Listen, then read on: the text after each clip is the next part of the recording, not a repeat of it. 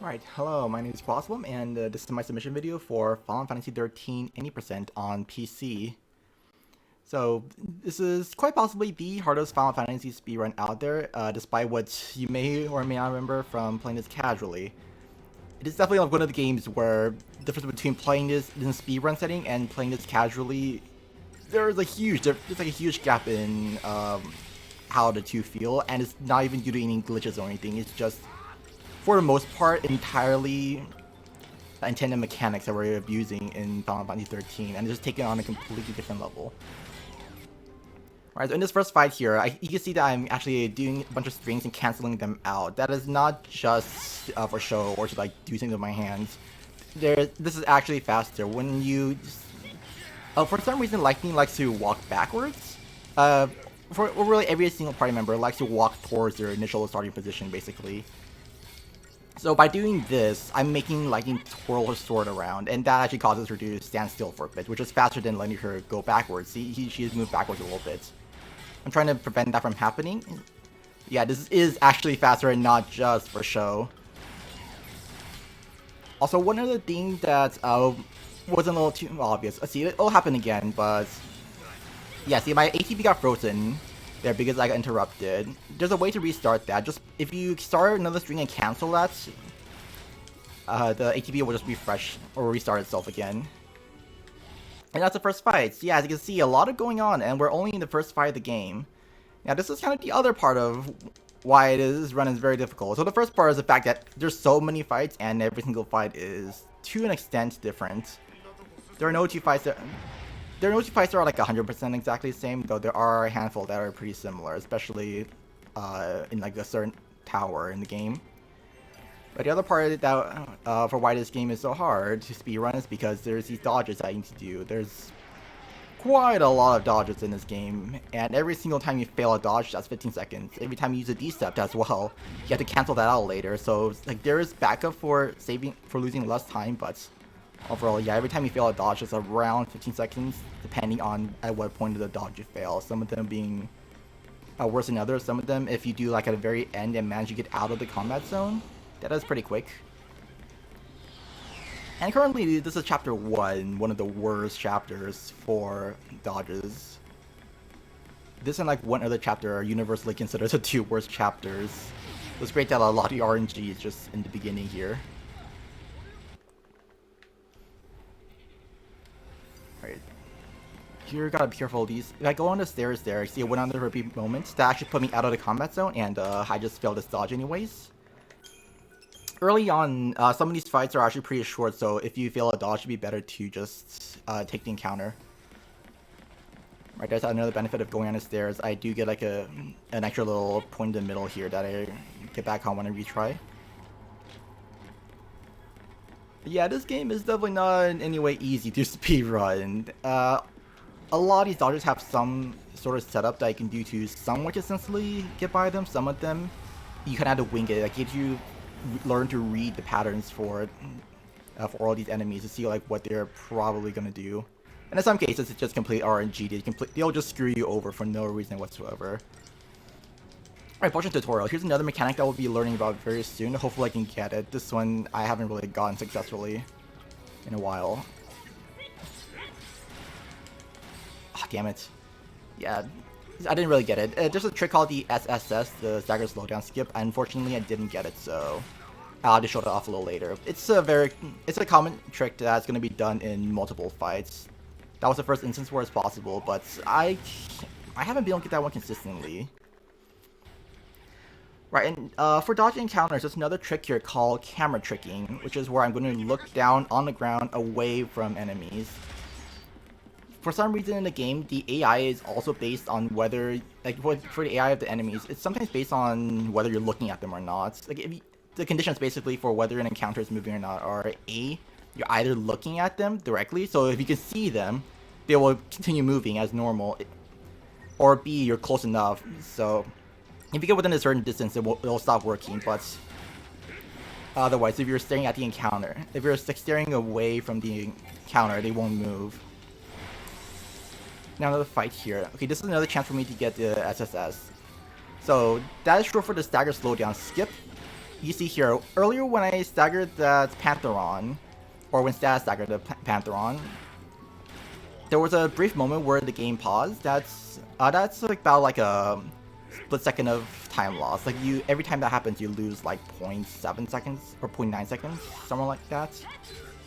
We try to avoid that by just there's various ways. This is like one of the ways where we target something else. The stagger slowdown only happens if you are targeting an enemy that is being staggered. If you're not targeting the enemy though, you won't get that slowdown. So we'll just basically try and find ways to avoid getting that animation. Just a handful of ways to do that. That was just one way where you just completely target another enemy. But of course, that's not always possible because in boss fights, there's only one boss.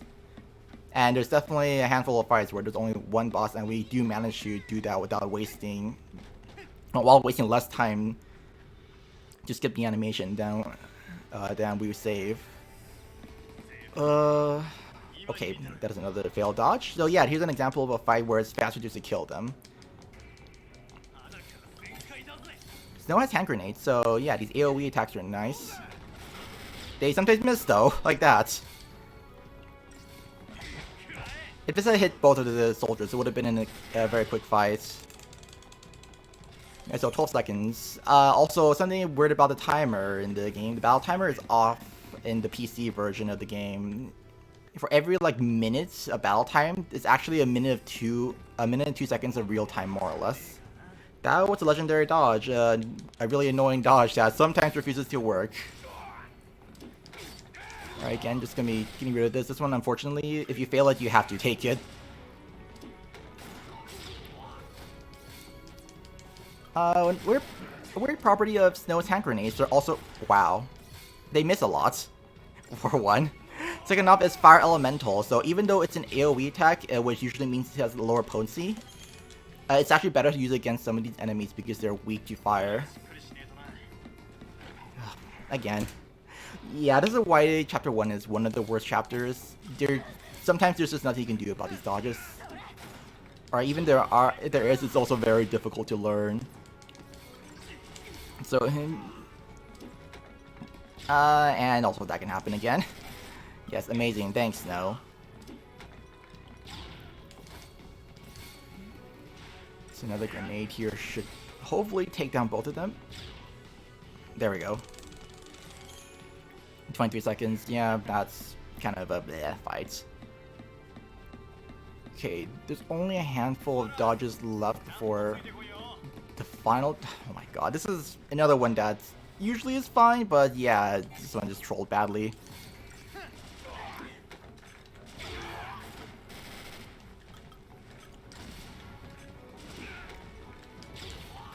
Oh yeah, also one thing to mention is that I am currently on... when you run this game, you will always do via cursor for targeting. There's another one called via list. You can just go flip back and forth essentially by choosing whether you go up or down or left or right when you select an enemy, but it is not personal preference on which one you start with though. You always have to have the settings set to via cursor before you start a run. The reason for that is that when you do strings in this game, like when you confirm an action, or at least like a list of actions there, with via cursor you can use triangle to instantly confirm a string. Without it, if you're doing from list, for some reason you can't do that. So you have this weird delay no matter what. I can show it off in a little bit. Well, this is Beta Behemoth fights. We start off by throwing a potion because this prevents us from getting knocked back, which also prevents us from getting our ATB stopped there. Well, actually, no, it wouldn't do that. Yeah, right, that's not if I were to stop the ATB. Anyways. 125 attacks here. This is to hopefully not get hit. I still managed to keep Snow from getting interrupted. That's one of the goals of that. Alright, this isn't really a good fight to show off the via cursor thing, unfortunately. Now, in this fight, remember when I said how in the very first fight of the game, I was having lightning... I was confirming strings a lot to have lightning move from moving backwards? Yeah, I'm actually doing the opposite here with Snow.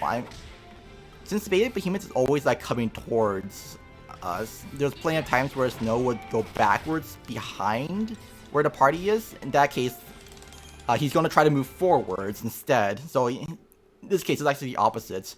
We want to like not make sure we don't confirm strings too often. We want to confirm them as late as possible at certain points, depending on where Snow stops moving, essentially. Now, here's another weird fight. This positioning is very important for this one. It's actually somewhat scripted. You do 1.5 actions, 2 actions, 1 action. Just basically, it's timed so that we try to attack while this thing's running towards us, so the lightning moves as little as possible. Oops, I made a mistake there. I see there, like, she barely moved at all. That was actually good. Now, here's the SSS skip again. See, I was on the potions just now, so it's the same thing as before. I wasn't targeting because I was using a potion, which is an item used on your allies instead. That is another way that we skip the stagger slowdowns throughout encounters in the run. That's something like hyper optimization that's been done more so in like the recent years. It saves a very small amount of time, and it definitely makes the run like harder, having to manage that as well. It was more so of like a small thing that you would probably not care too much about if you're just learning it or anything, but like, once you start getting down to like the very small time saves, something you'll need to learn. Alright, this is the hardest dodge of this chapter here. Yeah, this one I don't think there's any consistent setup whatsoever. You just gotta run forwards and pray. The later the dogs notice you, the better. Or later anything notices you. The guards can sometimes notice you as well. This one, the goal is to just throw the hand grenades at these guys in the back. If I throw them at the dogs, well, they're kind of more forwards, and you've seen how bad Snow is at aiming. Yeah, throwing it at the furthest person away is always like the thing to do. There we go. That's not too bad. Yeah, 31 seconds. I'll take that. It's actually a pretty decent fight. Yeah, that's the last dodge for this chapter. Just one more encounter that's scripted, so we can't skip it. This is just a quick fight. All we need to do here really is throw grenades and then punch any remaining enemies.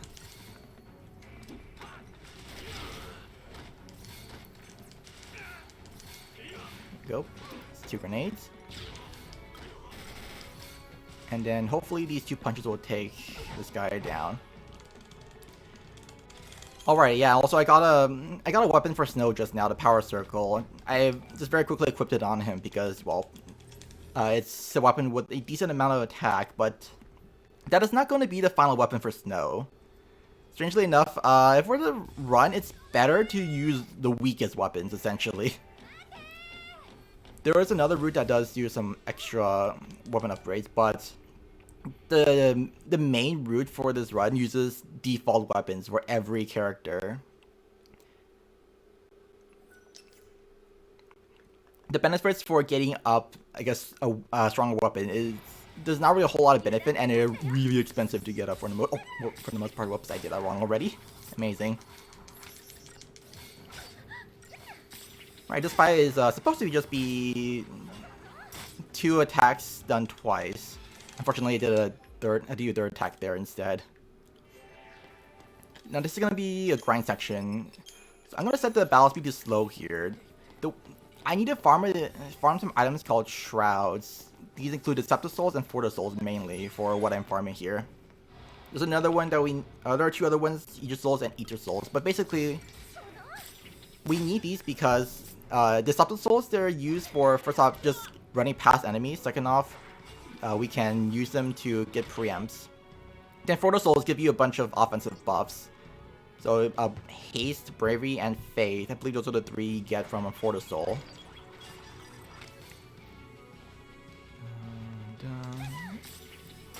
Right, so the way the Shrouds work, the Shroud drops work, in this chapter you can actually get guaranteed drops. The later you progress in the game, the less likely you are to get them. In fact, I think it's like a 1% chance at best. I think it's even less than 1% at best for the last chapters. Here though, these 2 fights are 100% guaranteed. You just have to get 2 stars or lower. It's weird, but the game basically, well, I mean, I guess it kind of makes sense, but the game essentially rewards you for having a lower score. It's kind of saying, hey, yeah, I see that you kind of suck at this game, so here's this item that will make you suck less. These two fights here give you Deceptive Souls. I'm listening for an audio cue. Dun dun. That part of music, well, Vanille jumped back, so it was late, but when you get to the part of music where it goes dun dun dun, the second note there is a little bit like in between the second and third note is where you would want to confirm Vanille's action to kill off the enemy. And now I'm switching back to normal speed because combat on slowest speed that you've seen is really slow.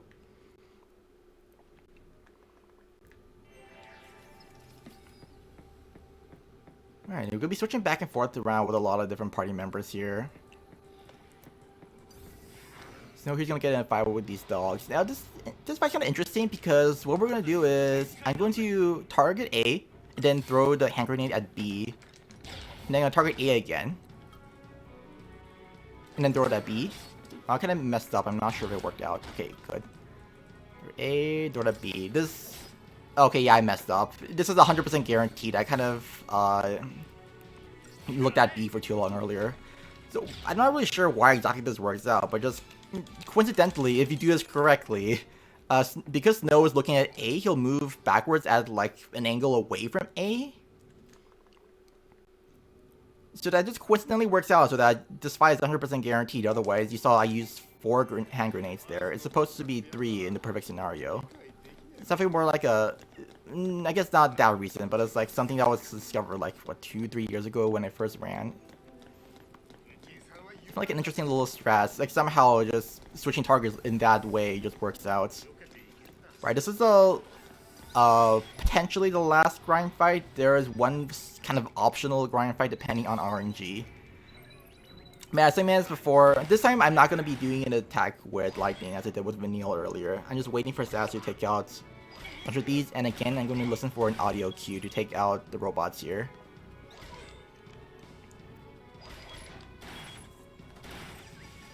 It's going to take a little while because, well, the battle time for this is a little bit on the long side, I believe.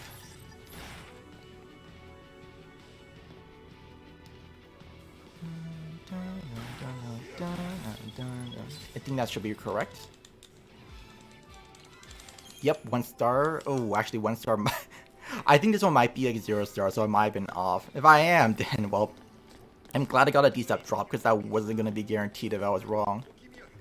Here's another grind fight, but this one isn't for the soul or the Deceptive Soul. This one is just for the weapon in the chest there. Right, so I'm going to be trying for another SSS here. So I'm going to be doing 2 attacks. Oh, interesting.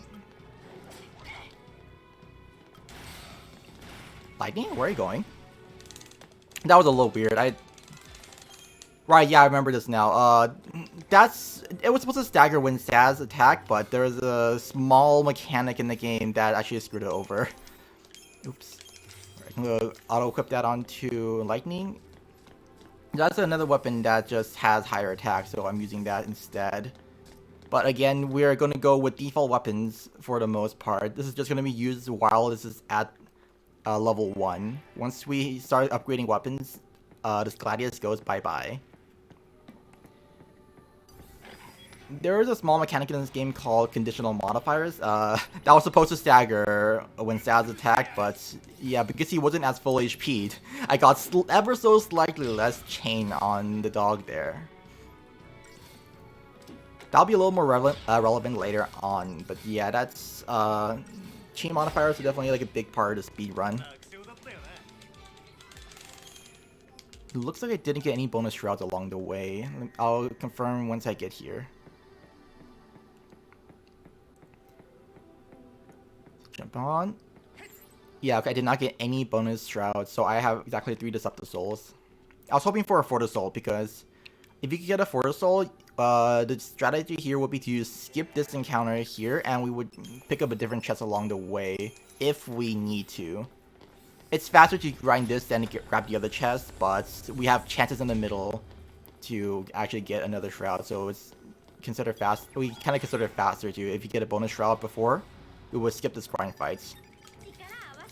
You know, again with Vanille and Hope here, just Vanille starts off with one attack and then is just waiting for Hope to take these out slowly and then listening for the audio cue. This one here is not guaranteed actually, it's a 96% chance for your Photo Soul if you do it correctly. So this is definitely one of those that you ideally don't want to resort to just because it's not 100% because as you probably would know, like 96% might as well not be, it just isn't 100%. Yeah, this one's a little different because there's 4 of these robots. Right, there we go. I got a Photo Soul, so it's all good. Getting only 1 there is pretty sad. Yeah, so 2 Photo Souls total, 1 from the chest and 1 from the fight. Ooh, this one, yeah, that's kind of weird. Alright, everything is good, and then I need to make sure I remember to change the battle speed back. This is a very common mistake, and also one of the reasons why some people don't like doing this grind fights. If you forget about changing the battle speed, it just makes this next fight obscenely slow. Thankfully, like, there's not really a whole lot going on in this one. We kind of just throw 2 grenades and then attack, but it's still like a good chunk of time loss.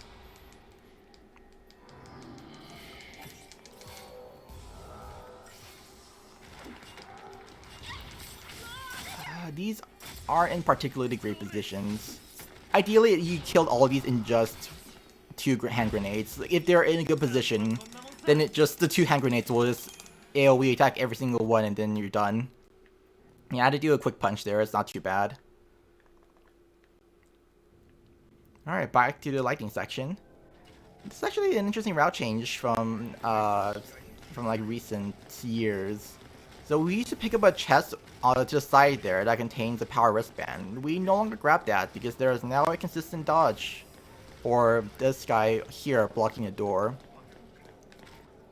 Alright, if you just stand here, get his attention. I don't think... Okay, there, get his attention. Stand over here for 3 seconds. 1, 2, 3. He's gonna move out of the way there. Okay, that wasn't correct, but at least I got by. He was going to move backwards against the wall instead, but that works out. At least I got by. Yeah, that dodge makes it so that now we don't need to grab the power wristband chest. It's not worth the time apparently, and we just buy one later instead. And this is like the last annoying dodge of the chapter. We lure these guys over.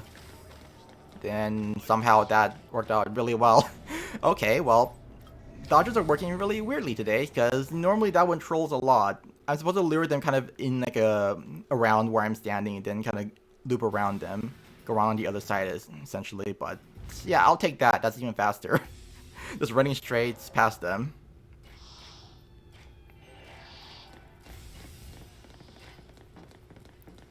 Right, remember how I said we were farming shrouds and these are kind of rare items? Yeah, funny thing is, we're using the first shroud on the very first boss fight of the game. This is a Photo Soul, so I have haste, bravery, and faith. And otherwise, you know, we kind of don't have any paradigms right now. This is the very beginning. They haven't taught us about that mechanic yet. So if I here to just blitz. Potion here so I don't die, and then I'm gonna wait for a snow now. I didn't time that correctly.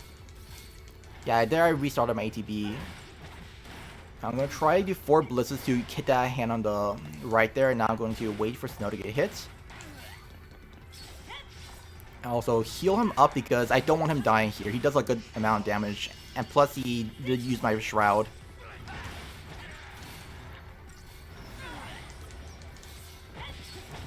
Yeah, you can see I started the string up really quickly there. That is the benefit of having like Y cursor. I can do this. See, it's kind of hard to see, I guess. Right, 50-second fight on this. That's good. I'll take that.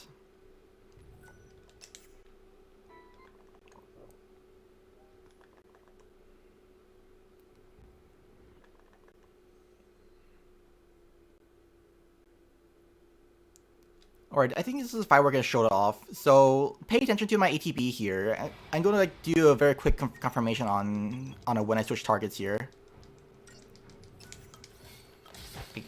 As soon as I switch targets there, I manage to from the string right away. Obviously here this is full, I press X. Oh well, I guess it's not really a good way to show it off. Yeah, see I kinda got into this menu, but it's taking a little bit of time for that to wind up. Pressing X is a little bit slower. It's definitely something like if you were to do it yourself, you can definitely feel a difference. It's really hard to show off in a run. Now, I gave Snow a power circle earlier, his stronger weapon. We're taking that away right now. Wait. Oh, this one? Okay, there we go. So, funny thing about the menus in this game, it is really slow to equip anything manually. Like there is like a big delay. So instead of doing that, if I were to just optimize on Snow, I would give him the Doctor's Code, which I do not want to do. I need that for the rest of my party. So instead, I did optimize balance on Lightning to give her the wrong weapon and the Doctor's Code, and then I optimized on Snow to give him the Power Circle, which is what I needed to do. I'm gonna fix that later though. I need to re-equip Lightning anyways in the next menu, so it costs no time to do that, and it saves time just from not having to do a manual equip on Snow. Alright, this is where it bought the Power Circle, or the Power Wristband, and 2 Magician's Marks. Alright, so another dodge here. Once I get past this dodge, I'm going to jump and then do a menu. Right there. I don't know if it really makes a difference at all, but it's like, I mean, at worst, like, you will be saving a tiny bit of time. At worst, it's like no time loss. At best, you would maybe save like split second from doing this way, but if you're like jumping up, you don't stop moving, essentially. Alright, so Lightning gets 1, no to Commando, Snow gets 2, and then, oh right. Then I optimize offensive on Lightning, Vanille, and Sass to get everyone the correct weapons. Also, I set my starting paradigms. I only use 4 paradigms in my deck. We really only need these 4. Any extra ones are going to be a waste of time to build to make. Also, I had 2 aggressions. That is not a mistake. It is faster to have like the same paradigm multiple times, which hopefully we'll see a little later. Oh wow, that was a 1-second fight, and I think I just got a Fortisol. Alright, yeah, you can still get more of these Shroud drops along the way, and every single one, of course, will save time. If I didn't do the extra grind fight, this would have saved like 30 seconds or something, because, well, the one that we grind is needed on one of the fights to make it like, go much faster. That was a mistake. This dodge also likes to troll. This guy is in the way, I need to lure him out. Oh, okay, this is hopefully good. Yup. Alright, got out. Alright, so just gonna be a few more dodges along the way, and then we'll be at the next boss fight, Monozvan Warmech.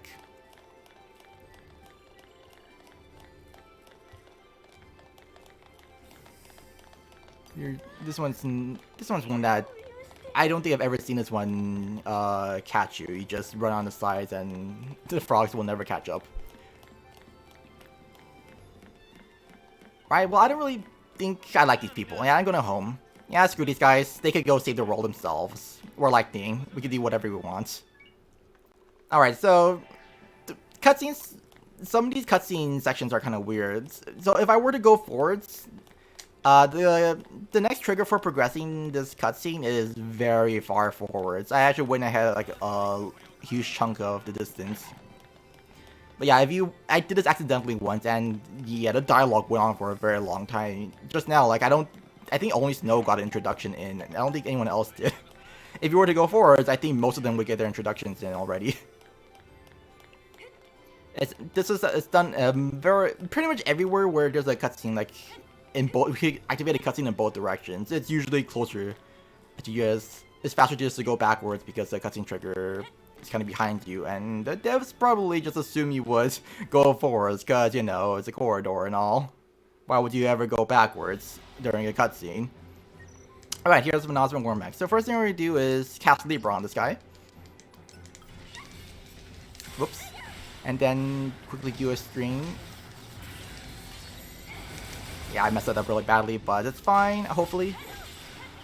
Once Vanille gets all her attacks in, I'm going to do one quick Thunder here, and then I'm going to prepare this potion for that, and that just skips an attack called Crystal Rain. That attack is very strong. It's a very powerful AoE attack. You do not want that going off, so I just had Vanille stagger while I threw a potion to get the SSS skip in, or the SSS in. And now, there's a lot going on in this fight. It's kind of hard to explain, but I just did a thing called Ready Animation Canceling on Snow. You'll see this again after the string here. So watch it, pay attention to how Snow attacks to 3. And look, he's attacking again. So when you change paradigms, you actually get this animation on all of your characters. Oh, I got a bonus Decept. Okay, this is one very lucky run. But when you change paradigms, you get this annoying animation on all your characters where they like kind of, well, do ready animation. The same animation essentially when you confirm a string. So like Lightning twirls a sword, Snow flexes his arms, Zaz will do that little thing, like little pose with his guns. And in fact, Vanille will raise her staff, but essentially, like, we don't want that. That wastes time. If you change paradigms, well, first off, I should mention that when you change paradigms, every 12 seconds, if you change a paradigm and wait 12 seconds and change a paradigm again, you'll get this thing called an ATB refresh. That means it completely fills the ATB of all of your characters. These guys are kind of trolling. There we go. But yeah, the game essentially... So essentially, it's just, if you change a paradigm, it just checks, is the cooldown ready? If it is, then let's give you a refresh. If it's not, then, well, just continue on as normal. Oh my god. These dodges. So, like, every 12 seconds, at best, you can just completely recharge your ATB. But, on top of that, if you change paradigms at the right moments during an ally's attack animation, they'll actually just skip that animation when they kind of just like show off their poses and then just go straight into an attack. You can do that for every single character. It's like there's just a specific point in their animation where you can do it. But that only applies for allies, of course. So we'll just, there are certain points where we'll be abusing that to try and get as much time out of, like squeeze out as much time as we can out of the ATB refreshes. Because that does also, in some cases, guarantee us like a few extra hits.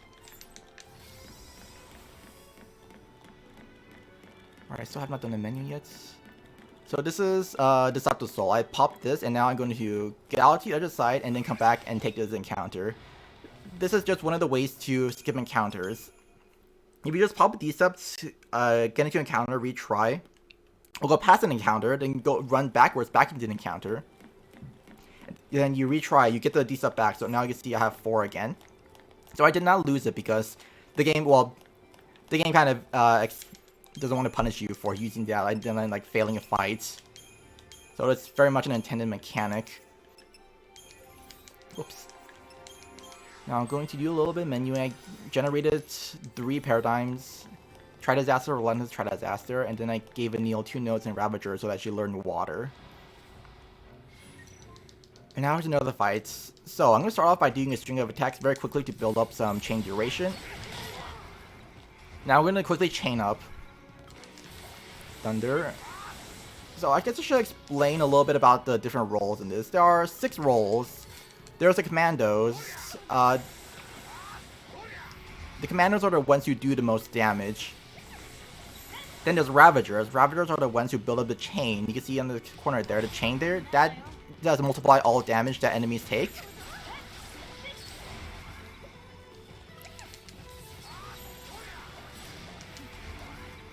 And then, yeah, that's kind of the 2 basic ones we have at the moment. There's also Medics, which are just the healers. And there's a 40-second fight. But yeah, that's kind of the 3 basic ones we have at the moment. Commandos, Ravagers, and Medics. And Medics are, well, they're great casually because they don't consume MP, of course. They just have like essentially infinite MP. They just heal based off their ATB charges. So, like, the only thing that will hold them back is that they can't heal fast enough to keep your HP up. But unlike some more traditional Final Fantasies, they are not limited by how much MP they have. And that's really nice for casual play, but here in a speedrun, we try to avoid having to heal. We'll use them, of course, when fight kind of requires it, because, you know, the fights... We're going to be doing this fight at more or less the lowest stats we can get by with. Well, there's very little grinding in the way. In fact, I think we do only like one fight purely for experience or CP in this game, Tricerian points. But otherwise, we're pretty much just going through all the way with the bare minimum stats we can get by with. And that one was a dodge that you could realistically get without a decept, but yeah, it can troll at times, so I just went ahead and popped it. So you might be wondering, like, oh, hey, you have this really nice trick for just getting by every single encounter in the game. Okay, I guess that's very easy then. Well, problem is that it costs 15 seconds to do that, and yeah, if you check the world record times, I think there's like only 18 failed dodges, and that's including ones where you can realistically get by, and yet you still pop a decept on it. So yeah, the standards for getting a world record are really high. You can't just pop a decept everywhere. That's gonna lose you a lot of time just purely because, well, that is 15 seconds wasted still. Yeah, I'm trying to avoid using decept as much as possible because every single one's 15 seconds time loss. We don't want to lose 15 seconds every time we dodge an encounter. It's only like for the ones where we be essentially losing more time than we save by trying to dodge them. Like this one, these robots are very hard to dodge. In fact, this one is just one where everyone uses a decept, no exceptions. No one is crazy enough to do this without a shroud unless you're running the shroudless category.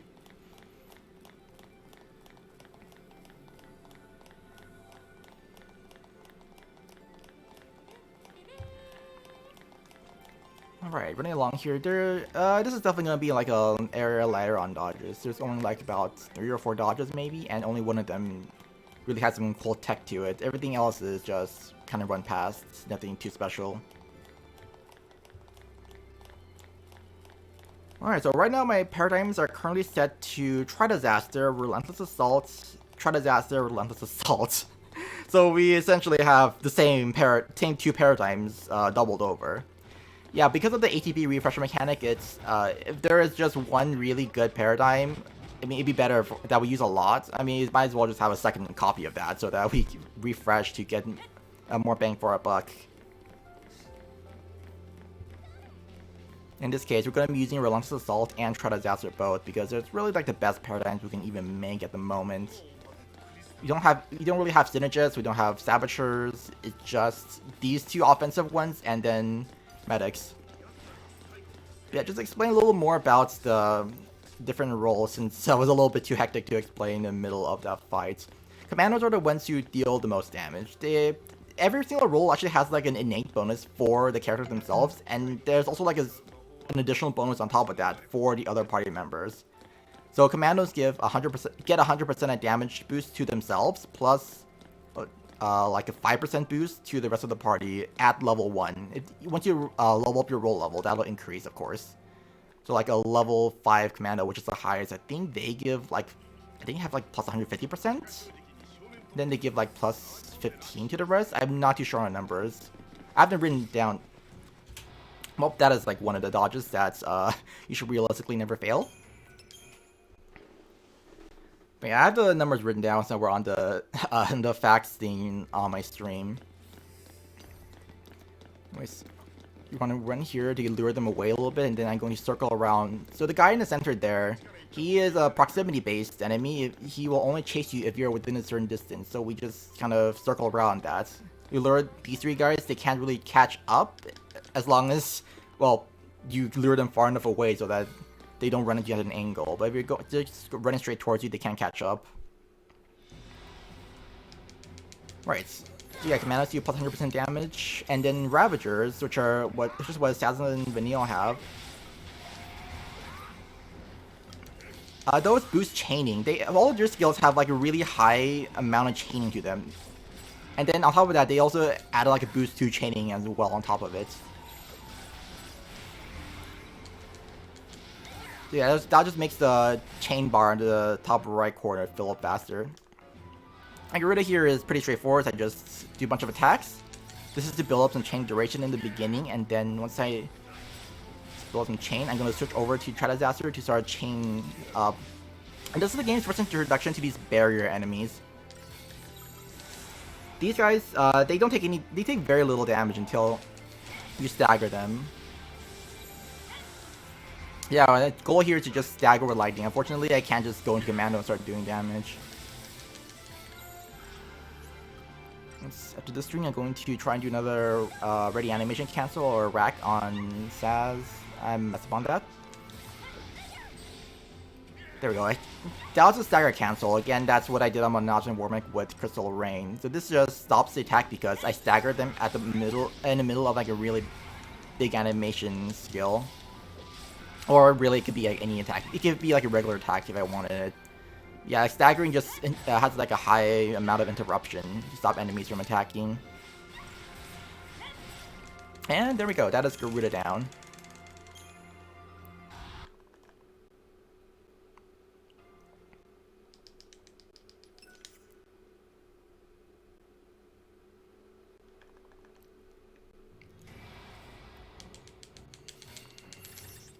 Alright, so to start this fight, I'm going to do 3 attacks and target this guy on the side here. 2 attacks will kill him, and then I'm going to be left with these 2. I'm going to target this other guy first. Now, for this fight, if one person is left alone, there's going to be more enemies coming. We don't want that, so we kill this guy as quickly as possible so that the reinforcements can actually come. Now here that I Dolan balance these, instead of doing damage, we want to build up as much chain as we can. Oh, I made a mistake there. So I was trying to do an attack rune attack string. There's a difference between doing that. So there's a thing in this game called conditional modifiers. Oh my god. This is really bad. Yeah, that's a very bad fight already. But there's this thing in this game called conditional modifiers. I mentioned that a little earlier. Basically, if you hit certain requirements, you'll actually get a bonus to chaining. That bonus is also unaffected by chain resistance. So enemies, like if an enemy has 20% chain resistance and a skill does 10% chaining normally, that will only do 8% chaining instead because, well, the enemy resists a little bit of the chain. But yeah, by just alternating skills like this, I do a little extra chaining than usual. It's a very, very small difference, but for the sake of a run like this, it actually makes a difference. Like some fights are done in a way so that these conditional modifiers actually like make or break the fight. Of course, another thing is that the higher an enemy's chain resistance, I said that this is unaffected by chain resistance. The higher an enemy's chain resistance, the more these are worth because these are unaffected by chain resistance. If a skill that only gives 10% chain is attacks an enemy that has like 90% chain resistance, that's only 1% chaining. Meanwhile, like the lowest conditional modifier is 0.1%. Oops, I messed up there.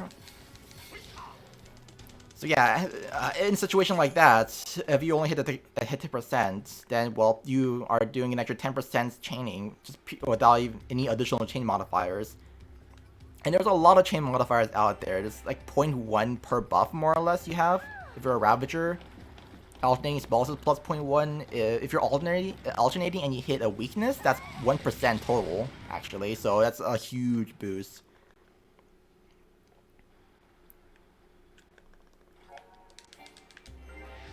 Alright, here's chapter 4. This is called Arden Gutter by runners, because this is one of the most RNG areas of the run.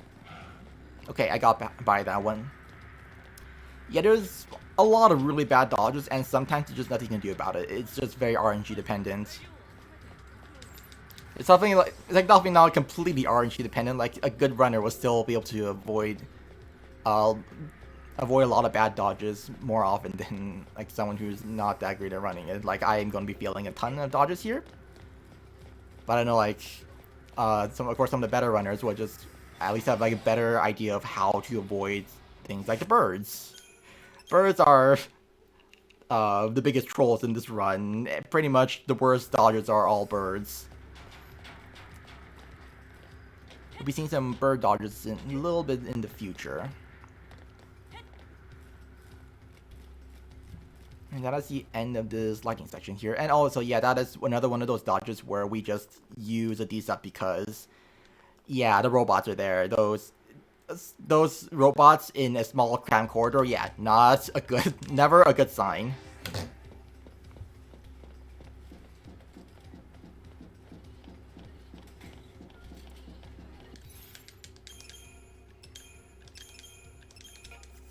Right, just a quick menu there to get some better paradigms. So I got Undermine, and I'm now going to be starting in that one. So Vanille finally has Saboteur unlocked. I'm going to have her use this. Meanwhile, I'm going to target that. Yeah, so I had Vanille start out by staggering that guy there. I targeted the other person, and but I wanted to use Libra on the small robots and not this big one. Now, time for Vanille to do some damage, hopefully.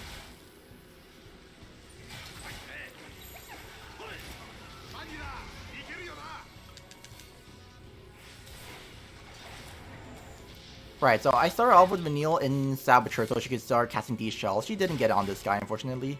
They're weak to water, though, which is why I used Libra, so that I can get the Libra info off. The AI in this game is based... Well, they do actions... Basically try to do as efficient actions as they can. Well, quote-unquote efficient. The AI is pretty terrible, but they try to do like the most efficient actions based on what Libra info they have. If they don't know something, they'll try to force it out. If they do know something, like if they know that an enemy is, like if they hit an enemy with a skill that they absorb, so like if an enemy absorbs fire and they hit it with a fire spell and they absorb it, they instantly learn the info. It's like, oh, okay, well this thing absorbs fire. I guess I should stop using fire spells. But otherwise, they'll try to like keep alternating through spells to figure out what the info is, even though that actually makes no difference at all. You can just keep spamming attack, and you will eventually find out what all the info for an enemy is, as weird as it is. Okay, well, yeah, this is part of why we call it Iron Gutter. There's nothing you can do about these dodges. They don't see you. They're all fighting against each other, so they just cannot see you. You cannot D-step past these. Well, you can, but, I mean, there is literally zero benefit to using a D-step. In fact, you just waste 15 seconds from having to cancel that out right afterwards. So I'm basically stuck here until I can get by, but, I mean, usually don't get stuck too long. The retry is typically better from what I've experienced.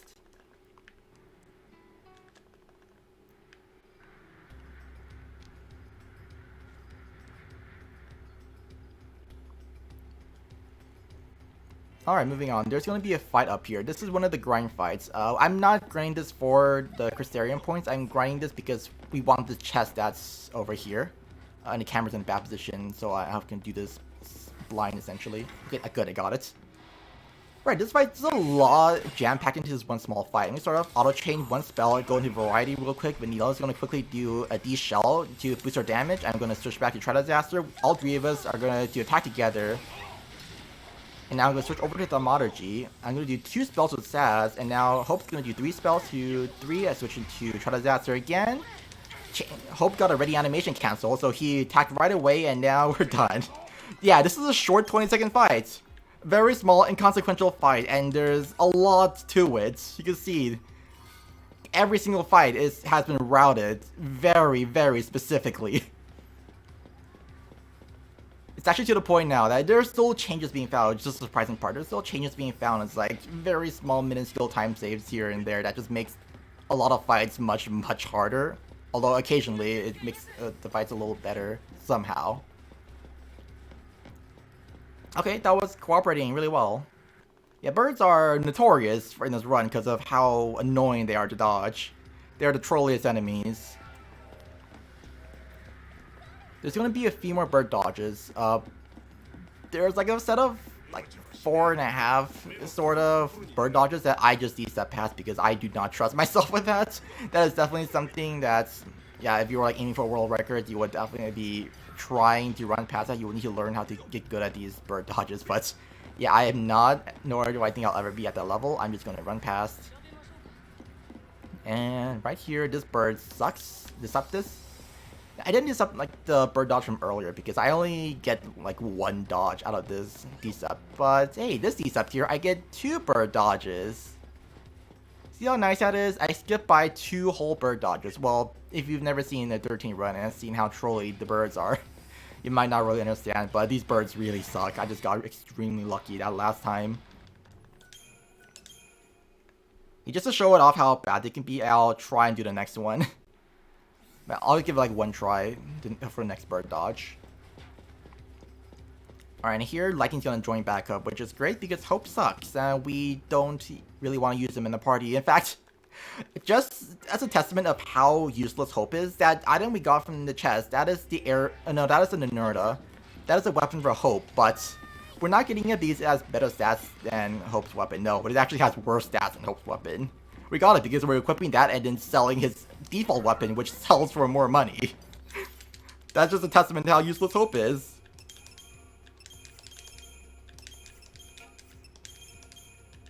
Oops. Okay. Right, so I just changed a bunch of paradigms here to make it a more offensive deck. We don't like defensive roles for the most part. Shoot, it was power chain, and then a bunch of stat nodes here for lightning plus water, and an HP node. Vanille gets Saboteur, Deprotect plus some stat nodes.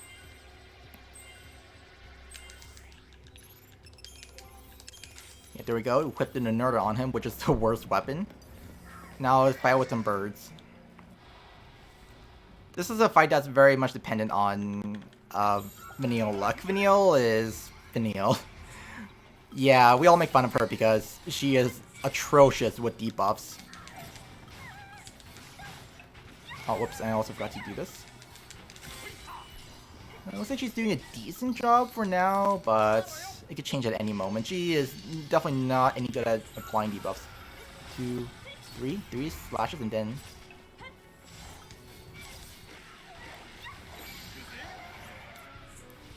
Yeah, Lightning's gonna be doing the majority of damage here. We gave her a plus 10 strength node earlier as well. So her stats were definitely much higher than stats of Vanille's for damage-wise. Alright, this is the next annoying dodge. There's like 2.5 bird dodges here. So I'm gonna see if I can get by them. Okay, yeah, you see that bird there just ran right towards me. These dodges in general just suck. I'll give it one last try to just show off like how bad these are. The retries are always different because they have like a default position. Alright, I got it this time. Yeah, the bird this time went in a good direction. Now there's these birds. Yeah, I see the guy just ran right towards me. I certainly don't know how to avoid these. Especially when I was in a position where I had a bird right next to me. If I could at least swerve around this dodge, I can at least get around that bird by just swerving around. For some reason they can't really catch up like that. And then here, yeah, there's like this last bird dodge that occasionally trolls. This is why I like using Decept. I skip by like 2.5 dodges essentially. Alright, coming up here is the Dreadnought fight. It's definitely another... Yeah, boss fights in this run are all... You've seen how much stuff went into that one small fight with the Nerda chest. Yeah, there's a lot more going on in the Dreadnought fights. I'm not even sure I'll be able to explain everything as it comes.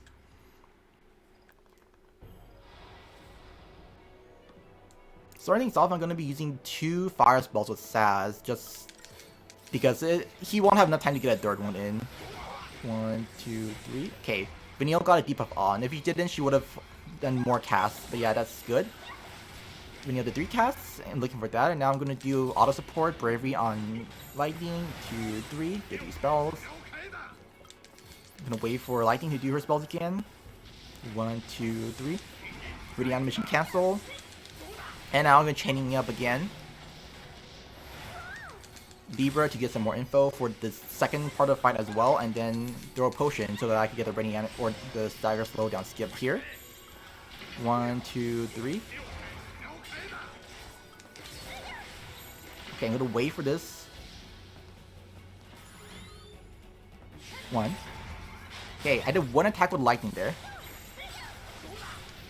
So with ready animation canceling, lightning takes 2 full strings plus one extra attack to get a full 12 ATB charge or a full ATB refresh. 1, 2, 3. So switching paradigms there to like cut her string short is actually faster.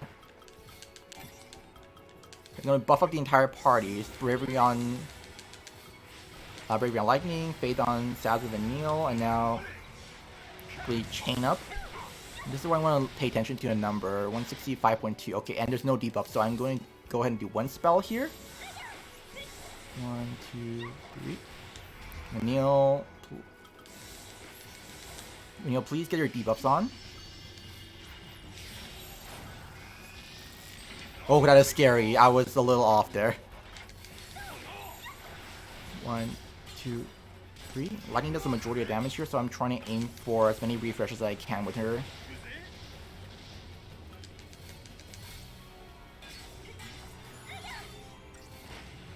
Okay. I'm using full strings here instead. 2, 3. Now 1, 2, 3, and Vanille's going to be doing a D-shell here real quick.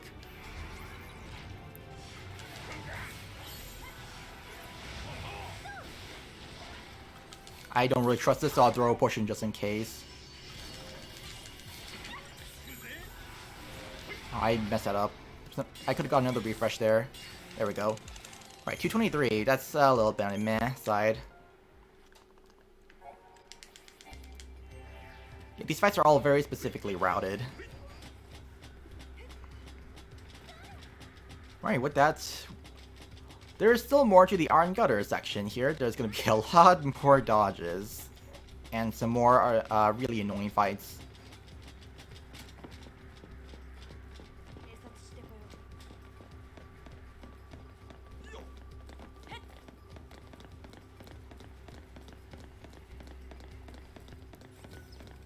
Whoops.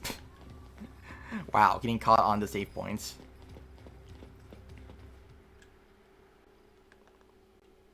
Alright, now Lightning and Hope are going to be alone, from the rest, separated from the rest of the party.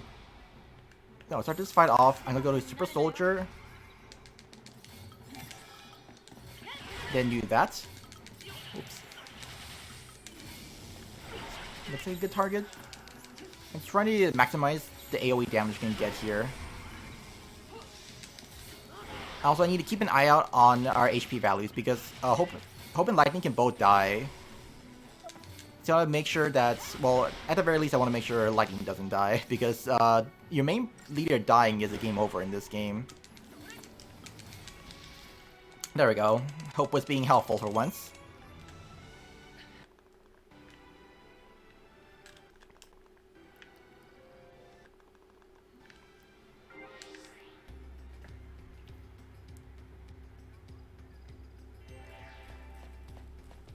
Alright, this here's a dodge that I've only just recently learned. I haven't actually tried it out in practice yet, so let's see if I can get this. So I want to avoid looking at this encounter.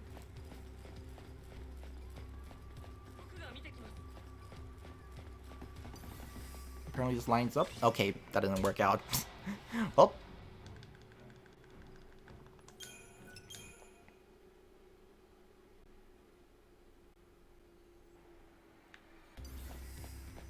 This one sometimes trolls on the reset. Yeah, this sometimes happens. Usually, well, the guy just stands still, or at least it only runs far enough that he won't chase me. But on the retry, this guy usually isn't as annoying. Oh my god. Okay, well.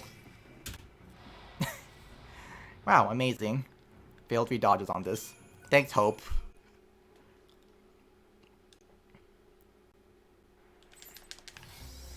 I'll just be using this. Yeah, pretty much, like, a lot of encounters can just troll you non-stop like this, so having Decept as a backup is always really nice. Ideally, we never have to resort to it, but well, it's always an option if you get stuck on one encounter for too long, or if you just are really bad at a certain dodge.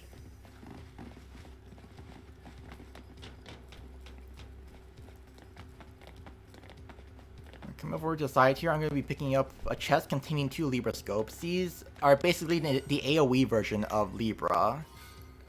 Also, plus it doesn't consume any TP, which is technical points, the little bar beneath my HP bar, which dictates just dictates like whether I can use those techniques or not.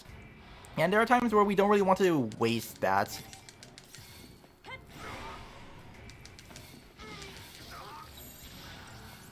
Oh my god, these guys are separated, so that's never good.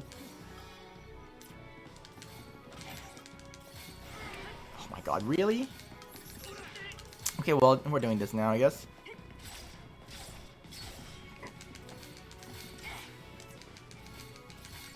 I think I'll need 3 hits here. Yep, I'm glad I did that. Yeah, this is one of those fights where normally you just blitz a bunch and it's fine. Just spin to win, but yeah, unfortunately today I spun and did not win.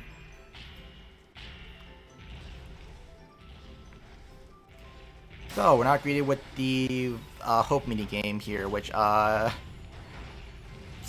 something that the game fails to mention, just like with every other tutorial game where they fail to mention anything about game mechanics, is that the prize at the end here changes depending on how many enemies you kill. And we want to get the middle prize for the speed run. The middle prize is 20 thickened hides, which we use to upgrade. They're an organic component, which are great for increasing the EXP multiplier. I'll explain a little bit more about the upgrading, I guess.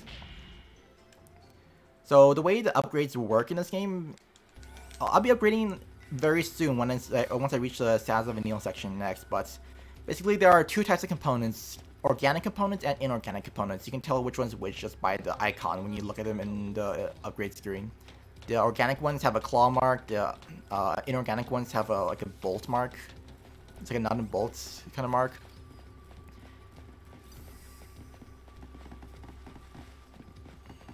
Oh, okay, yeah. But the way it works is that the organic components increase an item's EXP multiplier, but they give very little experience. And then there are the inorganic components, which give a lot of experience, but they decrease an item's EXP multiplier. So you kind of want to like combine them together in like a way to efficiently upgrade. Otherwise, you're just going to be wasting like 3 times as many inorganic components just to level things up. And in the speedrun here, we've already routed everything. Well, a bunch of the FF13 nerds have already routed everything to use the cheapest materials, like as little material, the best combination of like speed and like as little money as we can get. There are some points where like if it's faster to do a few inputs and the money is not an issue, we'll definitely be getting like a less efficient item just because less inputs. But for the most part, it's just the most efficient combination of upgrades to get something to get all the weapons to a good point. Not necessarily maxed out, but to a good point. Alright. And then so I swapped out the power wristband on Lightning for a Doctor's Coat, and I also changed the paradigms a tiny bit. It's a small adjustment. Right, this is the Odin fight. Again, it's an Eidolon fight. Damage doesn't matter. It's just purely based on, well, I want to say chaining, but that's not exactly correct. There's actually a little more to it than chaining. Right, so Hope, this guy's just going to keep targeting us. I'm hoping that he targets Hope, but also I want to heal up Hope to make sure he doesn't die, because he is very weak in the run.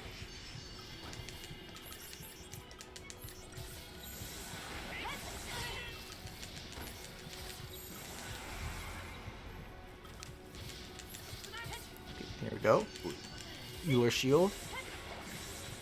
So yeah, the way these fights work is that every single role has like their own bonuses to them, and I kind of want to just take advantage of whatever role bonuses there are. Like Ravagers are good for chaining. So like the more you chain, the more you fill up the bar.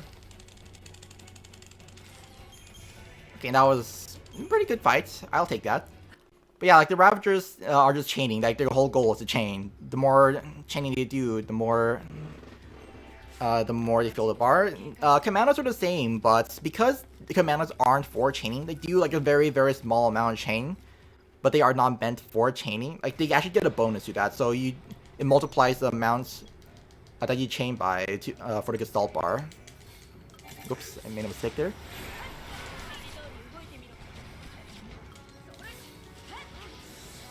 Oops.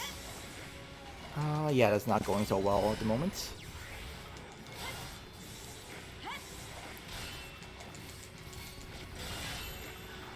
Alright, and then, yeah, Commandos would just get like a bonus to chaining for their Gestalt's increase. Then it's like Sentinels. When I was using Snow, I went into a Sentinel a bunch of times. That's because Sentinels raise the Gestalt bar when they take damage. It's based on how many ATB bars that attack is worth when the enemy uses it.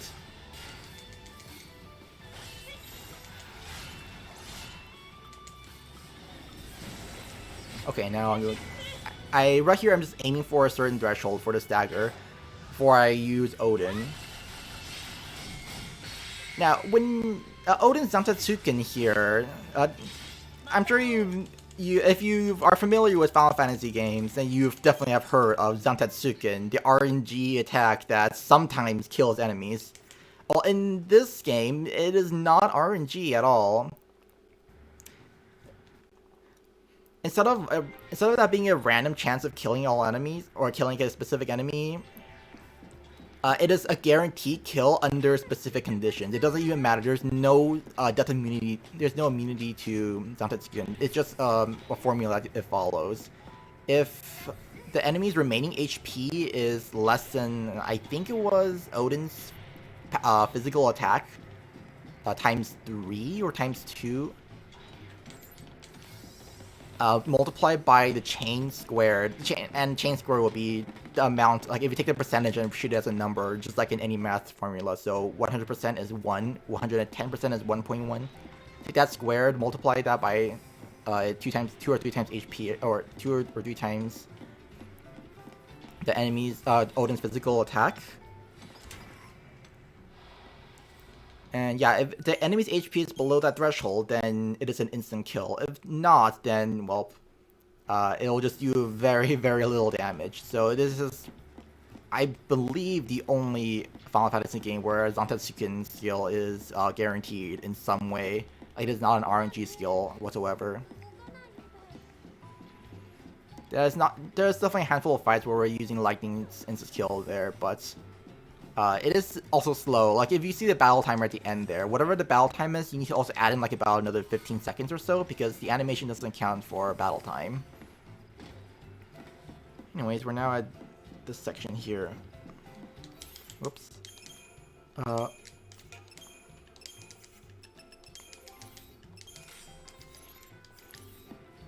Alright, so this is where I'm going to be doing some upgrading.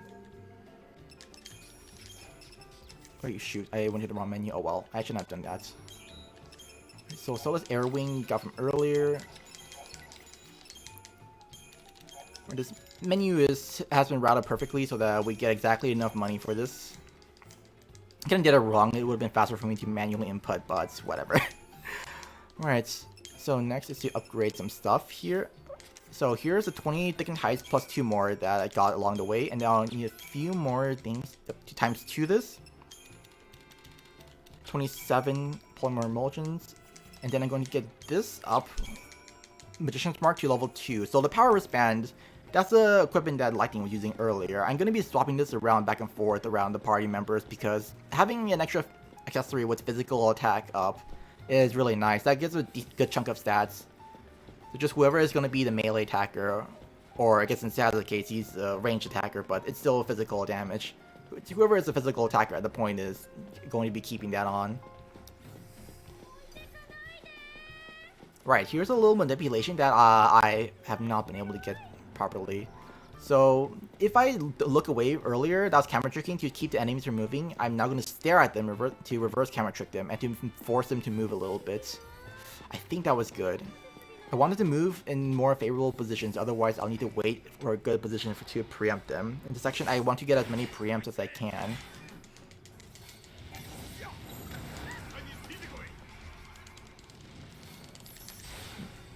Now I'm going to use attack.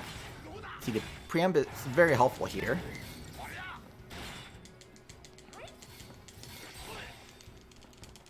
Yeah, these bombs are really annoying. They can explode, and if they do, you actually do get no CP from them. Plus, you have a chance of dying as well, but yeah, not getting any CP is also kind of bad because this run is very specifically routed. It's not like the end of the world, but ideally we don't want to lose it. It's actually routed so that at some points, you'll be 4 CP short in the menu, so you'll need to like delay one of Vanille's Ravager nodes. That is like the only difference, but ideally we of course don't want that. We want to get as many of the stat nodes as we can as soon as possible.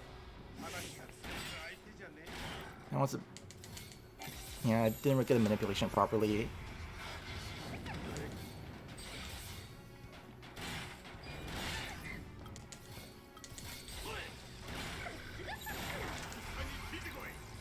So I'm basically having Vanille cast debuffs while I attack with Saz.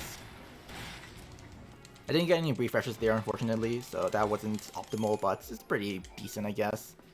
19 seconds. Right, again, there's another encounter here. I think the manipulation usually works for this one at the very least for me. Oh, no, that's a very bad position. No, never mind. That's decent. Okay, yeah, so this one's not too bad. Yep, that worked out. So these preempts help out a lot because, like, as you can see, they get really close to getting staggered. I think they're like at 90% of their bar field. I should be like looking at the other enemies to get the stagger slowdown skip, but yeah, I kind of missed that.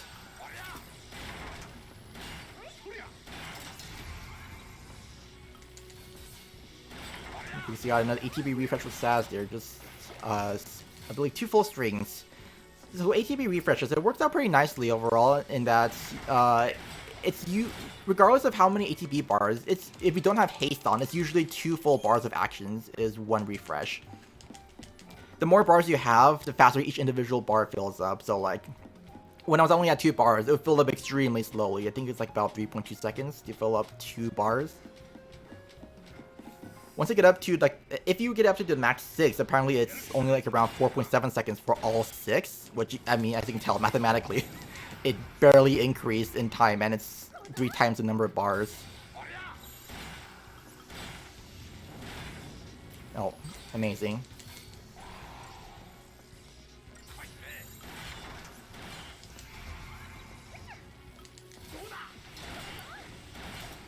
Alright, now there's another fight down. There are a total of 4 fights here. I just need to take them all down. I got another bonus D-Sub. Okay. I'm glad I at least somewhat practiced the extra fights. But yeah, for the bonus shrouds, they're just specific places where we would use them. Oh, actually, no, yeah. I just remembered. There's a better place I was thinking of. Never mind. Alright, this is a very important step that is a very common run ender. It's technically, you can still continue on if you forget this, but you need to unequip Saz and Vanille. It's a pretty big time waste, but yeah, that's also just for a lot of runners. If you forget to unequip, it's kind of just like, yep, not worth it to continue.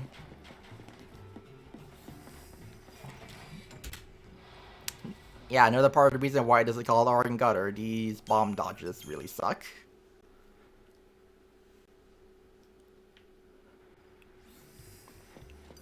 Oh yeah.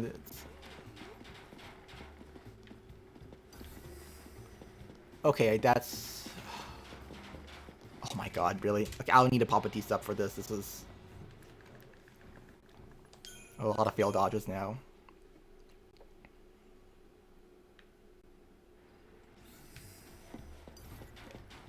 Unfortunately, I can't just pop a D-Sub because I need to lure these guys out, otherwise they're all just blocking the way. Yeah, now that I've... Oh, I need to get out of the combat zone. Yeah, I can tell whether I'm in a combat zone or not based on the running stance.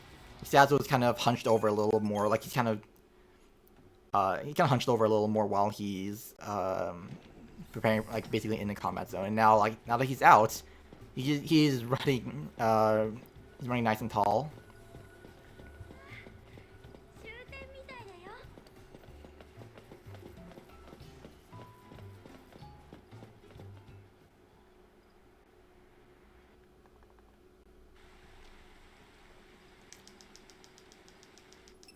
Alright, and that is almost the end of chapter 5 here, or chapter 4 here.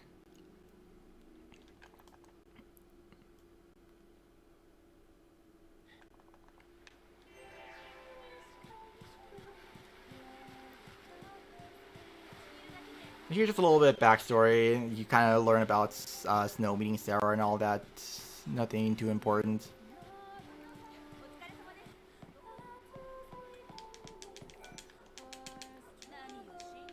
So maybe we talk to Labro, and she's gonna tell me about how Sarah's kind of here on the docks.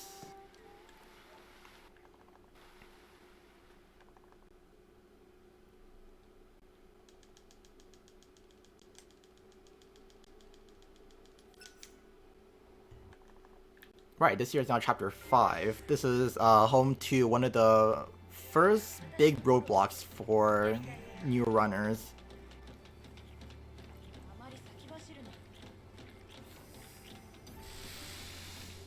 Right, so one annoying thing about this section is that Hope actually runs slower than the rest of the party. In fact, he runs at about like 5-6 in the rest of the party member speed. Every other party member runs at the same exact speed. Just Hope arbitrarily runs slower, just because he's like the youngest one. Youngest and the weakest, essentially. This is something that never gets explained, and there's actually a part in the run where you have to, where like if you don't change party members, you would just run across an entire field with Hope as the party leader. And for a while, before runners knew about that, yeah, people would just arbitrarily lose time at that point because Hope runs slower.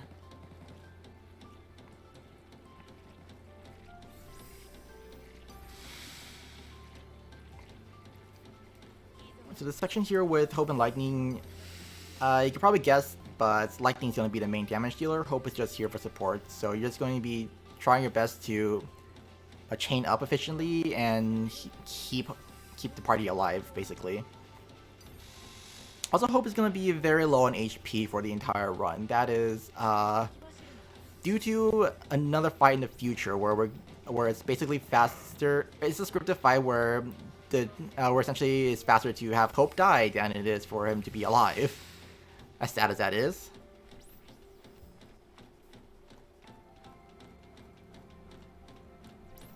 It's gonna be a handful more dodges before we get to the actual combat. This is a pretty long corridor we had to go through.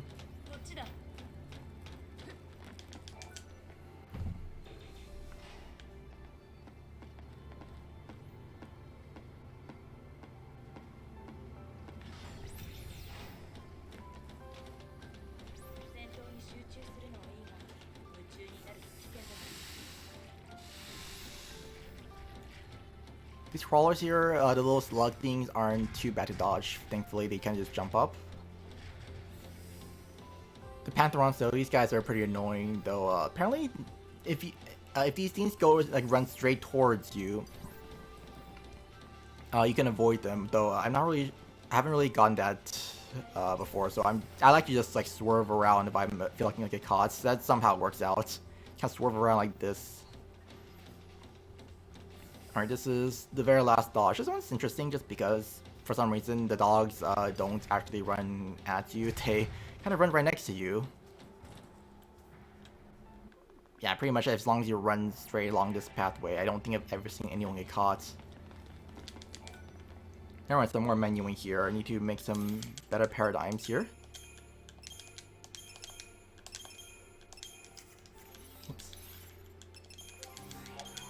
So I want to get a few skills on Hope and Lightning. I want to get water on Hope so that he has, well, there's a few enemies weak to water. Actually, one enemy weak to water that I need to abuse that on.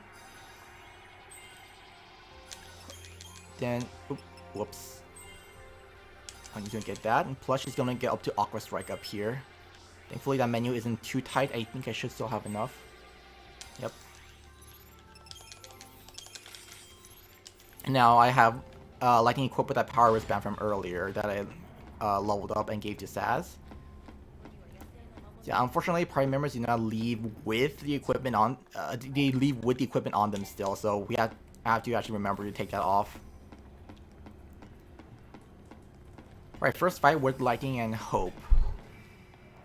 Starting off, I'm going to be using Libra to get some more info on these guys, so that Lightning doesn't waste time trying to use Ruins on top of her attacks.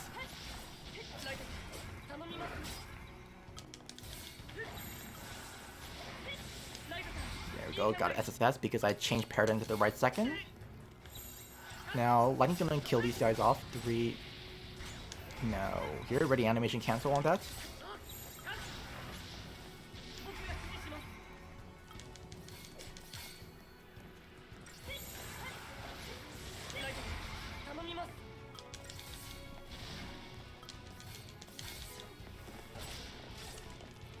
Alright, there we go.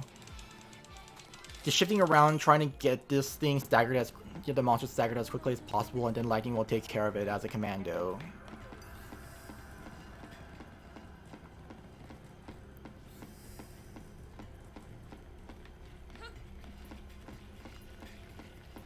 Next are these slugs here. These slugs here, interesting thing about these is that if done optimally, it's about a second faster to do these with a preempt than not a preempt. So it's like we ideally want to get it, but it's actually a very, very small time save anyways. So it's not like a huge deal if we miss it. And this guy just jumped at me. That's annoying. Alright. Yeah, optimally that would have only been 5 seconds.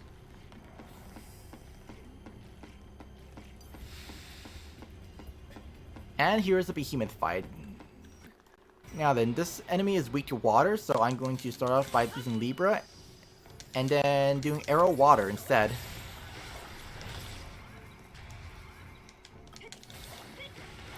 So at times where I need to get the input in quickly, I'll just use Auto Battle. But for the most part, Auto Battle is really, really bad. 4. Now I'm going to just be trying to do my best to keep this guy staggered and then maximize Lightning's attacks here. Yeah, 2 strength is enough for her. She's constantly switching back and forth between Water and Aqua Strike. So that's why the AI is considered really bad. So what the AI is doing, it's trying to maximize the chain increase based on ATB bars. So Aqua Strike Water, that is more efficient on an ATB by ATB basis because of conditional modifiers. As I mentioned before, if you swap spells and then you also like use a different spell, like you are getting additional conditional modifiers, which increases your chaining, and because it's a weakness attack, you actually get like plus 1%, more or less, from it. So it's a pretty big boost, but the animation speed is atrociously slow. It is not worth it to actually do that. The AI just cannot discern that it is slower time-wise.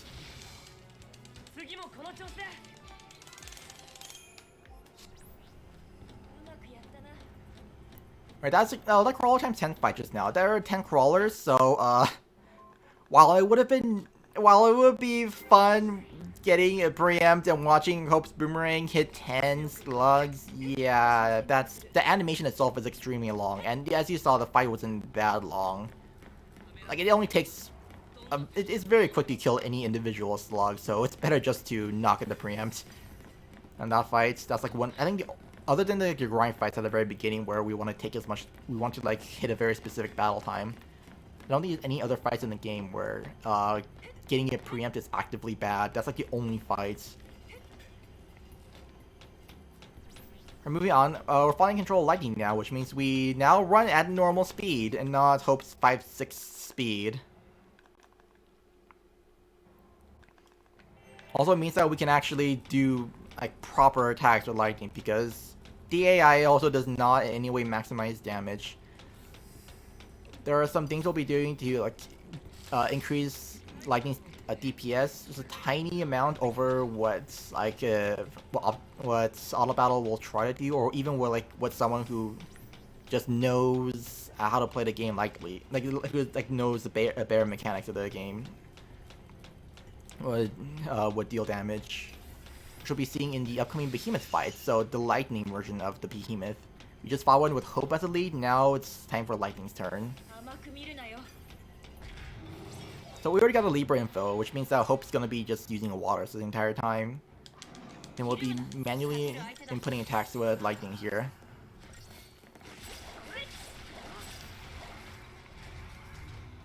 Now starting these off, I'll be using auto chain just because it's faster to do this than to manually input that while I'm already at full ATB. But now it's like 1, 2, 3, 4. 1, 2, 3. So instead of doing 4 attacks, it's only 3, 2, 3, because it works out better. Also, I was supposed to keep Hope alive by whoops.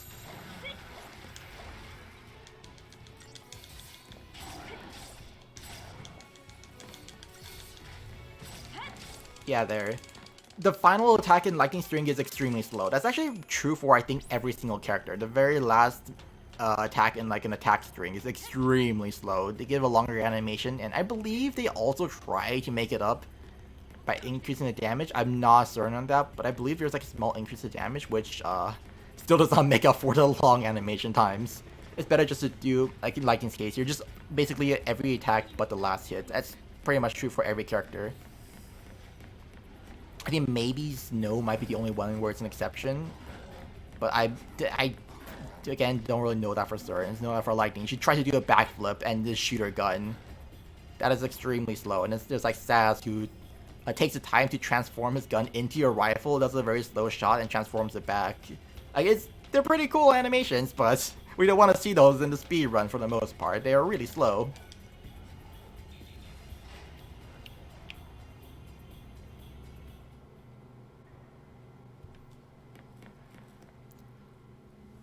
Alright, one dodge here. This guy, for some reason, is always facing outwards like that. Just conveniently facing in like a... is facing like almost sideways for some reason, which is good for us. We just have that guy run in an awkward direction for us.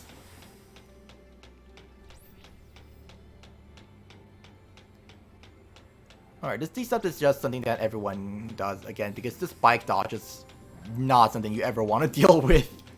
That is something you would deal with in Shroudless, where you're not allowed to use Shrouds in the first place. But yeah, that is one that you probably are not going to be getting first try, nor I don't think you will even be getting a 10th try. I don't know, I'm not too sure about that one.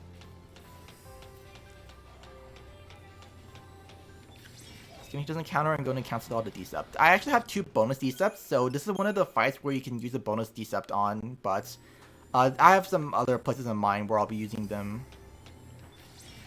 This is the normal strategy that we would just typically do without a bonus shroud. So just do a full attack string. Now I'm gonna be all battling here. Now because this thing is, I'm not sure if it's weak or neutral or what, but like the AI is actually using a good set of skills. Just Aqua Strike, Spark Strike instead. So it's either weak to both of these or neutral to everything. Oops, I didn't get that in time. I could get a stagger slowdown skip by stretching Paradigm at the right time there, but didn't get it.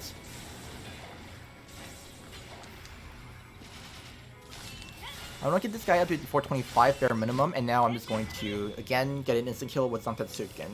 If you have a bonus Decept, you would just do this without this Santetsuken here, because this wastes 15 seconds. You just like do a bunch of blitzes. And then this guy, they're already like near stagger anyway, so just a bunch of blitzes, a bunch of attacks, and then you will kill it in like 44 seconds, more or less.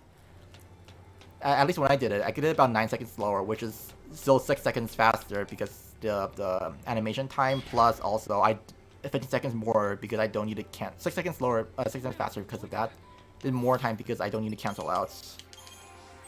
Cancel out the D-Sub beforehand, so yeah. These will save quite a bit of time if you get lucky enough. Yeah, I'm gonna do a little bit of menuing here to get a few more stats and stuff. You can see I'm getting by with very, very little in the run. And now I'm popping a Fortis Soul here. This is just a scripted Fortis Soul fight. I'm not using a bonus yet.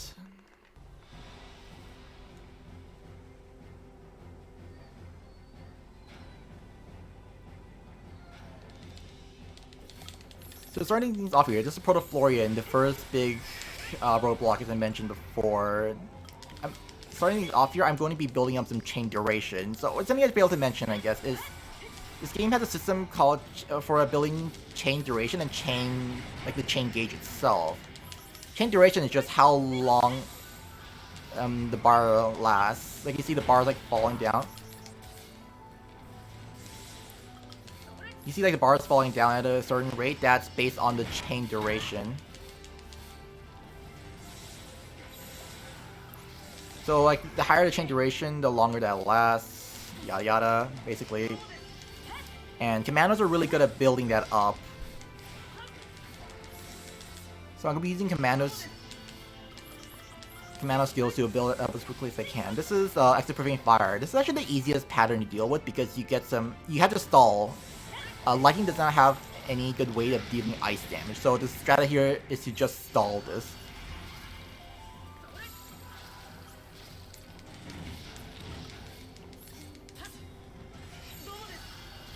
Okay, there we go. Just doing that much. So at 188, near 190%, I'm going to just start stalling here in War and Peace. The Hope's gonna be healing us, and then I'll just be keeping the chain duration healthy. And now here I'm gonna be using strikes.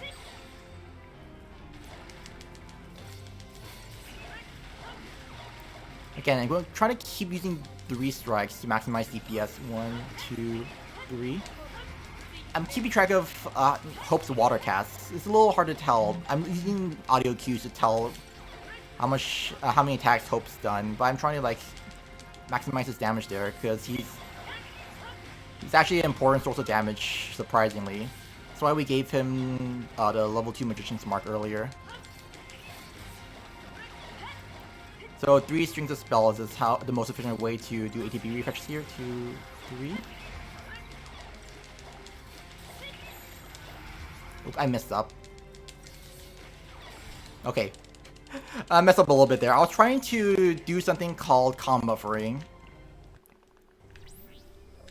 Let me just change the equipment real quick. Again, I need to get rid of that power wristband so that Saz can use it now. We're swapping this around a lot, so forgetting it even a single time costs quite a bit of time. But yeah, I tried to swap to Commando the last second there. So with Proto Florian, the strat was just because I got extra proofing lightning, I think. Whatever the lightning version is called, extra proofing thunder, extra proofing lightning, whatever it is. The strategy is just to use Aqua Strikes there, while Hope is just using waters. The extra proofing water version is the same exact thing with Spark Strikes, and then there's also exoproofing, then exoproofing fire. Well, that's the one I got technically, but that one you just stall and then deal with whatever comes up. And exoproofing ice, that has a slightly different strategy than the others. You would instead of using strikes, Lightning doesn't have a fire strike or flame strike. She uses the fire spell instead. So we kind of chain up while Lightning uses fire, Hope uses fire. The fire combo.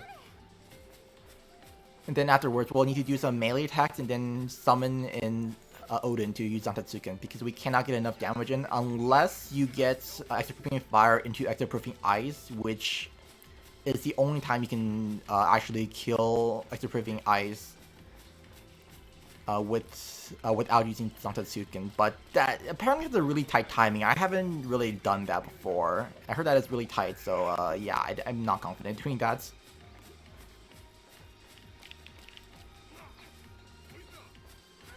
Alright, so back here to the Stats of Vanilla section. This frog dodge here I'm no good at, so I'm gonna lure these guys. There's a fast way of doing this, I believe. I'm not sure if it's consistent on PC. Something weird about this run is that PC and PS3 are slightly different runs. Like it's a port, so the games are functionally they should be identical. But there are very, very small differences with chaining here and there that makes some fights easier and some fights harder. Also with timing as well, the battle timer works weirdly. Like the battle timer is actually accurate on PS3 apparently, even though it's not on here. You see, I'm selling the Gladius from earlier. Alright, I'm getting 63 polymer emulsions, and I'm getting 40 130 bones here.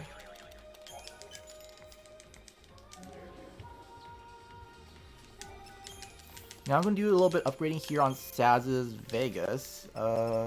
It's where is it? 36 and then 63. It's kind of easy to remember this menu because 36, 63, they're just backwards numbers. And that gives us a level 19 Vegas. It's a little expensive to get it any further, and it's not really worth it based on some other people's math. I think Bruce said there's a bunch of math with that, so... It's level 19 is currently the most efficient known point to stop at. We used to do like level 20 Vegas in the past, but apparently it's more efficient to spend that money elsewhere.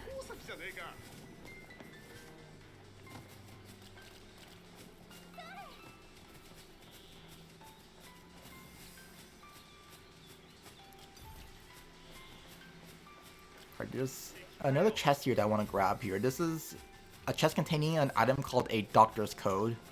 This increases the efficiency of potions by double, so instead of healing for 150 to all party members, they now heal for 300, and given that our HP values are extremely low, that is actually worth a lot. Like, casually, that's definitely an item that you probably wouldn't really use past a certain point. Well, I mean, we don't use it in the speedrun as well past a certain point because other accessories are better, but potions are still pretty helpful, and this one helps out with survivability on a handful of fights.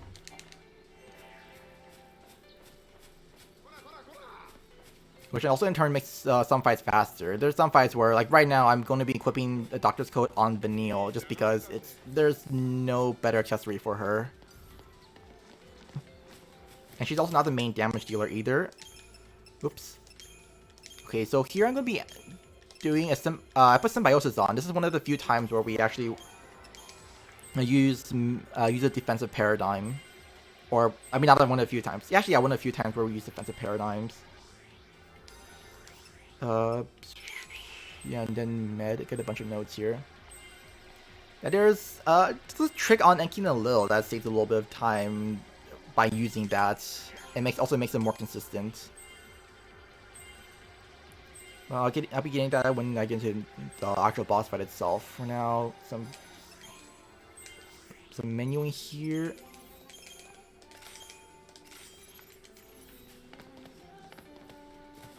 So I went ahead and gave Vanille the Doctor's Coat so that she now heals twice as much potions, and yeah, our HP values are really low. In fact, I'll just show you real quick. Our HP values are at 510 and 435. Yeah, one potion with a Doctor's Coat is healing more than half of our HP. And in the case of Saz, it's almost bringing it up to full. That's 75% of his HP, more or less. A little below 75%. And meanwhile, Saz, of course, gets the power wristband because he's going to be the damage dealer. Vanilla is definitely not a physical attacker. In fact, she doesn't even have the commando role unlocked. Plus, her physical attacks are extremely slow. You probably remember that you may or may not remember that from Chapter 2 when I was doing the grind fights.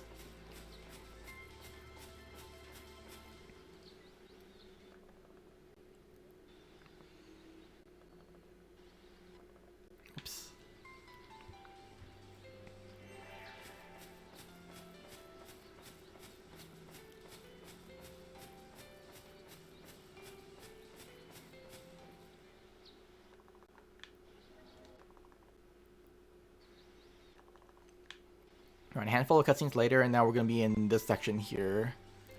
So we'll be getting a tutorial very quickly on changing weather, which we never actually deal with in the run.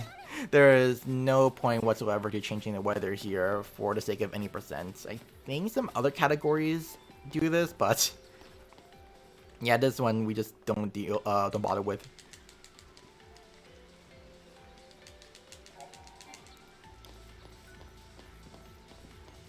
Just a handful more dodges along the way, so skip by these. That next one sometimes trolls, especially since that little bird there can sometimes be in a bad position. Lure that over a little bit and then just get over here. Yep. We're just fine. Oh, I wasn't sure if I could squeeze by that.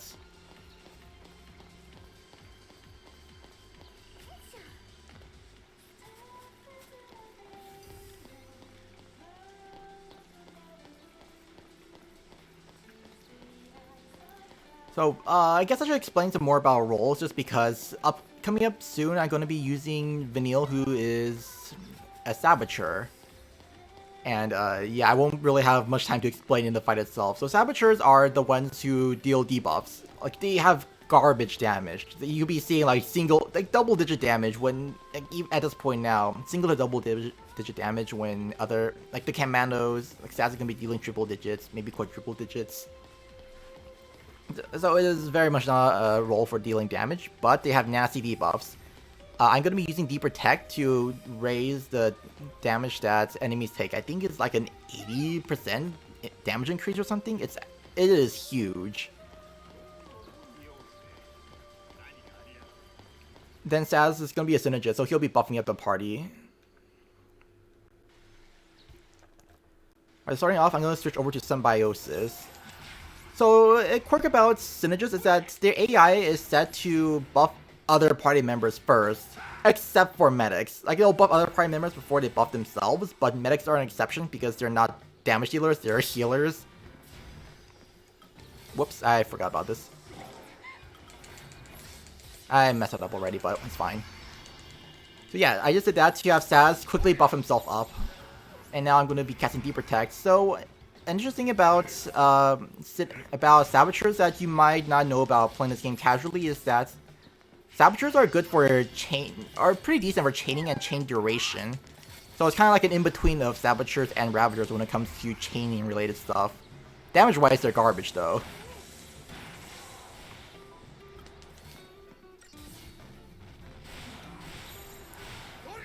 One, two, three. And also another nice thing is that Poison is very good for stun locking enemies that are in stagger.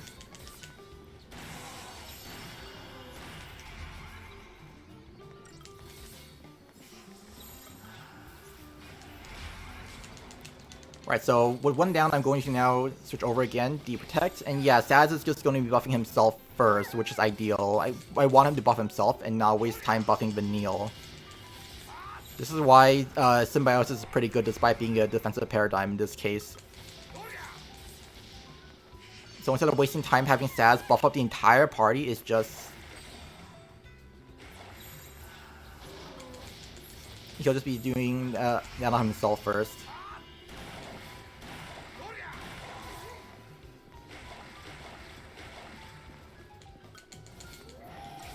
Oops. Yeah, that's not good. I don't want to get Bellop because he loses Deprotect here, which I don't want.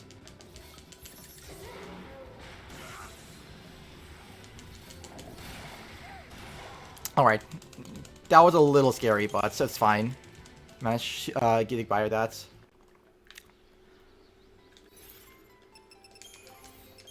I'm only going to be removing Saz's equipment here. I don't need to worry about Vanille's Doctor's Code. I'll be getting rid of that later. So again, we're going to be swapping over to another party, and power wristband, very important. Don't forget, if you forget this one, you'll be doing quite a few fights without it. But yeah, just to kind of show the difference between like how chaining works between Saboteurs, Commandos, and Ravagers. Commandos they barely give any chain whatsoever. I think they gave like less than 1% chaining per skill, maybe like 0.1% or something. It is extremely low. But they give good chain duration. A regular attack skill or a ruin, they both give 3.33 seconds of chain duration. Meanwhile, Saboteurs, they are good at chaining, but they give terrible chain duration. So a basic fire spell gives 10% chaining. You can tell that's a huge difference, but they only give 0.9 seconds of chain duration. And the Saboteurs, meanwhile, I don't really know how much their skills give, but when they land a debuff, the debuff actually gives a huge boost. It's 5% chaining and 8 seconds of chain duration, so it's a much bigger chain duration boost than Commandos. But chaining-wise, it's definitely like half as effective as Ravagers. But still, that is way better than Commando. So they're actually really good at building up chain duration. So we need to chain efficiently. Like, it might be better just to like shove in a Saboteur instead of a Commando, especially for fights where, like, I mean, for the most part, you're probably not doing the majority of your damage. You're not doing like a good portion of your damage pre-stagger anyways. You're doing like significantly less pre-stagger, so in some cases it's probably better just to have the Saboteur do the additional chaining.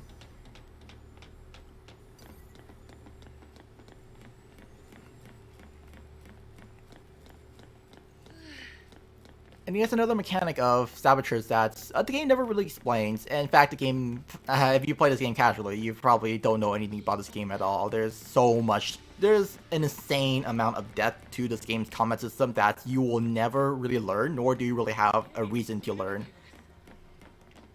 So with debuffs, a mechanic that they included to make debuffs more likely to hit is that if you miss a debuff, the enemy's resistance to that debuff actually drops, I think, by 2 points. So if an enemy has 50% resistance to, say, D-Protect, if you miss it one time, they now have 48%, miss it again, you have 46%, so on and so on. Every 2 seconds, I believe they recover 1 point.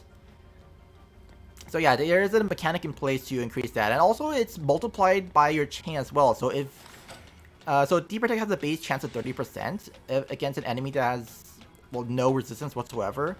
If you're at like 333% chain or higher, you will get a guaranteed hit on D-Protect, essentially. So yeah, all these very small mechanics, and also the duration itself increases based on the chain amount. So if it's a 5-second debuff normally, at 300%, it's now a 15-second debuff.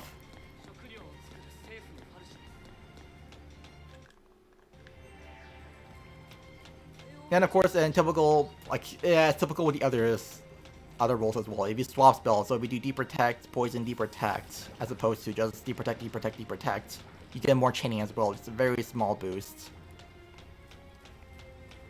So another use for Saboteurs is also conditional modifiers. As I said before, there's a lot of conditional modifiers. They increase the amount of chaining you do without being affected by chain resistance. And one of the boosts is, well, there were buffs. So the more buffs you have, you get like approximately 0.1 extra chaining per buff as a Ravager.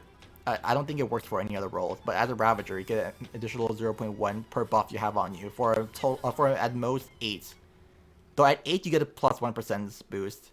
It is the same for debuffs. Every single one, I believe the very first one's like 0.3%, but then every other one afterwards is plus 0.1.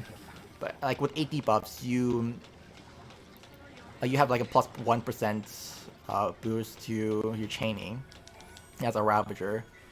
Yeah, there's a lot of uses for these debuffs. It's not just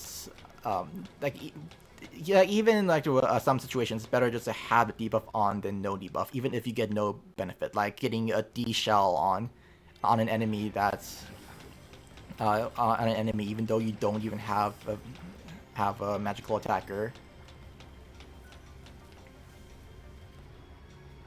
Alright, we're going to be coming up to another one of those Eidolon sections. Well, at least this one's a forced Eidolon section, as opposed to the other ones where we kind of just choose to use it. So these fights are pretty much just scripted. There's like a set list of commands that we just follow, and then it just works out. So honestly have no idea like how these skills work. I just follow the instructions and it just all works out every time. So I'm often doing a right X here, up X, O, another up X, O, and then for a third time, up X, O, up X, down X. Chain looks correct, so I'll just go ahead and gestalt.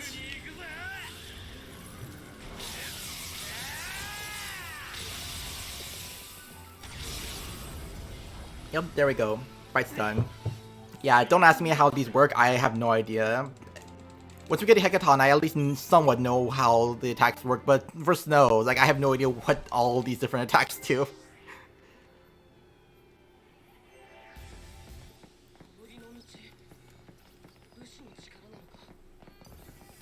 Alright, this is now the Snow section for dodging. One weird quirk as well is, I mean, this one makes sense, but like every single character has a different size hitbox, and Snow has the fattest hitbox out of them all. He really needs to lose some weight, because it makes dodging here a little bit more difficult.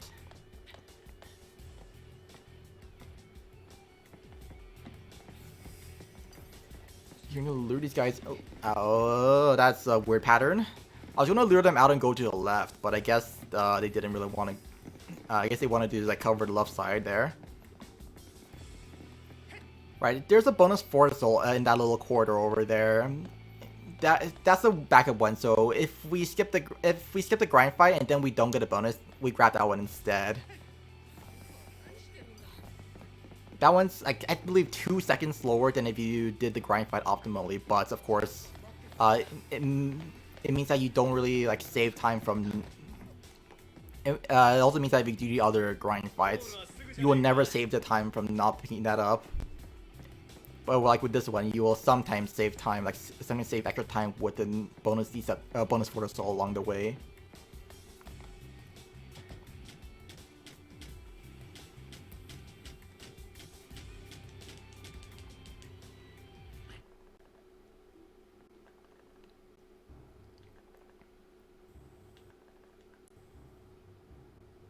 Right now we're using Fang and Lightning for a short amount of time.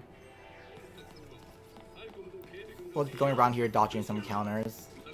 Not much to explain. There's these guys all over here, but they're kind of in predictable positions every time, so it's not really anything too special to mention.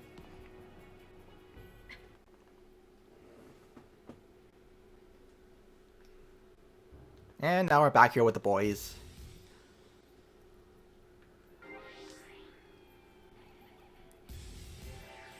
Hopefully this guy doesn't troll. This is another one where... Okay, good. Yeah, the guy sometimes will turn around very quickly and chase right after you. That is a bad RNG. You can't really do much about that. But usually the guy just moves a little bit forwards, cautiously, and then, well, we just run right past him. I'm coming up here to grab this chest here, which contains 2 incentive chips. These are really expensive items that we sell. It sells for 2,000 gilda each. We get 2 of them. And they're really not useful for anything else. It's just money. I believe the rate, like it's one of those items where it just if you don't sell them, you're just wasting them. You don't really gain a whole lot of experience from them. I don't believe.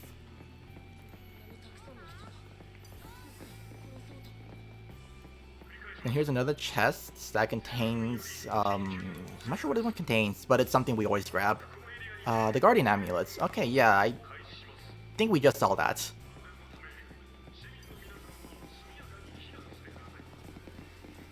A few more soldier dodges here, and then...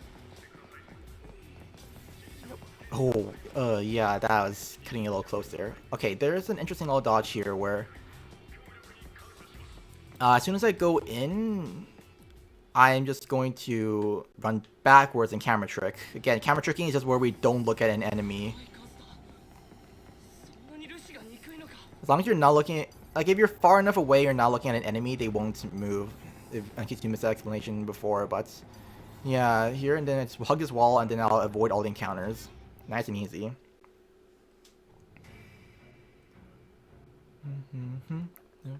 Right. Okay, a few more encounters and then we'll be getting over to the next upgrade section and the next boss fight.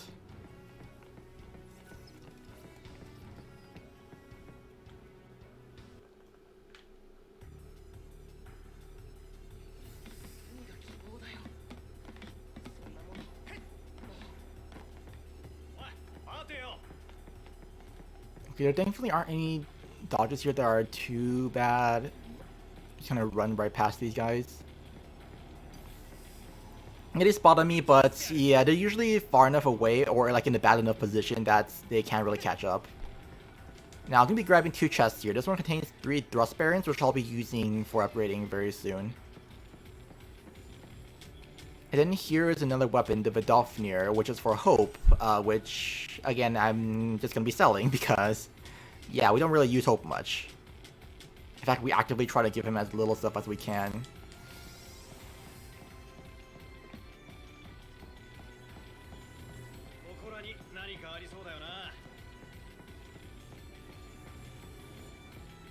Alright, this D-set here is just...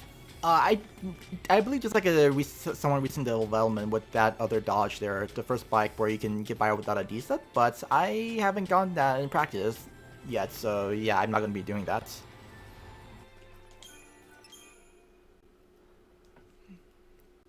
This is definitely like a kind of a weird section for dodges because there's so many D-steps we use. We're using a second D-step right away just because, again, there's another bike dodge and those are very inconsistent to dodge.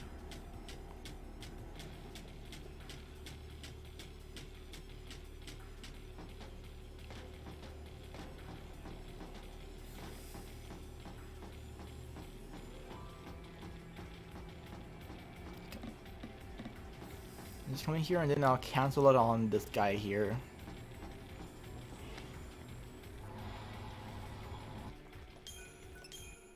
Alright, now there's gonna be a little upgrade section here. I'm gonna be upgrading a handful of things here. Oops. Lofnir, Guardian Amulet, Guardian Amulet. The 4 recent components, and then I'm gonna be selling basically every component that I don't need.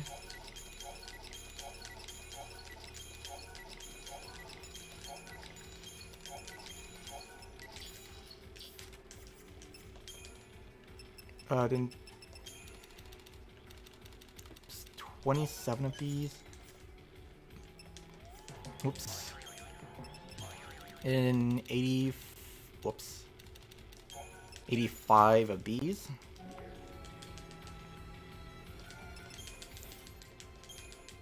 Now I'm gonna be upgrading Lightning's Blaze Fire. Here I use these, the 3 Thrust Bearings, which are good enough that I don't drop. Oh, shoot. I actually messed up here. Oh, that's... Oh. Okay, I'll be dealing with less stats, but I don't think that's going to be too big of an issue. I can deal with this. Yeah, so I'll be doing less damage with Lightning for a few sections, but that's not too big of an issue. We don't really use her too much. We just need her for like a handful of fights here. And thankfully, like, even though this run is really tightly routed and is very difficult, it's not like you can't back up stuff. That just means I'll be doing a little less damage on a few fights, and it'll just take a little longer. It's not that bad. Train plus 10 on snow. And yeah, that's all we need to do.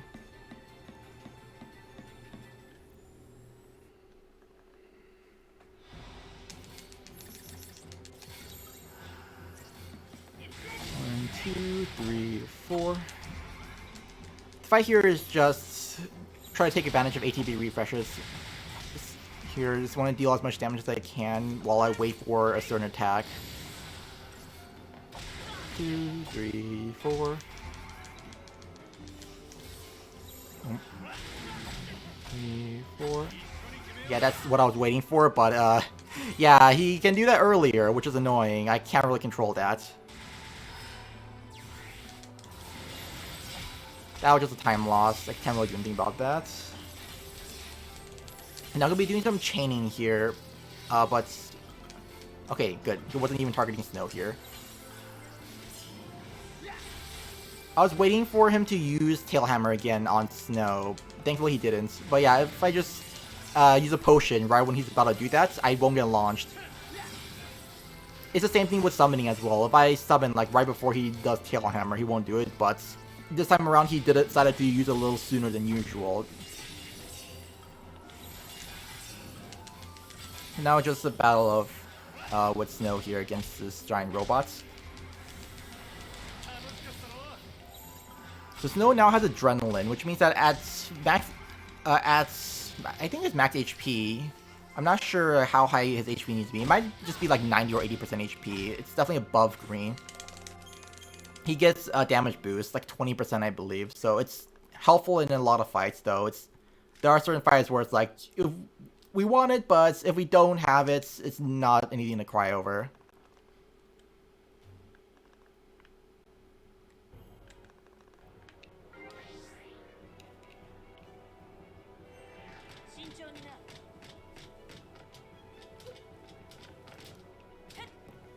Alright, now we're gonna play as as Fang, the awesome female character, as opposed to the other one. Oh, that's a dodge that very, very rarely trolls. Yeah, this one is usually really consistent. You just run right past it and it's fine. This is one of the rare instances where I decided to just rush right towards me.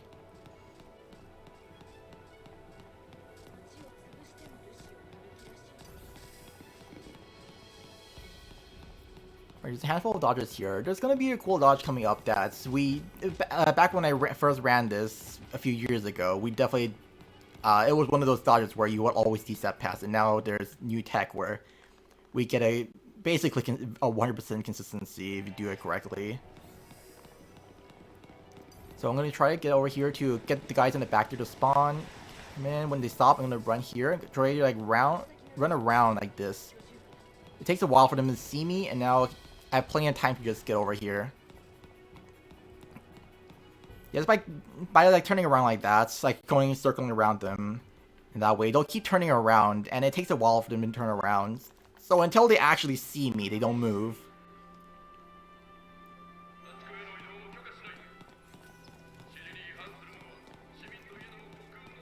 There's a handful more dodges, and then we'll be at the next boss fight. Oh, that one. That one I've never seen. Oh my god, I've never actually seen that guy come this close to me before. Yeah, fun thing about FF13 is that these dodges, you'll see something new every run pretty much. There's so many ways the dodges can just interact, and you probably, even like if you run this for years, you'll probably see new patterns every now and then.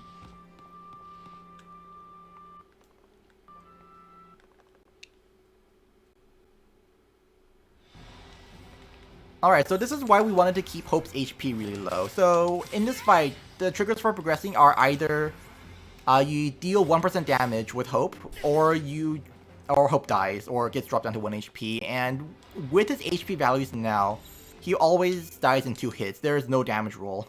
Any more, and there will be a damage roll, or he just guaranteed to die in 3 hits. So, yeah. One of the main reason why I want to keep his HP low, on top of the fact that he just overall is a bad character at this point in the game.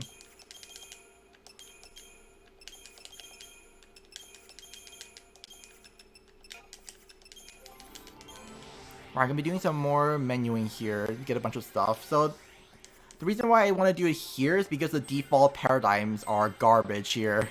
There were very few Ravagers, and Ravagers are like the bread and butter of chaining. We don't have enough Ravagers. It'll just take an insanely long time to get enemies to stagger. Here I want to get a few skills. Mainly I want to get Dandara on both Lightning and Hope, and I'm also getting some extra stat nodes on top of that. In Hope's case, yeah, he can finally have some HP nodes now that he doesn't need to die anymore. In fact, now we want a little more HP just for survivability, but yeah, the run's been routed to the point that we try to get by with as little stats as possible on Hope. Because he's only used for Alexander next. 2, 3, 4. So I'm looking for Lightning because she does a good amount of chaining here. Trying to wait until she's done with her strings. Then I'll be using a combination of Ravager and Saboteur to get the chain up here. And I'll also be throwing potions to keep Fang in Adrenaline, because she now has Adrenaline too, so... Oh, I messed that one up.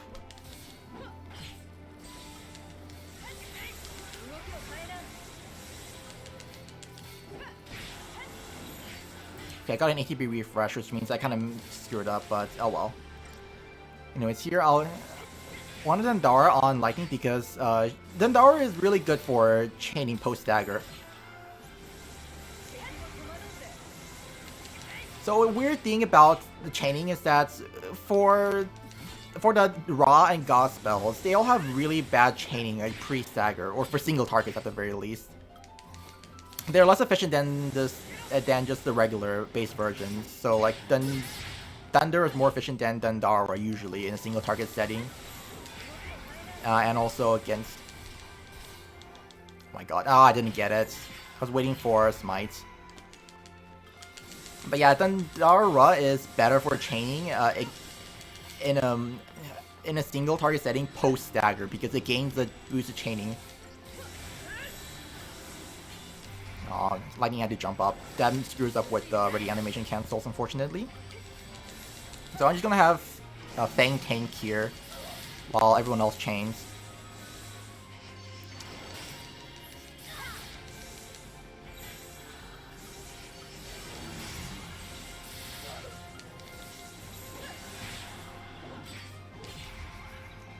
Yeah, so it's really weird because pre-stagger, a regular Thunder spell would do 10% chaining, and a Thundara spell, which uses 2 ATB bars instead, would do 18% chaining.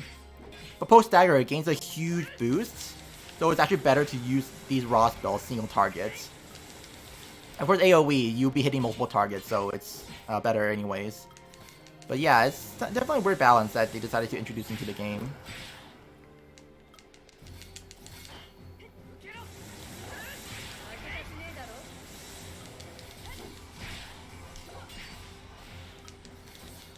Oh, I messed up. This is a fight that you can realistically do in 2 staggers every time.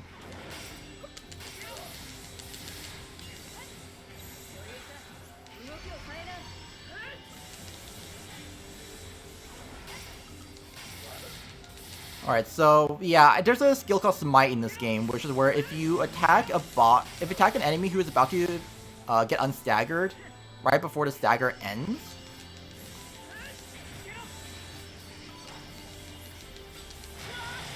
you actually get you actually do like extra damage. You do 5 times damage. So I wanted to try and time that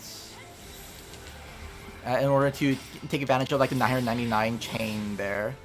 But yeah, unfortunately I missed a time both times, so I got 0. I got 0 of the smites in. One of them does a huge amount of damage, because 5 times damage and essentially 1000% stagger is, well, 10 times. Or, yeah, it's like, you're doing like 50 times the damage of a skill at normal 100% chain.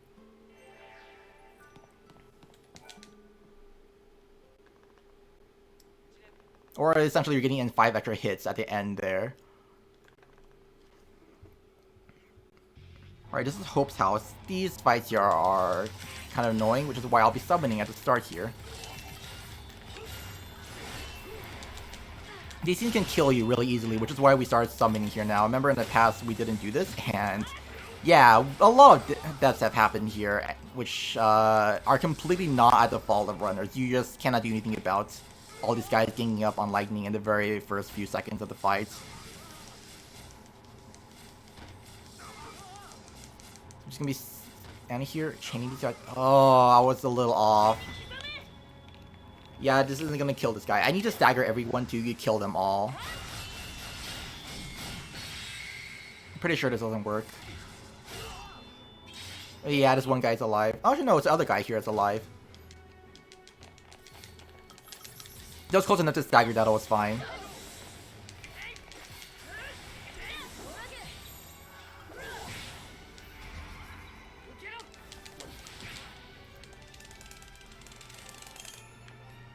Alright, now we'll be taking another fight here because these guys are blocking the entrance to the next boss fight, so I kind of have to kill them.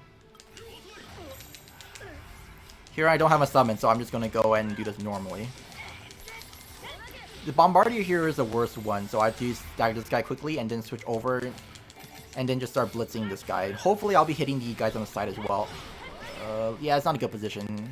I might as well just start ruining because I'm definitely not going to be hitting anyone else. I might have been fine the second time around.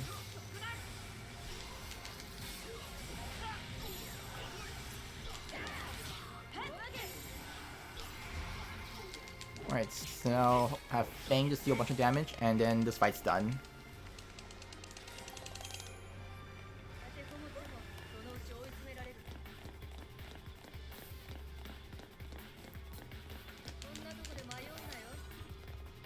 I really like this menu here just because of how little we do now. In the past, we had to get like a bunch of comm rolls in here for Fang and Lightning, but now we just do like an even faster one where we only change one thing. I haven't learned that one yet, but yeah, we only changed 2 rolls now.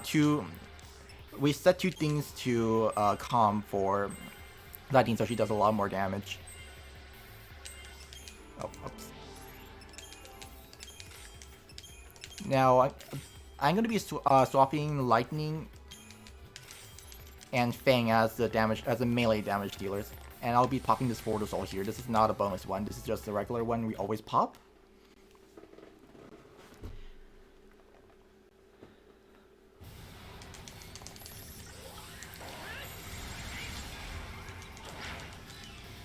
You gotta be very quick here on inputs so that you can get in this summon in time. Okay, good. I didn't get launched. That's what I'm looking for.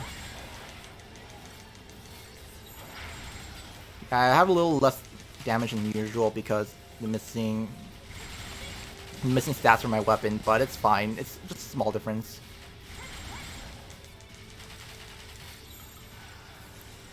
So Odin here has provoked. That's why we summoned.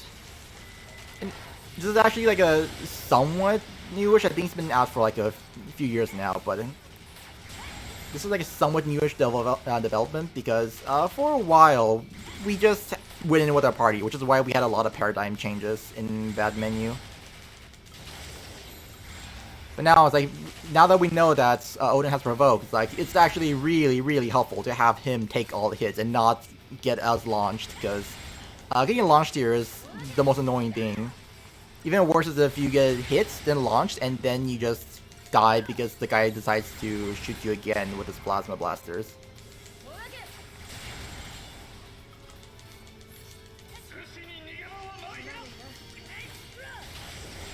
Okay, that's a good sound. So that sound means that I've destroyed him enough. So he's going to be switching over to his final phase.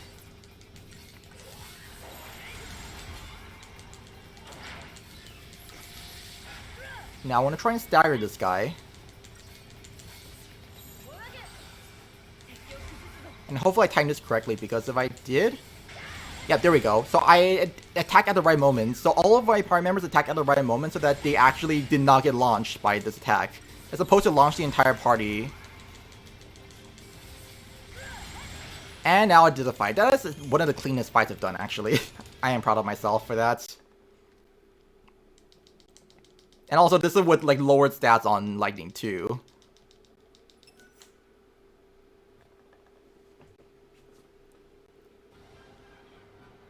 Alright, so unfortunately Lightning left with the power wristband. That's just something we can't really get around. But it's better to have her get the extra stats than it is for Sass to have them here. Because we don't really... we aren't really fighting a whole lot of monsters here.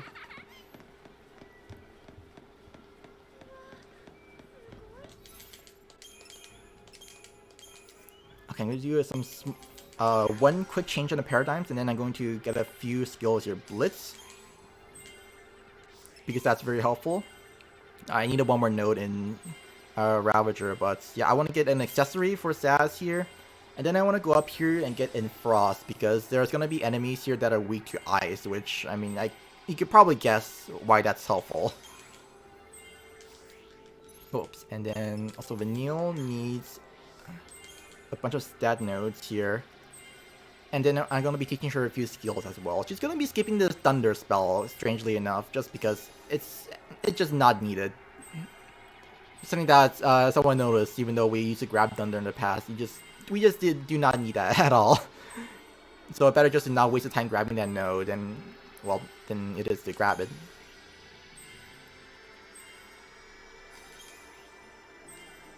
Okay, now Saboteur. I'm going to get Quake here. Quake is definitely one of those skills that the game does an absolutely atrocious job at explaining, and it's very much one of those things that the game, like, the worst things the game has done. I'll be explaining that later once it's actually needed, but Quake is one of the most useful techniques in the game. You'll be seeing why soon, but, well, you'll be seeing the next chapter. It'll take a little bit to get there, but yeah, the game in general is horrible exploiting it. Like, it is, like, a lot of people call this game, complain about this game because they say the combat's like really basic and all that, but there's so much depth and the game does a trash job of explaining all of it.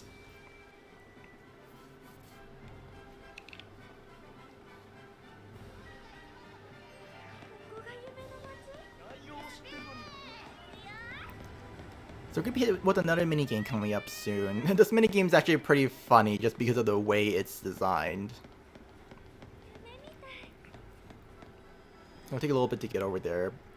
Yeah, so for the paradigm changes, I really only changed the symbiosis paradigm to a War and Peace so that, well, instead of sitting in a paradigm where I have Saz as a synergist and Vanille as a medic, which is kind of useless now that I'm controlling Saz. You know, I'll just have him do damage instead, while Vanille can heal as a bonus. HP is definitely going to be a bit of an issue in these fights, so having that War and Peace is absolutely helpful.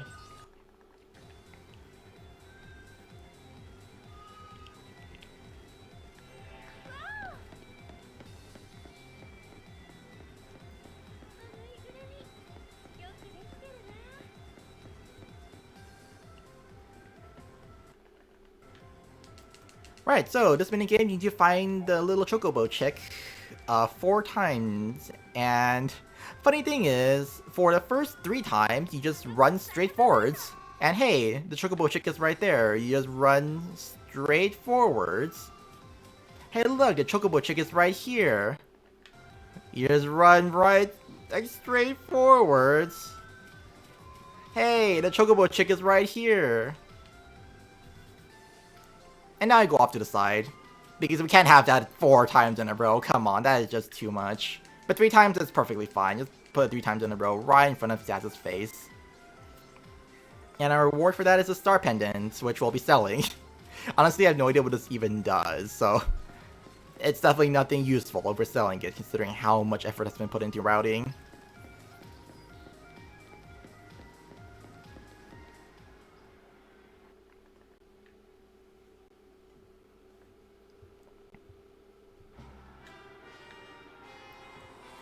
Alright, just a handful more dodges and then we'll be at... Well, we'll have one quick grind fight again. This one again is for money and not for any levels or anything. The CP values here, or like the experience for this game, is just really low until later on in the run.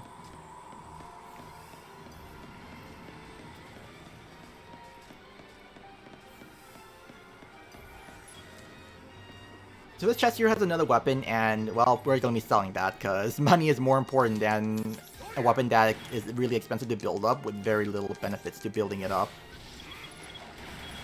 There we go. This fight is really, really fast, because there's just one little robot here.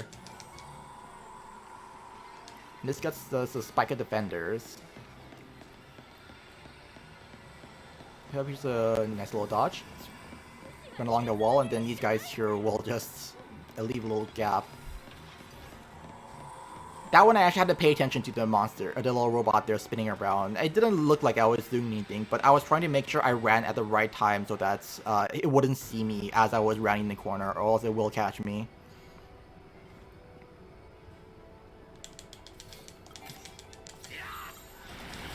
Oops, that is the wrong paradigm, whoops.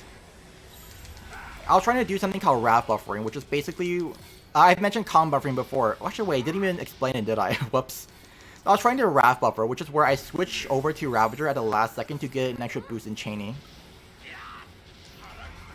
Yeah, when you switch over to another paradigm, or to another role, you will gain the benefits of that role. So, because Ravagers actually boost their own chaining,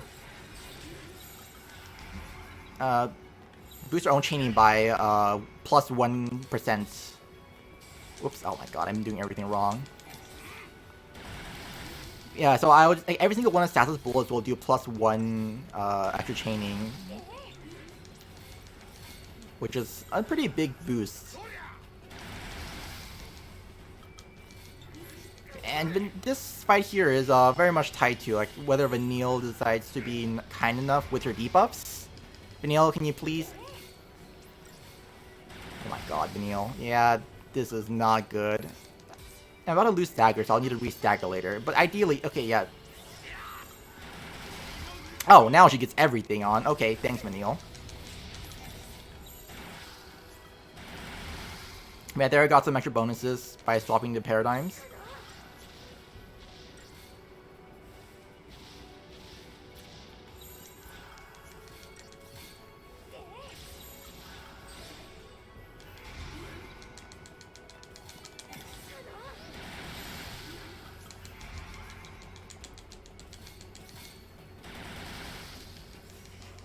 for healing me up just in case. And now I'm gonna try to kill these and kill this guy quickly. Okay, so I guess I can stunlock this person. Right, there we go. Yeah, that is what happens when you get trolled badly. The boss just gets out of stagger. Ideally, you will kill that in one stagger, but Vanille just was refusing to give me Deep Protect on. The Deep Protect is the most important one. I can live without poison, and the shell is just useless.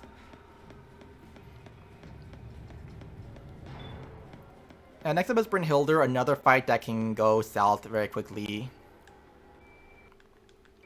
So yeah, with conditional modifiers, it actually does a lot.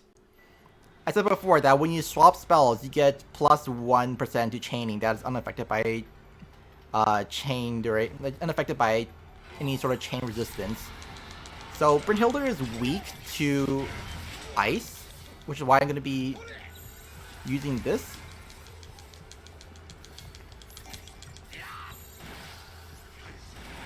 And just doing that. So that is 1% chaining per bullet in Commando. And Commandos, again, I get a boost to like the chain, the Gestalt gauge, because Commandos aren't for chaining, but like that's really the only thing they can do here.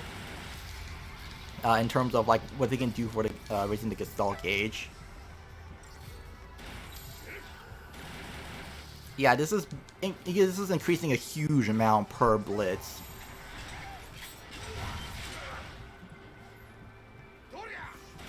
Okay, this is good.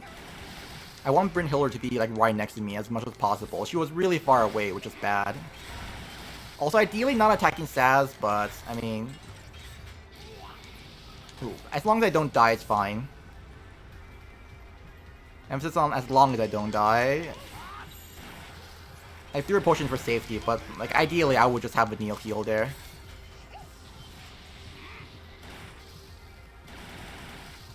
There we go. Yeah, that was a bad fight overall. Oh my god, I'm in the 16. Yeah, this is usually like 50 seconds. So you can see I got trolled pretty badly, especially with Brynhilde staying all the way in the back of the stage.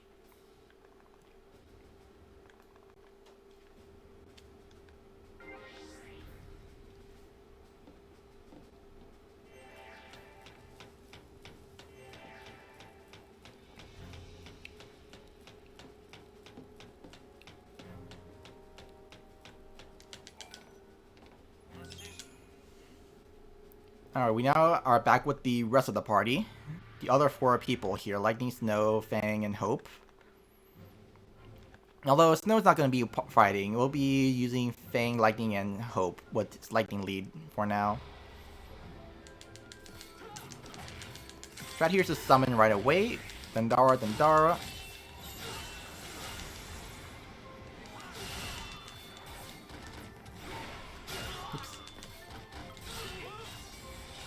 That can be the wrong, but it's fine. Just need to stagger all 3 of these people. Like, adds a little bit of chain duration with the blitzes and the, well, the attack was a mistake. Yeah, there was 1 guy left. Okay, there we go. And now just do this. Ideally, this would have gone by with like less of these attacks here, but I can't really do much about that. So it wasn't really helping that Lightning was turning around a lot. That's kind of a weird thing that sometimes happens. I don't know why it does. She just sometimes decides, hey, yeah, you know what? I want to turn around a lot. This is kind of a fun menu. This used to take quite a while to do.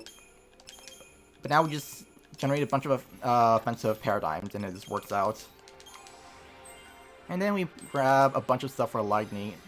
Though we will skip 1 node along the way, which is for Ravage. Honestly, I can't remember what it does. I remember every time I look up what Ravage does and I think, oh, no wonder we skip it.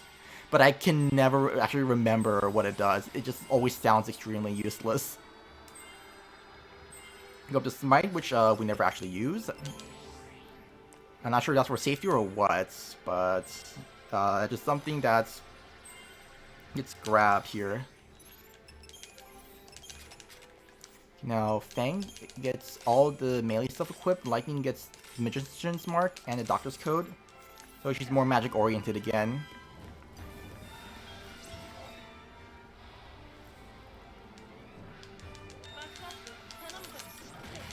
Now again, could be just casting on this guy here. I'm gonna throw out potions.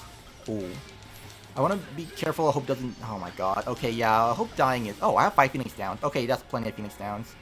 Yeah, anyone dying here is pretty bad. You don't want to do that. It's just wasted time. Even like Hope is useful here.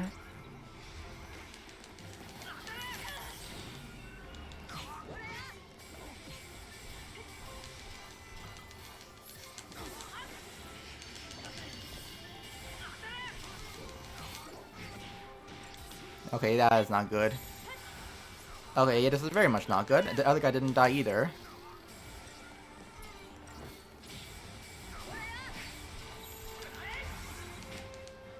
Oh my god.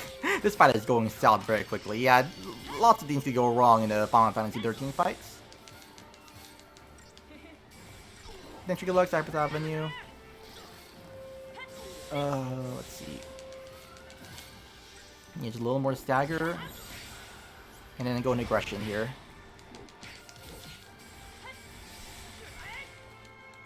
Oh, it's a marathon.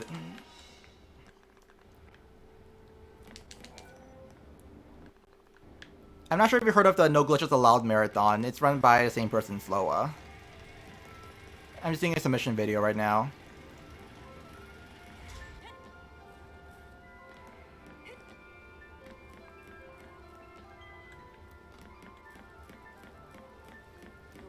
Yeah, No Holidays Allowed is gonna be like, I think early in December. Oh, really? Nice.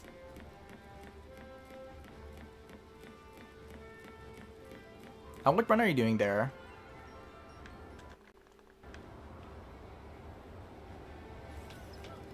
Oh, there's actually a special manipulation here that only works if you don't fail. Okay, well, there's a special manipulation for another dodge that you can only get if you don't fail this dodge, and well, I failed it.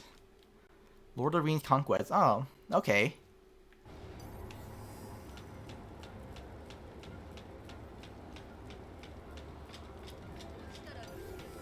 Alright, so getting past these encounters. So the manipulation was for this dodge right here.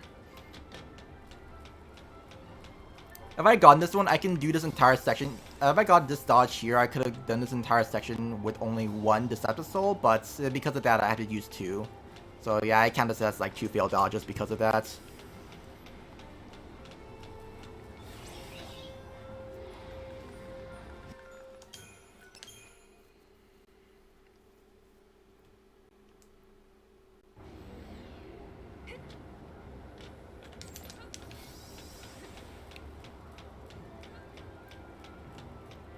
Alright, this is the other Deceptive Soul that we used, because the robots here are very hard to dodge. If I'd at least like gone past the 2 flying guys earlier, I'd just be going past the 2 robot dodges, and then I will cancel this Decept on the first encounter right after this cutscene skip. After these 5 cutscene skips, there are 5 here for whatever reason. 4, 5. So yeah, this is the encounter I would have skipped on if I had done the manipulation, but instead I'll be getting on the one in the back over there, which, funny enough, the formation for these guys changed if you retry this fight. They'll be going back to their original positions way back like the corridor earlier, but they won't run back up here. Well, I guess they're not even in the corridor, they're just right up there. It's a very different formation when you retry. Right, there's a lifesaver, not to be confused with a lightsaber. That's again for money.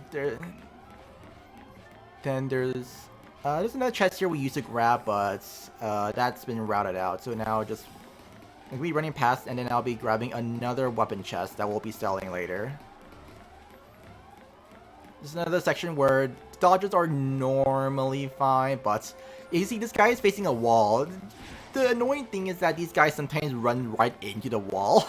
So I always feel like when it happens, it feels like the AI just gets smarter and smarter. He's trying to, like, it's alerting that we're trying to run past him, and it just, instead of running where we're going, it runs right where we're about to go.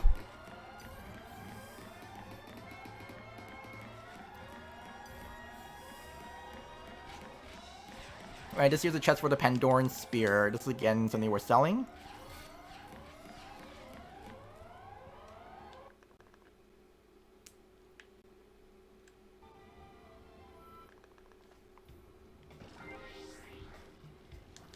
Doing a little bit of menuing here, so I'm going to swap.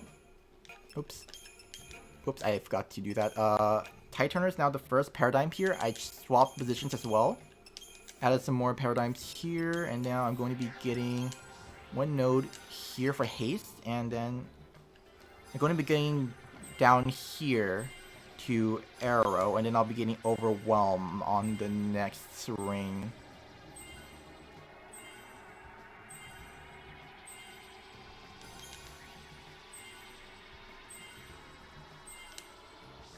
Okay, and then, yeah, remove the Doctor's Code.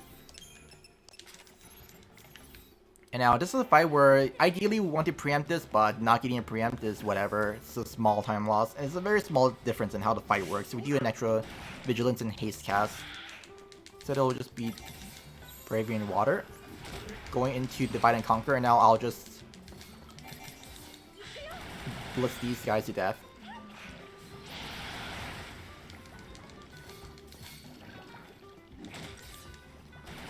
Yeah, that was okay. Ideally, I would have gotten them in one cast, or one string of attacks, but it's fine.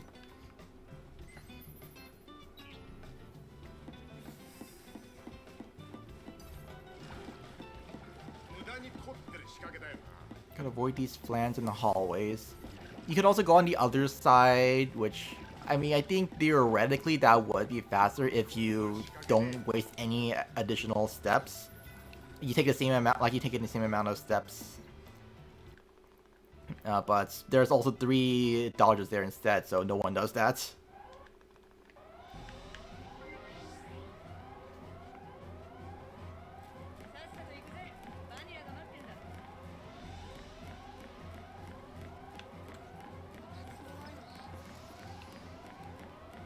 Alright, there is one dodge here that can be really trolly. And that's the Vikings dodge over there, and you can see in the distance. I'm gonna hope that these guys are gonna be in a good position, because if they see me, it'll be very fast for them. They'll catch me very quickly, but if they take long enough to react, I can just run right past them. Like right now, this guy's facing behind. This guy's... Okay, yeah, this is a good pattern. The guys were... the second guy there could have seen me earlier, but he didn't notice me in time. So I could just ran right past all of them. They need to see me, and they'll be slowly turning until they see me first. Right. It's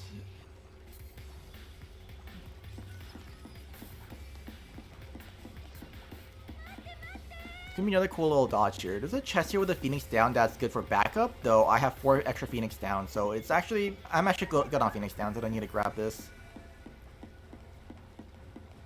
Alright, just stand here. I kinda messed up, whoops. So it's a cool dodge when it actually works out.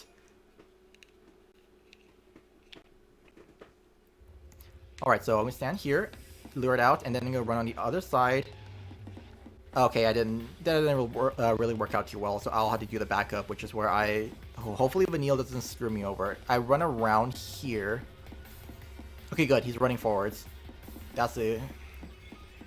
Yeah, this is the old version of how we used to do it. The good version, I would just squeeze in by like a small gap right after he came out, but it didn't work out, unfortunately. Hopefully I don't get trolled here. Okay, good. Already a good sign. Having that guy attack Vanille is very helpful. Vanille would also ideally use the Deep Protect, but unfortunately she didn't. Until it was too late, at least. And also I got launched. This fight likes to troll quite a bit.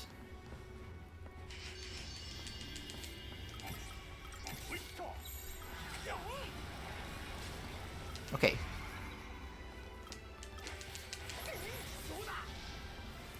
And alternating spells because of conditionals. Okay, that's targeting Vanille, that's good. I don't need to potion up.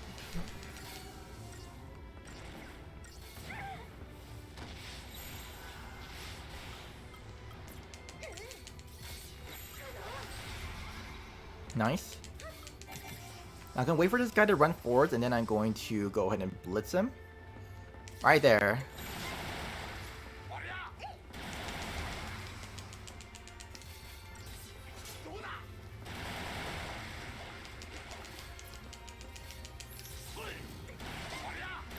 Yeah, that was a little slow. I should have just done a blitz. Oh well. Yeah, that's kind of how the fight works, though. It was a little bit on the slow side. Hell yeah! Time to go wild! Hey Zero, thanks for the raid. Hope your run went well.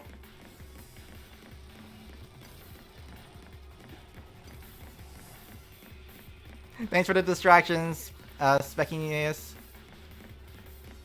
Explain to the raiders how to play the game because you sure didn't. Nice! Finally got a world record. Alright, well, this is how you don't play the game, by getting into encounters.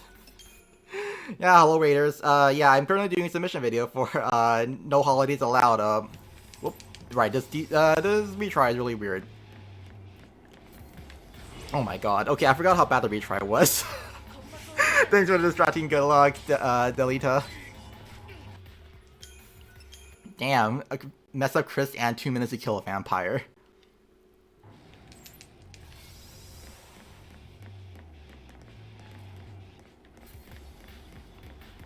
Alright, there we go. Yeah, that's how you do the retry, by decepting. Yeah, I'm currently doing a submission marathon for No Holidays Allowed. It's the marathon run by Sloa the Demon, the person who does the No Glitches Allowed marathon. Yeah, this year is Final Fantasy 13. I'm sure you've all seen this from Zero's stream. I now need to do a menu here to upgrade some stuff. Oh shit, I hope I have enough money. I actually have not learned to back up for this if I don't have enough money. Star pendants.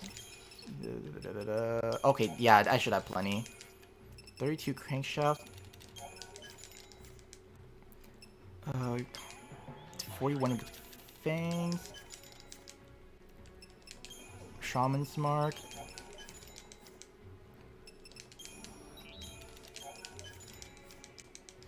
Alright, then I need to upgrade a Doctor's Coat and the Brawler's Wristband. Doctor's Coat is up here. Okay, yeah, that's the right one. And then... Doctor's... Wait, no. Then, Brawler's Wristband. Okay, 40... One of these, and then 32 crankshafts. Now I'm going to be dismantling this Doctor's Code.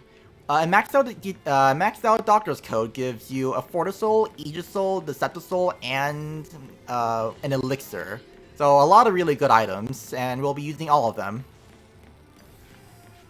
It's also extremely cheap to build up, surprisingly, though I think there's only 3 in the game, and we only get 2 of them in a run, so we'll have 2 elixirs in total. But I can see I use 9 Abominable Wings. That's actually an organic component, so as I mentioned earlier, those give very little experience, so they have high multiplier. And strangely enough, that's actually enough to max out a Doctor's Code. That is just how ridiculously low the requirements for getting a Doctor's Code up are. Here, Libra to start.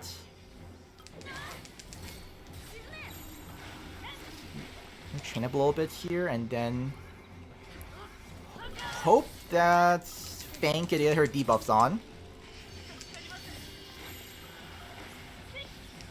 Okay, she got 1. That's like the most important one at the very least, but ideally I would have liked her to get Curse as well. Now there's a nice pattern here where you just do 1 ruin, string of ruins, and I think this is the pattern. 2 ruins. I might be a little bit off on my strings, but it's close enough. 1 ruin. I think it might be 3 instead. Something along those lines.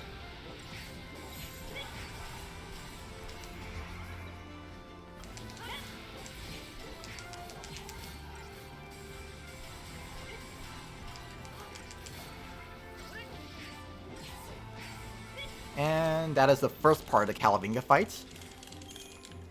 Yeah, there's still another part to this. Starting off, I'm going to be throwing a potion so I don't get interrupted on the off chance lightning is targeted.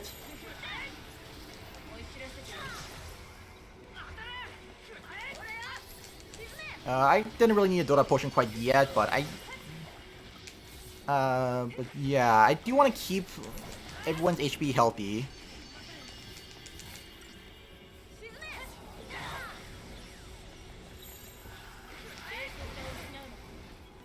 At the very least, I want to make sure Hope is alive and that he has the lowest HP, which as long as everyone else is healthy, like if we're all at full HP, like Hope is definitely going to be the one at the lowest HP threshold. Well, can I get the stagger here? Okay, it didn't count though. So yeah, if Hope's the Hellstorm Bolt always attacks the person with the lowest HP value, so the lowest current HP value. So in this case, because Hope is kept at the lowest HP, oh my god, that is a good damage roll there. Because Hope had a chance of dying. Oh my god, that's another good damage roll. The max damage roll is like 333 apparently. And I believe like 300 is a very, very low damage roll. So the fact that he survived twice is really lucky.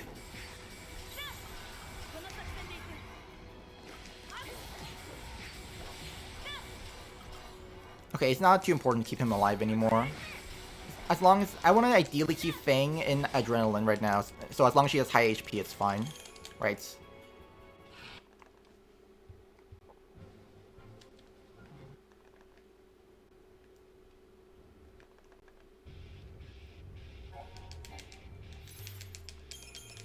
Swapping out some people here, and then I'll be bringing in Lightning, Snow, and Saz as the main party. Oops. And surprisingly, we only are going to be using 5 of the Paradigm slots, and not all of them. And to come here and teach Lightning Quake.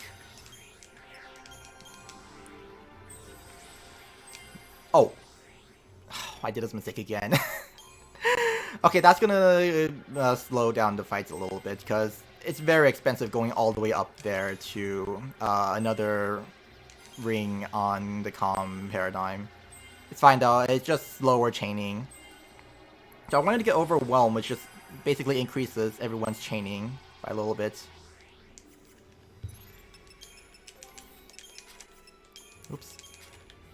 So this is a fun menu to do. Defensive, defensive, offensive, offensive, and then equip the the Magician's Mark on Saz.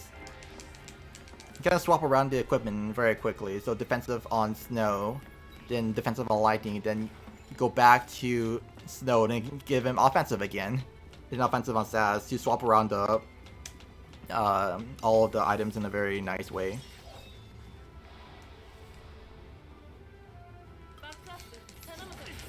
Start off by throwing this potion and then immediately targeting this guy.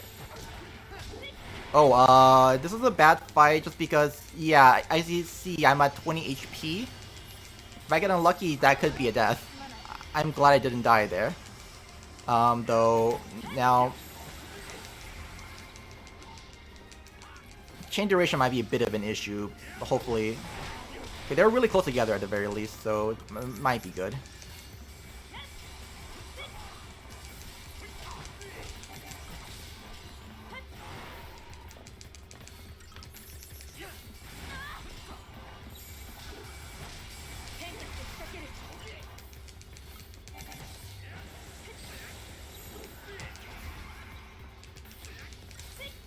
Okay, I managed to recover. Yeah, the guys at the beginning could just kill you in like a few seconds flat, so... thankfully I didn't die, but that could have gone south very quickly.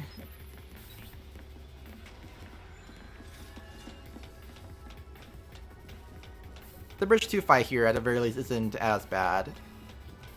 This one instead. This is the first instance where I'm going to be using Quake. As I mentioned before, the Quake is extremely useful, and the game does a garbage job at explaining why it's so good. If you play this casually only, you will definitely think that this is the most useless skill out there. And you really have no... there's no Because like really, like you really cannot blame anyone for thinking this is garbage in their casual playthrough. But the thing about Quake is that it gives you an insane amount of chain duration on all the enemies. I'm not sure if it's like if it maxes out chain duration or if it gives like a high amount. I heard that it gives 26.6 seconds of chain duration on all enemies, and I've heard also that it maxes it out, so I don't really know exactly which one it is. But yeah, for preemptive fights, that is insanely useful. Especially because of the way chaining works, it's staggering. When you stagger an enemy, the chain duration, how long they are staggered for, it depends on the chain duration before, like, when they get staggered. So if they have, it's anywhere from 8 seconds to, wait, what? Oh my god, I didn't kill. I thought for sure that was enough.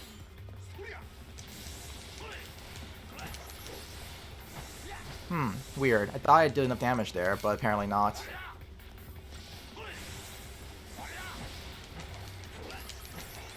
But yeah, the way that the chain duration itself works is that when you stagger an enemy, the chain duration is equal to twice the amount of chain amount you have on the enemy, but with like a minimum amount. So there's a minimum of 8 seconds and a maximum of 45 seconds, I believe, for chain duration.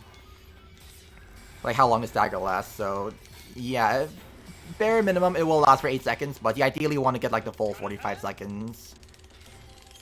Especially on fights where enemies have a lot of HP. Alright, this is the first instance of, not really a glitch, but this is as close to a glitch as you can get in this run. I'm gonna be despawning these encounters. This is actually done through two intentional features in the game's design that the devs ended up missing out on this section. Basically, every enemy has like two circles around them, or it's really two triggers around them that activate when you touch them. One is for activating the encounter to spawn them in. So like, you see, like, you can't really see some encounters on some of the other platforms, but like once you get closer, you'll be able to see them. And there's a second one for if you go too far away, that encounter will despawn. They aren't like in the same place. It's two different circles, or in some cases, it might just be like a flat plane somewhere along the way.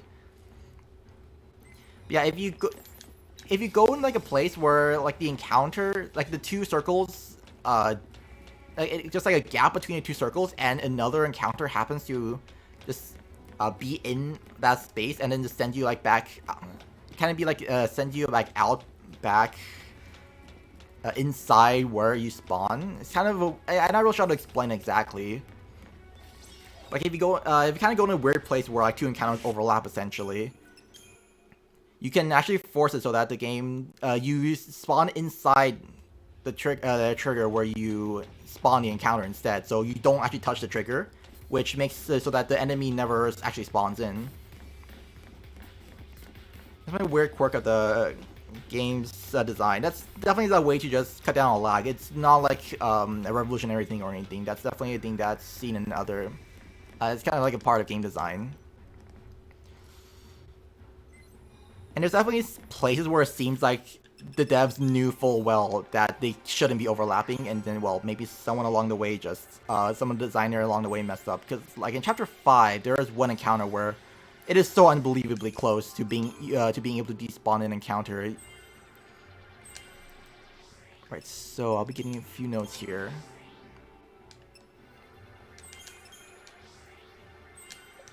Oh right, also Sentinel. I need 3 notes here in Sentinel. I'm trying to get Fang's HP up quite high. Saboteur, I'm getting an accessory for Vanille here.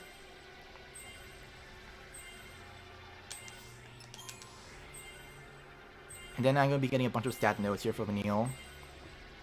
Right, so in Chapter 5, there's actually...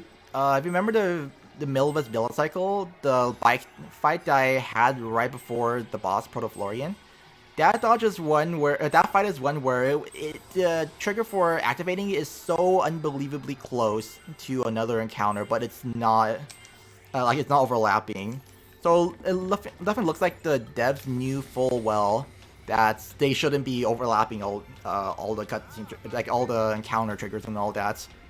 But in this case, things might be just squeezed in together too much, or maybe like one person in the team just missed the memo that you're not supposed to be doing that, and just design it properly in this one area. So we can despawn 2 bridge encounters. It's the only time in the run where we can despawn, we can actually despawn enemies. There are other places where we can, but it's useless because you kind of had to go backwards to do it. And we're definitely not going backwards to despawn an encounter in this run.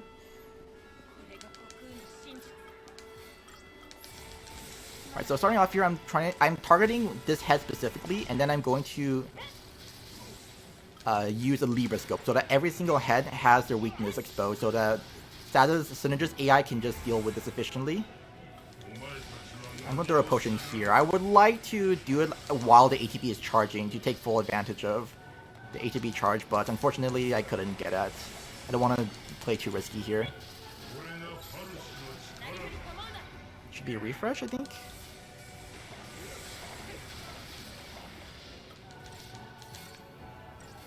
Again, I'm using 3 hits instead of the full 4 hits because it's just faster that way. Lightning's last hit in the combo is very slow, and it's true for pretty much every character, I think. There might just be like 1 or 2 exceptions out there. I'm gonna try and keep Snow and Adrenaline as well. Okay, I don't know why Snow decided to come over here. Did he finish off his heads already? No, he didn't.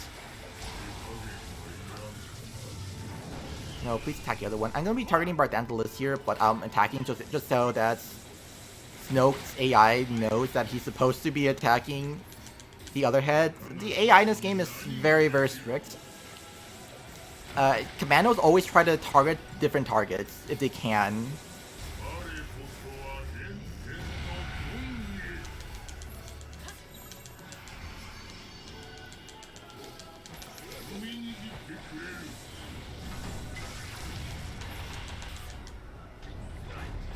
Kind of interrupted here, which is not ideal, but yeah, this is again another place where I'll be using Quake. You see that the bar is falling off at a decent rate. I'm gonna max it back out, so now you see it's falling at a slow rate again. Oh my god, I got launched. That's not really good. Like, are you kidding me? This is very much not good. I do not want to get launched multiple times in a row.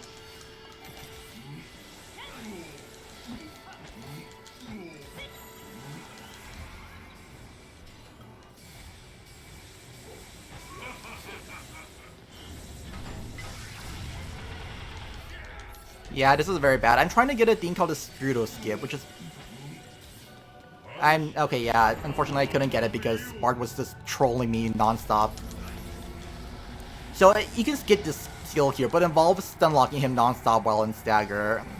I couldn't get it because I was just getting interrupted all over the place.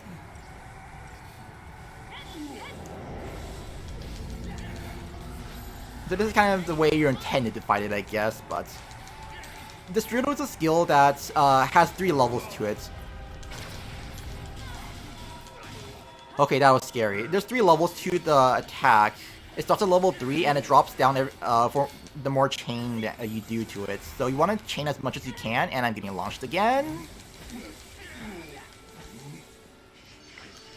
Yeah, I was trying my best to chain him as quickly as I can. I got a level 2 to Strudel there. You can tell when he drops a level because there's that sound in the animation.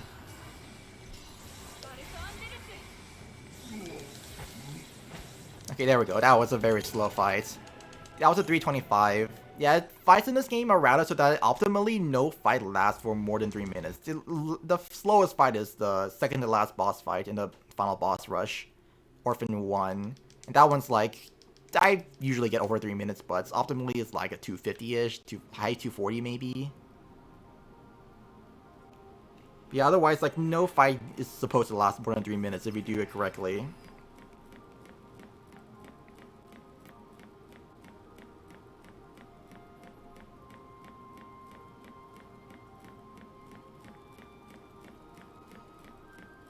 Alright, we're in this next chapter here where we're going to be meeting Sid.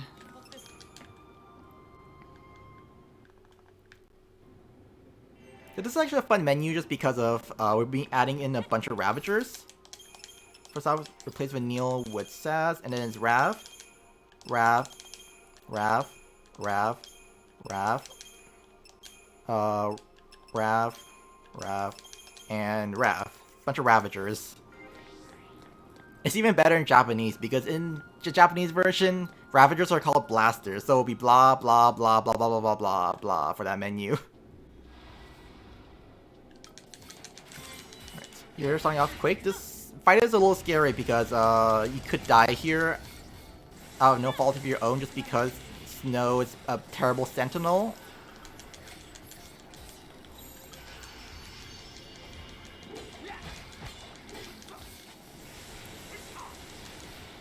I'm gonna be targeting this guy so that Snow will stagger it.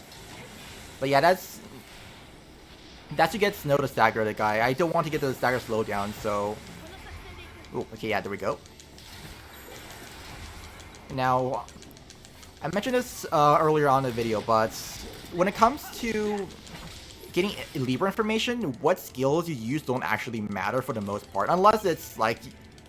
The only exception is if you're hitting an enemy that's immune or absorbs an attack, but otherwise, like if you're hitting with like a neutral spell, like if you just use a regular attack, or even like in this case, I was using Nandaras, and managed to get the Libra information off through using a bunch of Nandaras, that's the party now knows that the enemies are weak to fire. Even though I never at any point used a fire spell on anyone, not even Snow, who was the only other person attacking. Actually, wait, I think Saz might have been using fire. But it's more so that Lightning's using a bunch of Dandaras. If you don't get enough Dandara casts in, you don't actually get the Libra info off for some reason.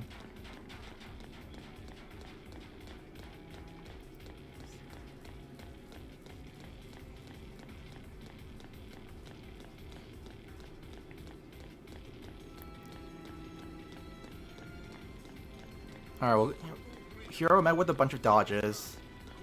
This place, I'm not really a fan of the dodges in this place. It's, again, it's not as bad as like Chapter 4, but it's kind of like tight hallways and a bunch of monsters all squished together. Like here you can see there's like, what, 6 lugs here? 1, and now there's also those plants over there as well. Then we'll be seeing gremlins later. Yeah, this place is just not fun for dodges.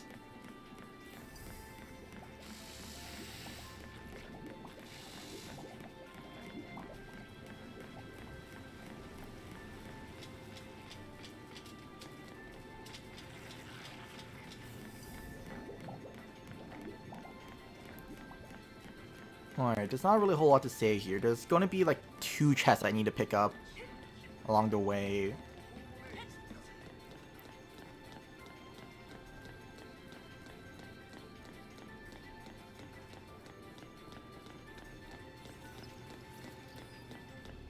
So I believe there's like a pathway down, you could go straight down, but there's a lot of bad dodges, it's full of birds, and like it's mentioned in Chapter 4, birds are the worst. So I'll be taking like a longer pathway to avoid all those encounters. This bird here can still catch you though.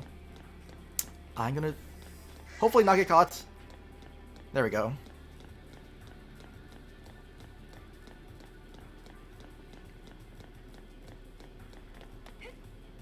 You see more birds there. Yeah, this pathway is just much nicer than trying to deal with all of these dodges here. You save a lot of time in just headaches in general, not dealing with those.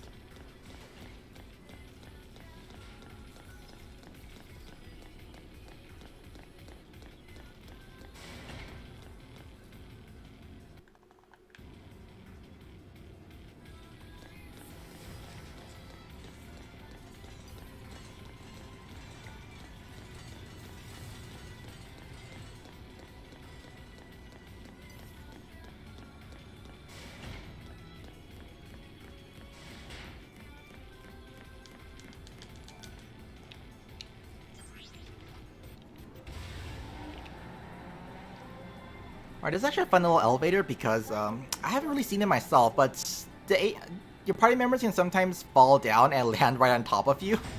Yeah, I didn't get it this time. I've never actually seen it I've never seen it like myself, but I've definitely seen other people get it where Snow just falls down right on top of Lightning's head.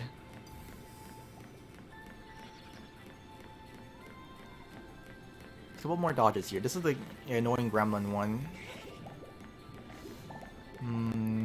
I think I can maybe get this one if I just kind of get them all on one side.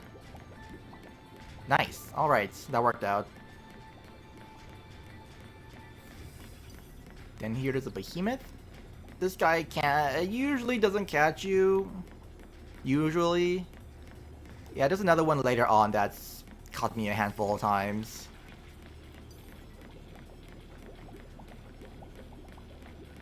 Right, this is one of the 2 chests I need to grab. It's the Alicanto. Another weapon that we're selling.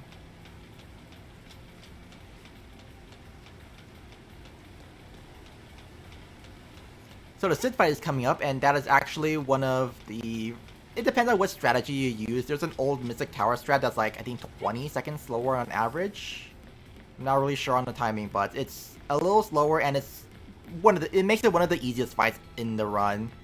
I'm doing a faster strat, which is the one where I use a bunch of strike skills, and that one is extremely tight. It actually transforms the Sid fight from one of the easiest fights in the game to one of the hardest. Now, hopefully I do well on this one.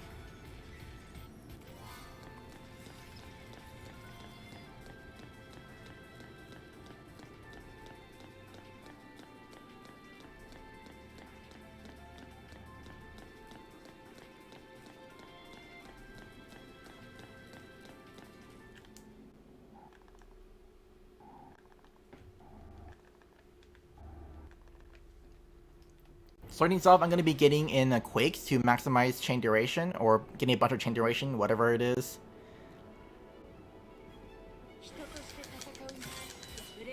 Then I'll start using a bunch of melee attacks to try and keep him stun locked as much as possible. I can't stun lock him permanently, but I can stun lock him for quite a while. 3, 4.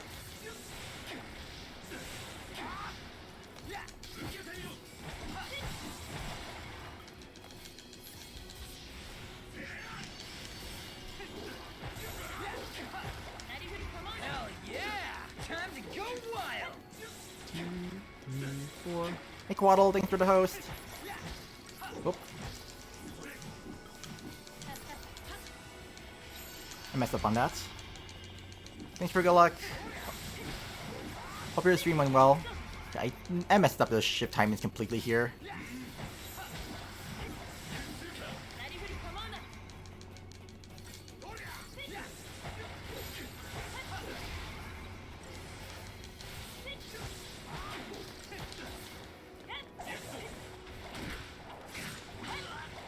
The best case scenario, that would have hit lightning, just because I'm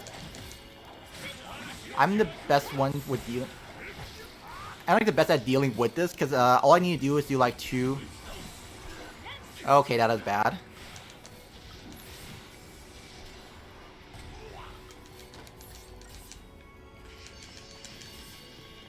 One, 2, 3, 4.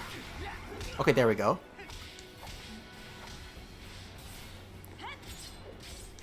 So I just needed to get to this phase.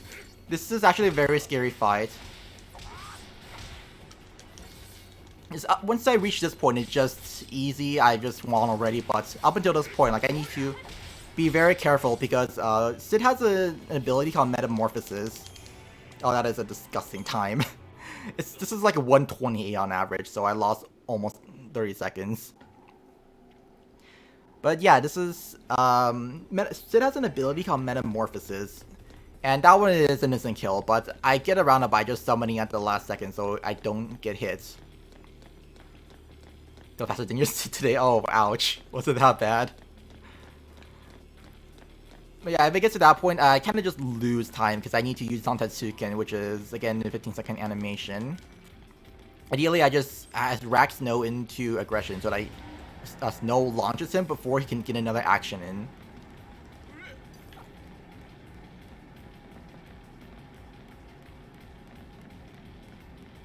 These bombs are also scary because if you fail this dodge, especially if you fail at the very bottom of the elevator, you need to redo the entire elevator, which is a huge time loss.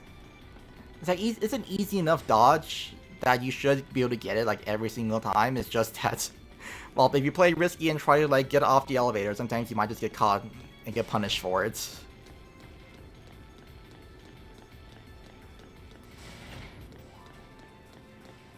Okay, these guys are in a very good position. I hope I can camera trick this a little bit. The encounters here also really like trolling you by fighting in the middle of the road, and unlike Chapter 4 dodges, they can actually see you. So I mean, in a way, like that's better because you can move them out of the way, but also in a way, it's worse because they'll also be chasing after you. Like, oh wow, this is perfect RNG. They're on the sides every time. They're usually in the center, fighting, and then you'll have to like try to move them out of the way. I haven't gotten RNG this good in a while.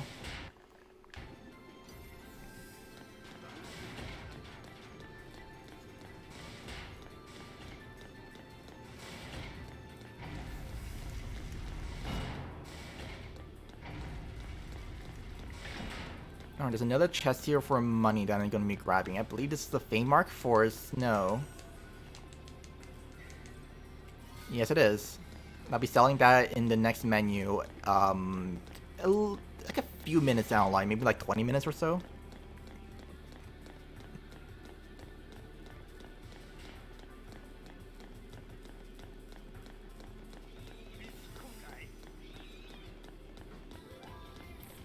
Another behemoth dodge. Oh, I should like it better when this guy is looking at me. I feel like it's easier. Okay, yeah, good. He's turning around. Oh, damn it. I might have been better on the other side. This was like 50-50 for me. Like half the times I feel like I know what I'm doing. The other half, it just fails miserably.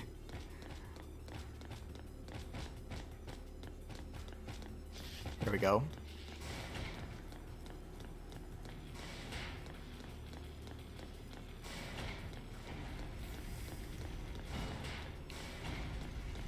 Alright, this is the last really... Actually, no, not even the last annoying dodge. This is like another annoying dodge I need to deal with. There's more birds, and they're in a very big, enclosed... a very big room. Yeah, this dodge sucks. I just had to get by with 3 birds chasing after me and this behemoth that's managed to screw me over.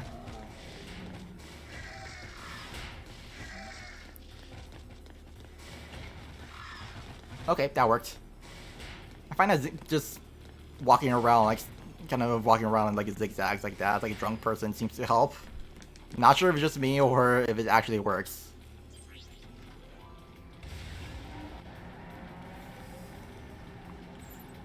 Alright, here's a bird elevator. This one's like realistically possible, but you're probably getting like maybe 50-50 or something on this dodge, and if you fail it, again, like the bombs, this is a huge time loss, so everyone in the right mind just accepts this.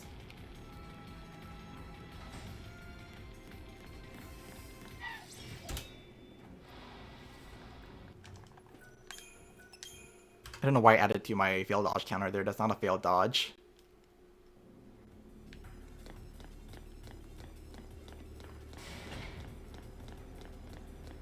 Oh yeah, also I can't forget I need to do a menu here. Almost forgot about that. Snow remove. Sad's gonna be getting all the melee offensive stuff, and Neil gets Soul Font and shielded. And that's everything I need to change.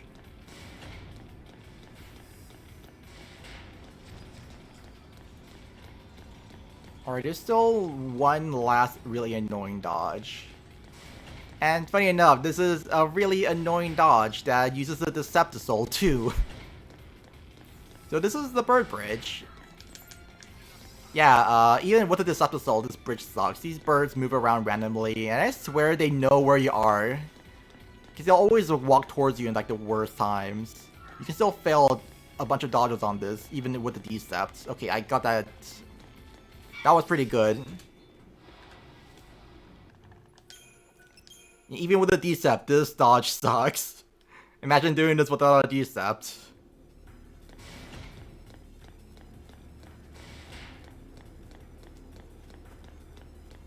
Alright, last boss fight of this of this chapter is Bahamut. So again, I don't fight. So this is gonna be based on mostly based on Fang chaining as a commando. Fang doesn't have Ravager as a secondary or as a main role. It's a secondary role for her. So commando is like the best thing. Starting off, I'm going to go into the second to last paradigm and start casting slow on Bahamut because this guy moves very fast. Okay, Ruthless, that's what it was.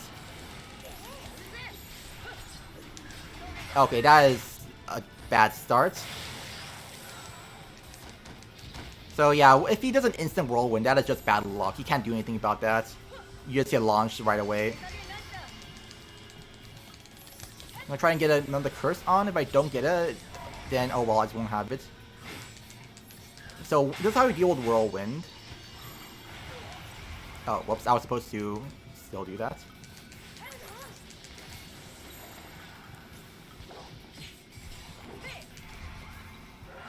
Now, again, instant whirlwind, which you can't really deal with.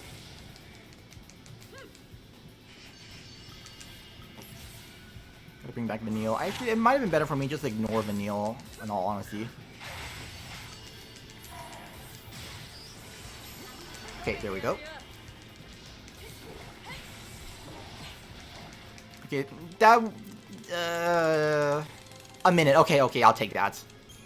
A minute is kind of like... I think a minute is considered like the most average fight you can possibly get. That trolled quite a bit, but... it somehow ended up being decently quick. Oh, yeah, one thing I forgot to mention is that... I did mention that for the Eidolon fights, your own role will give you like different amounts of Gestalt depending on what role you're in.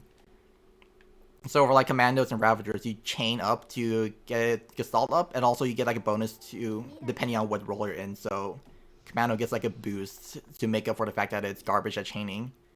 But also on top of that, for your party members, they actually are irrelevant. It's irrelevant what role they're in. It's always based on chaining.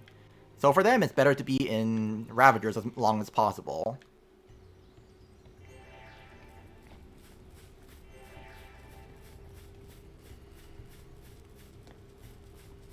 Alright, when it comes to new runners, this is definitely another big roadblock, because the Alexander fight it's very much a scripted fight. So Hope dies in like one hit, which is not ideal, and also Alex has an AoE attack called Explosive Fist, which we definitely don't want Hope to get hit by. So the strategy for that one will be to get Fang up to a very precise position. Well, not really that precise, but just close enough to the boss without having her attack. Otherwise, she will not have enough time to get a provoke in. And Hope will have an RNG chance of a random chance of whether he lives or dies, depending on who Alex decides to target. So yeah, like once you've got the fight down, it's definitely not that difficult. You just follow the exact order every single time and it works out. But if you're new, that's definitely... This upcoming fight is going to be a very big roadblock. It's extremely hard to learn. Oh my god. I'm having trouble on this dodge here while I'm still explaining the next fight.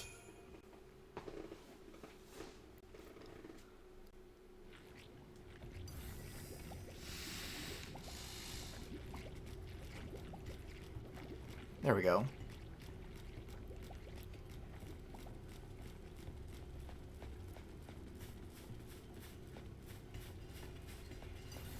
Still a handful more dodges along the way, but also it's kind of hard to explain stuff in the middle of a fight. Is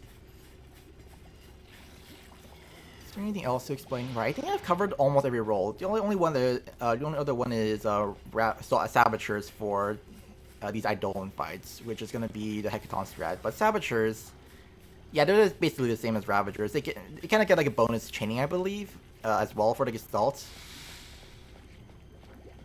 So it's basically for them, it's just get as many debuffs as you can to chain up as efficiently as possible. Alright, this is the Hope fight. Again, he dies in one hit, so I had to be very careful that Fang is the only one getting attacked here. I went to the wrong paradigm. That is already... I subconsciously went to the second to last paradigm because that is what you do for, like, 2 of the Eidolon fights. Alright, brain is still stuck in Bahamut.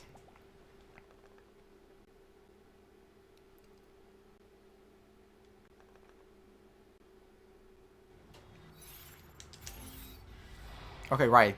Let's pretend that last one didn't happen. So, Fang's gonna run up. Now, she's at a perfect position. I kind of messed up there a little bit. Lightning died, okay. I don't know why she ran up, that's really weird.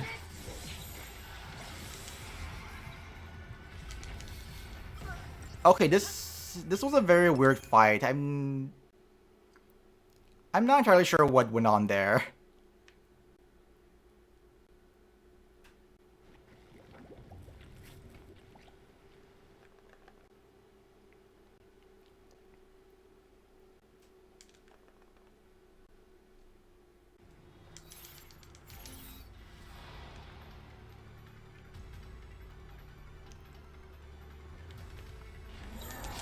Right, so here, Fang's gonna go up.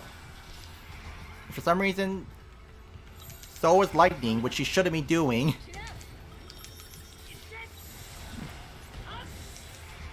Right, so Fang did that.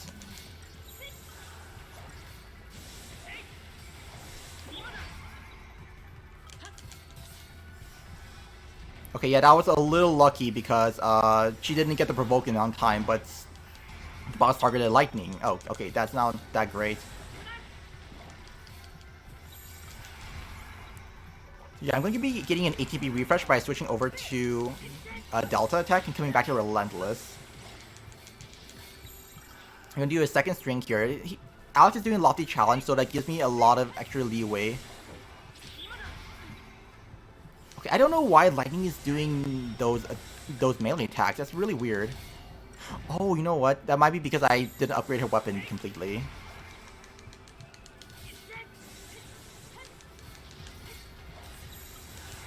My ships are really weird right now.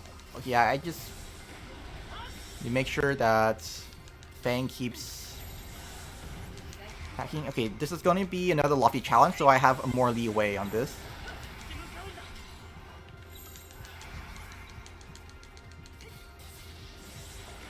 Got another refresh there, and now I'm going to be doing 2 strings and then going back to Entourage.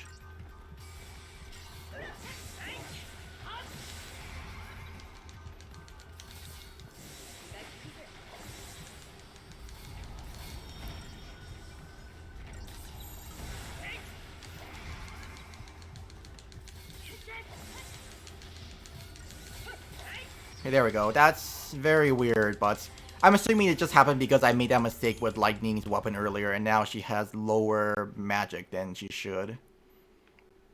Although I just messed up on a Blaze Fire. That should be giving both attacking magic, shouldn't it?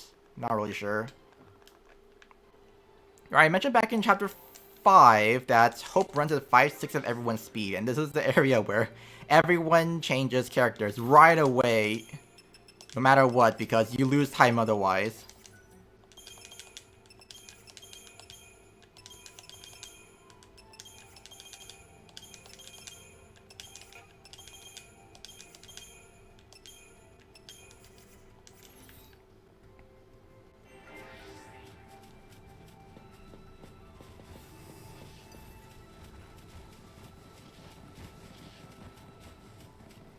Alright, there's quite a big distance we need to travel here.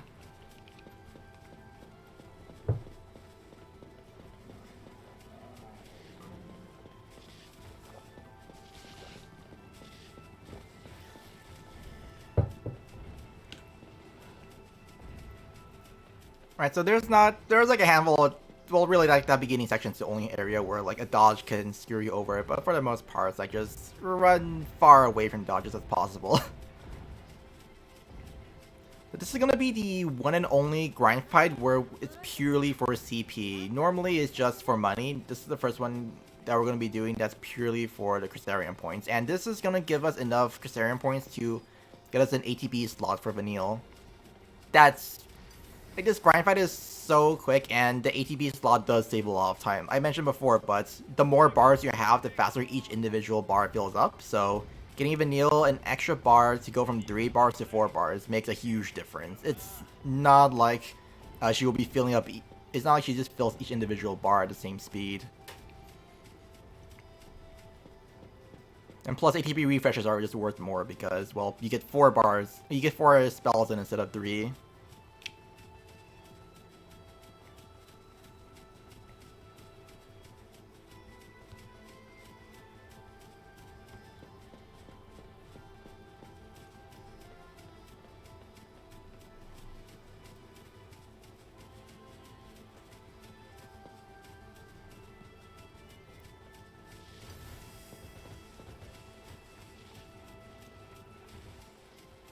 Alright, so here's the fights.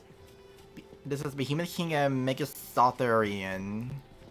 BK plus M for short, or as the speedrunners like to call them, Burger King and McDonald's, because BK and M.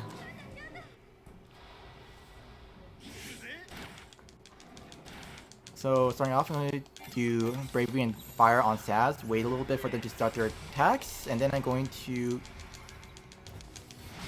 come here, Blitz on the other guy here.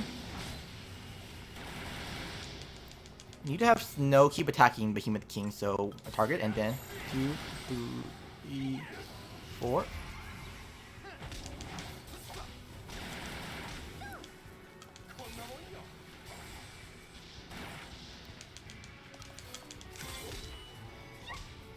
Vanille, you did not get a deep protect on this guy. Oh my god, Vanille. Yeah, this is a retry. This guy's gonna fully heal soon. Oh my god, Vanille, why can't you just do your job correctly for once?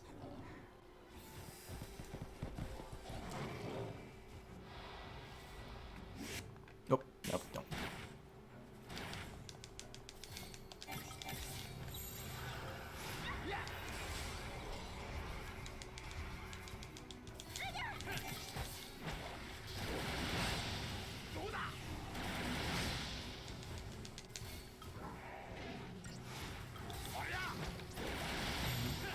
What?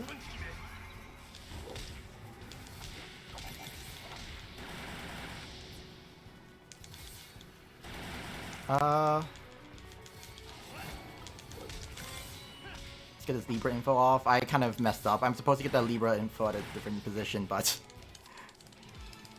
There we go. I basically got it off. That Libra is going to be for the Behemoth King fight later on. There's going to be another one by itself, and it's... You can't really get the Libra off without screwing yourself over on the very next fight.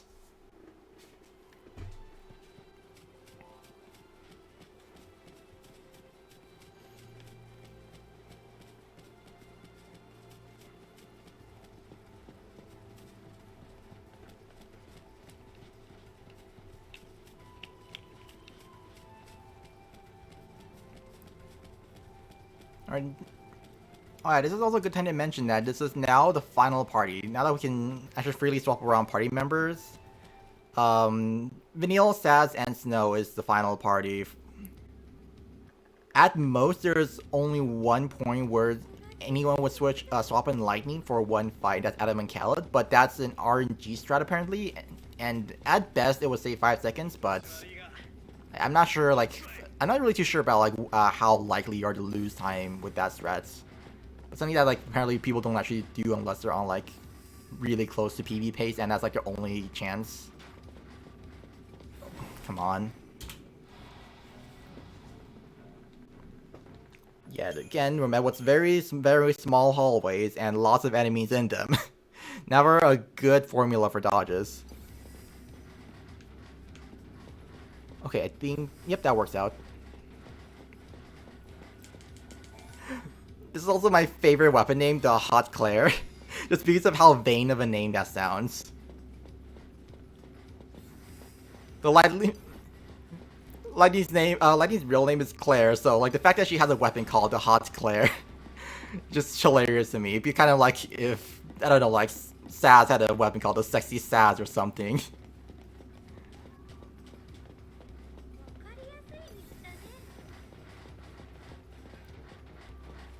Yep, over 3 hours to get.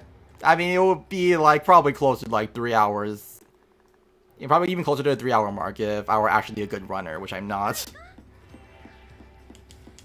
Alright, so. Still a bunch of stuff. Shoot, what was next? Magician's Mark. And Blessed. Do I keep that? No, just those three, okay. Okay. So next is buy 2 Warriors wristbands and a black belt.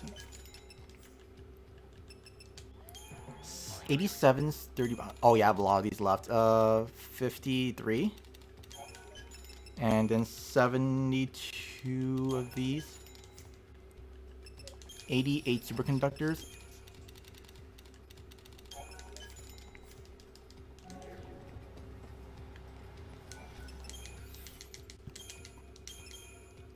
Okay, so let's see. 36 plus 6 superconductors.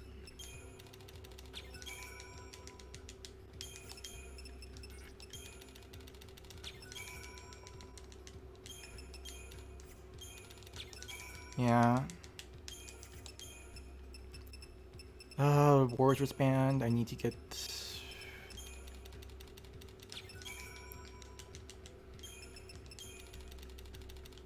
7. Okay, next was Warriors wristband here.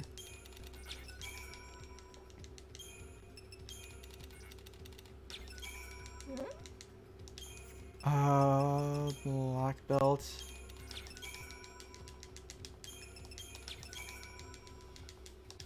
Okay, that is all the upgrades, and now next, I need to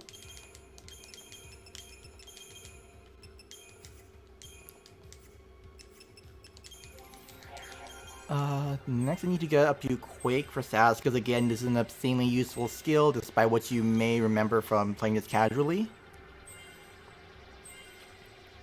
This strength plus 5 and jeopardize out of ring. Good morning, Vazer. Right. Okay, next was roll level plus 1 more. Okay, medic needs to get to a roll level and then 1 entire ring for stats. Oops. Roll level and then an entire string or entire ring.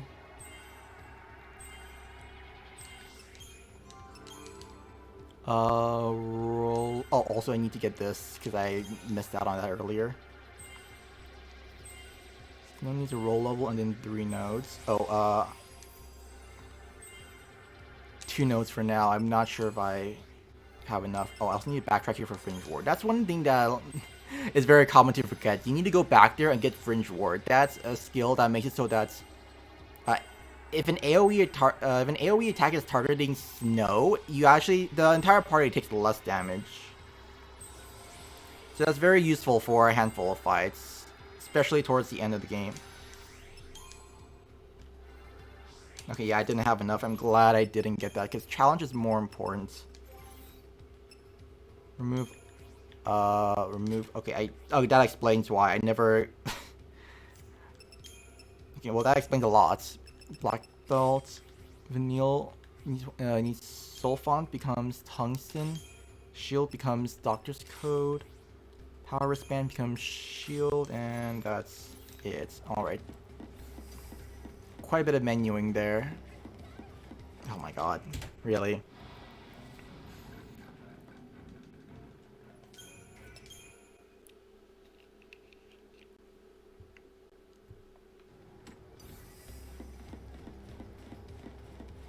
So yeah, this is the final party. The reason why these are the final party members.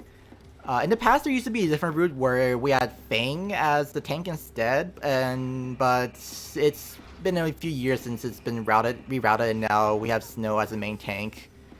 Snow is here over Fang because he has more HP, even though his attack is lower.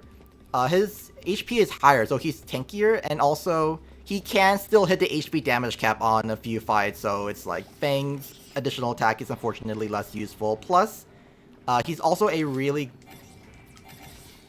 good Ravager.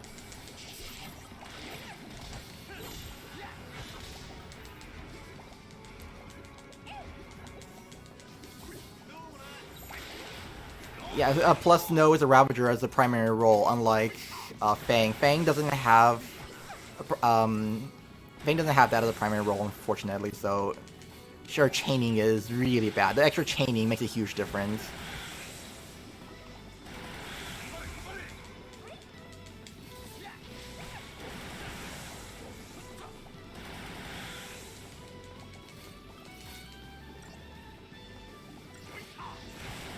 Unfortunately, these guys are really far apart.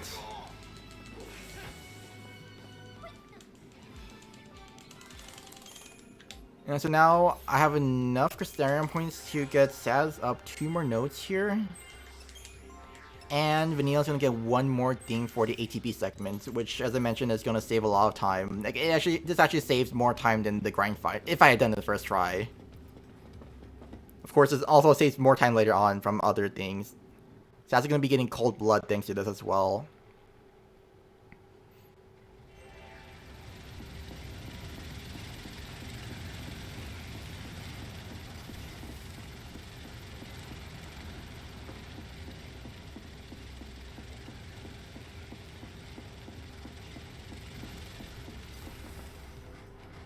Lure these guys out a bit. Okay. Yeah, I kind of messed up. If I had gone a little bit more in the center, that guy might have been put in a more favorable position.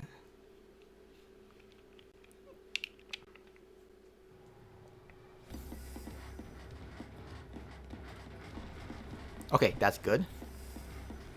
Now again, this guy you kind of stand next to him and he'll slowly turn around, try to give you a hug.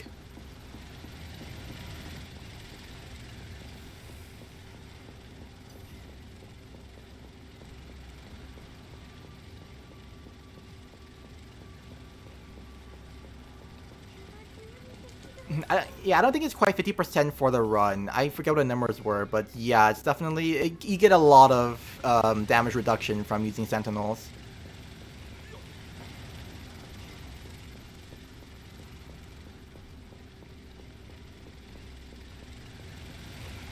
Alright, this is the Hecaton Cure fight, so... Normally you would use a Ravager for chaining, but because Vanille's primary Saboteur... Yeah, she's also really good at casting debuffs for this fight, so it's better to use debuffs than to use a Ravager. It's been tested extensively, and the chances are actually much better.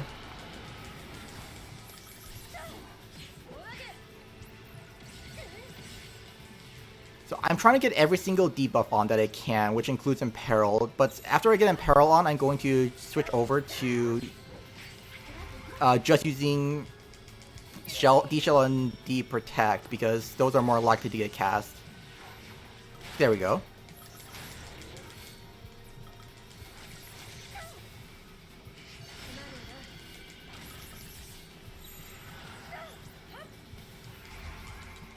Okay, this is gonna screw things up a little bit.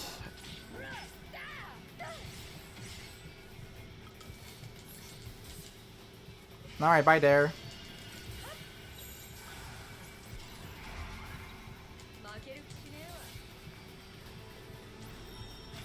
So I want to try and keep Fang healthy for this fight, which can be an issue at times, but I do also have 2 Renews I can use. Those heal the entire party for 50% HP.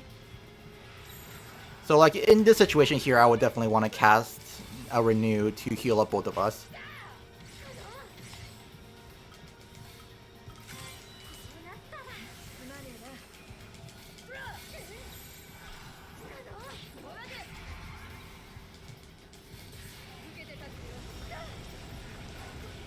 Yeah, I want to make sure that Vanille is... Oh, okay, I didn't think counter was AoE. Whoops.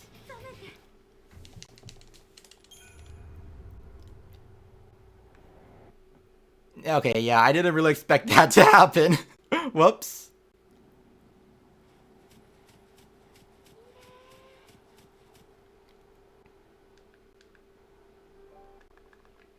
Yeah, that was completely my fault. I should have played this a lot more safely. The second renew would have saved me. Alright, so we'll be seeing this fight again. Okay, now I want to get all 3 debuffs on. Imperil might seem useless, but it gives conditional modifiers. Oh. Okay, there we go. But yeah, one of the conditional modifiers, as I mentioned, was that you do more chaining the more debuffs there are on an enemy if you're in Ravager. And I just remembered, yes, it's Saboteur as well. In Saboteur and Ravager, you do more chaining if there are more debuffs on an enemy. So you might as well have as many as you can.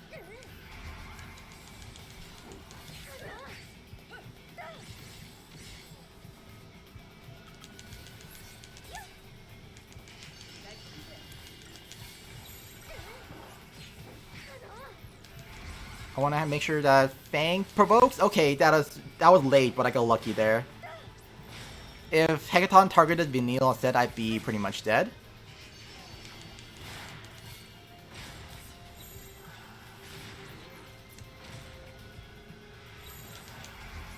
So Hecaton here actually has 7 ATB worth of actions he can do. So you can count how many attacks he does and keep track, but I kind of don't do that. It's too much micromanagement for me.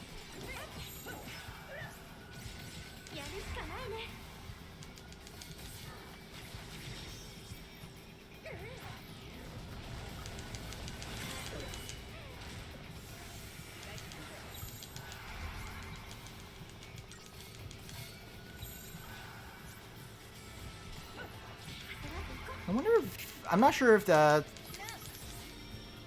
I'm not sure like that was going to happen sooner since... Okay, it looks like it was fine. Because he kind of didn't take a whole lot of actions. I think maybe... Oh yeah, I think Quake was like one thing that took up like 3 ATB or something. There we go. That's how the fight should look, more or less.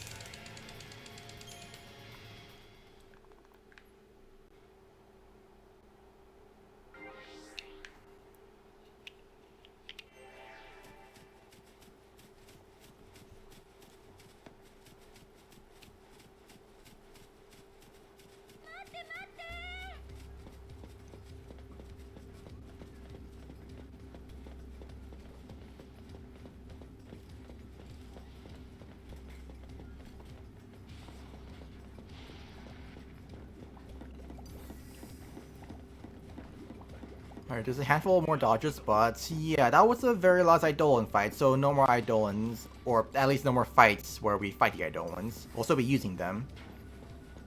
Especially now that we have Hecaton here. Hecaton is actually obscenely powerful compared to some of the other. I'm not sure like how much compared to the others, but at the very least, compared to like Brynhildr and Odin, Odin has an insta-kill at the very least, but Hecaton does a ton of damage with his attacks. So we'll be using that a few times in the run.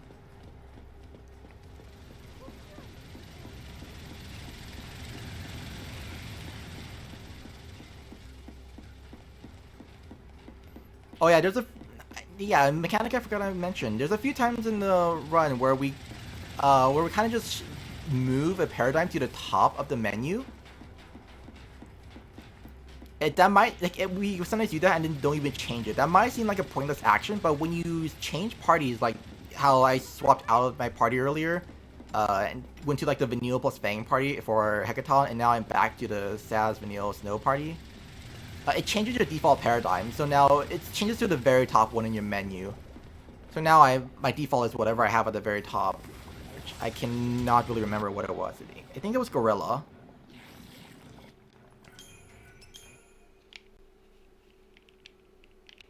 Yeah, whatever was the number 1 paradigm, that's now the default. So we basically routed, basically we kind of just put the one we're going to be using for like the upcoming sections as the very first one, to just take advantage of that when we do the previous menus.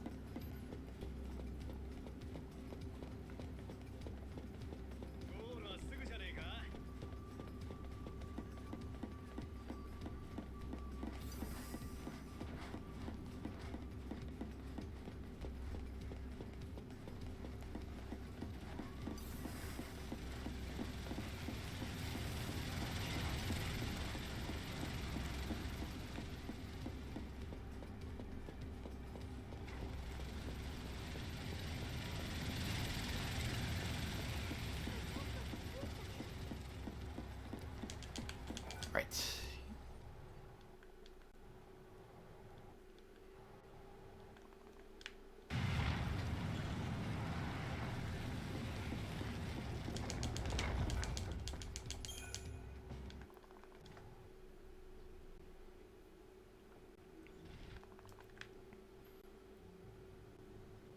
Okay, there's gonna be a handful more dodges, and then we'll be finally in Titan's Tower.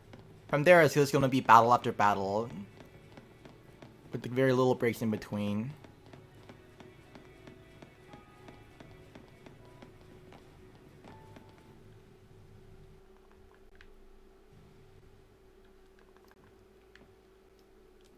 There's where we get a cutscene where Vanille reveals that, hey, she's also met Sarah before, so somehow, like, pretty much everyone in the party has met Sarah at some point, somehow, somewhere.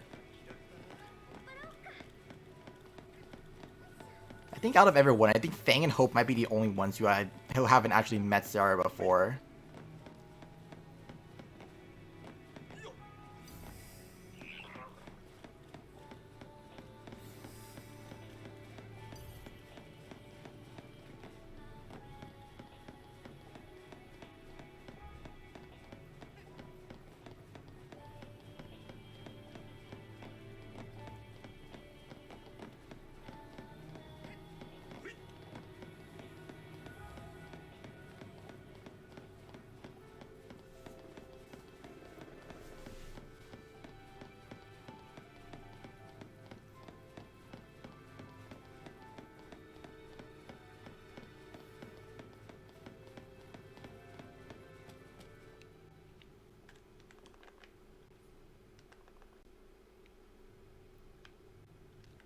Whoops, that is not a cutscene.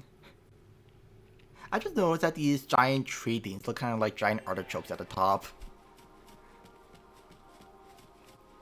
I don't know why I just thought of that. It's just kind of funny how they look like gigantic artichokes at the very top.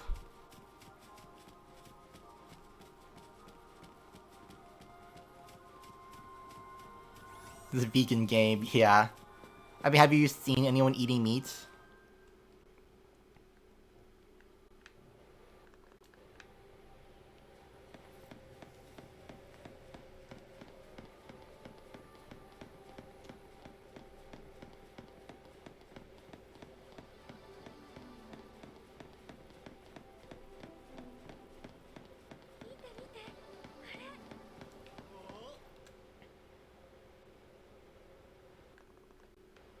How plenty of monsters he tried.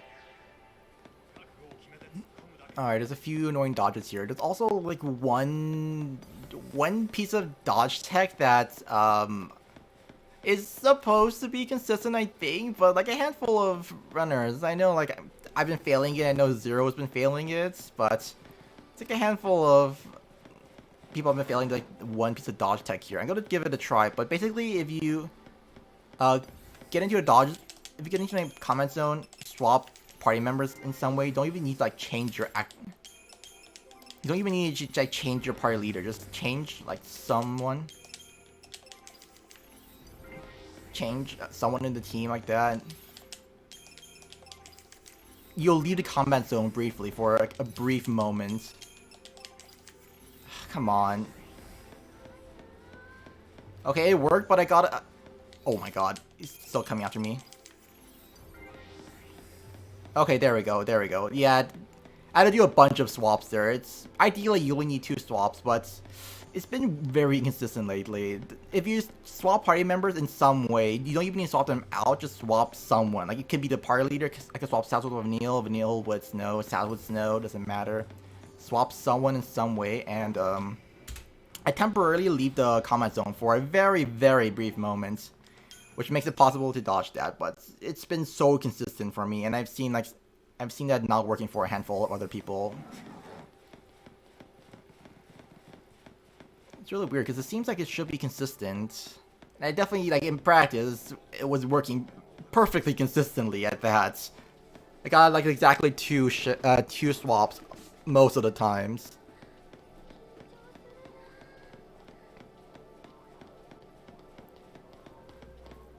Alright, here we are, Titan's Tower.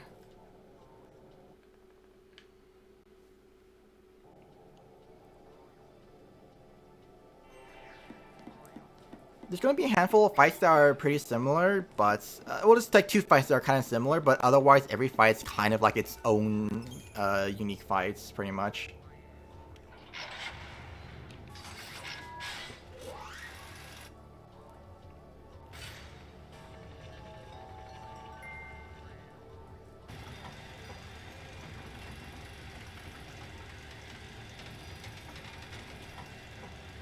Alright, so the way to progress in Titan's Tower is that you need to do these missions here. They're basically like the optional missions where with those seed stones outside, but these are actually required. Just do a bunch of them, and then they kind of unlock the other floors in this place. I actually have no idea the exact mechanics of how this place works. I just know that we just kill this exact order of monsters and it works out.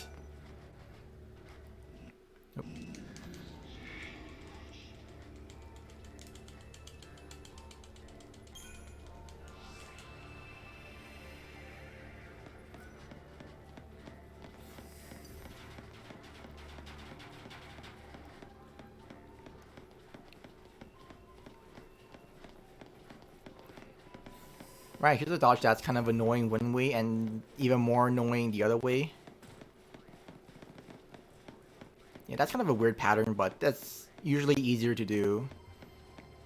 Alright, I had 2 bonus D-steps, so I'm actually going to just use these here. The normal way is to just lure this guy to the corner, but yeah, this is much faster. And also, I don't need to deal with the bullshit RNG.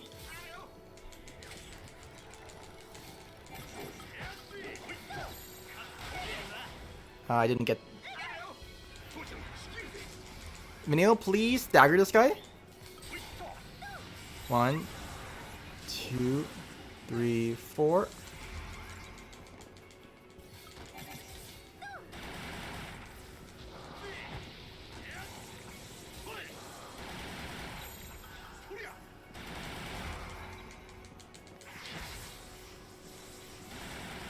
I'm trying to be careful with Snow's launches because if he launches at a bad time, I'll actually miss my blitz. Saz doesn't like re-target the enemy, he'll just keep going.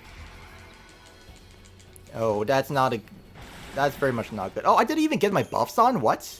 Okay, I have no idea how that happened. I don't even have my buffs. I was wondering why my damage seemed really low.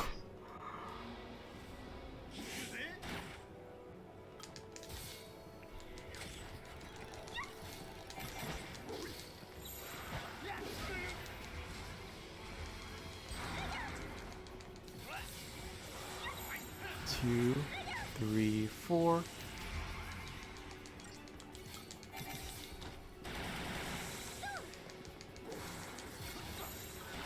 There, so I'm just going to be trying to deal as much damage as I can with Snow and Saz, while trying to be careful not to get any of his blitzes to whiff. And Vanille's just going to be like a cheerleader on the side. She can do some good chaining at the very least. You see now, like, her AI is prioritizing using... Yeah, you see that's where like, a miss can happen.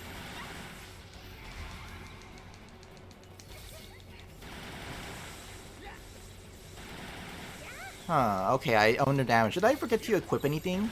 Because I have to... Okay, there we go. Yeah, that's not supposed to be that close. 9 seconds. Just double check something. Brawler's wristband.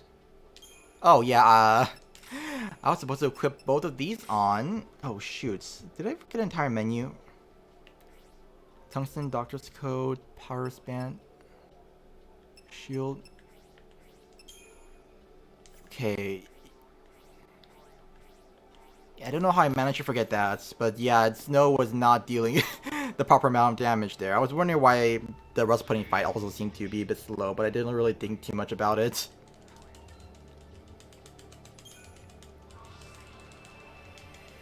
No, no accessory less run here. We want accessory full runs. Okay. Oops. Now I want to do a quick paradigm shift and then, well, paradigm change, and then I'll be using Vanille for the next fight. As I mentioned earlier, Vanille's Hecaton care is very powerful. I guess stats are just seem to be much higher than the other Eidolons, I believe.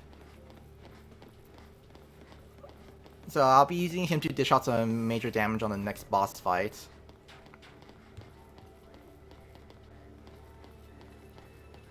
Okay, this preempt is pretty simple and very straightforward. I just run right over here. This won't see me, then I'll just touch this guy here from behind. Very easy.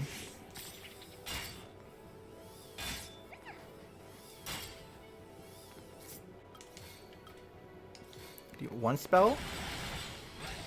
Then that's gonna stagger. I'm going to summon.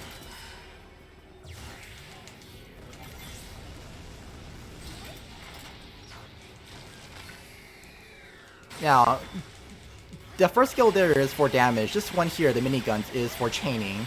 While enemies are in midair, you get a massive chain boost from using this minigun skill. Then that's enough chaining now. I'm just going to use the finisher. I started off with the Fire and Aurora because that gives a massive amount of chain, which also just basically maxes out Ekaton Care's Gestalt bar at the bottom there. So I got a level 3 Gestalt here. The giant balls that I threw at the enemies are very powerful, so I need 2 of those to get the boss's HP within a good range, and then I chain up with the miniguns while the enemy is in midair, and that's gonna get me a quick kill on that.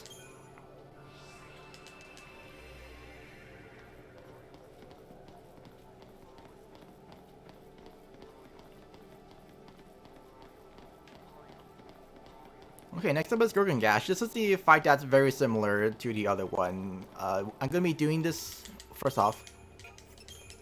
Change the default and back to stats, and I'm gonna be doing this exactly, more or less like the same way as with Jilla Titan. Let's start off hasting stats so that he can buff faster.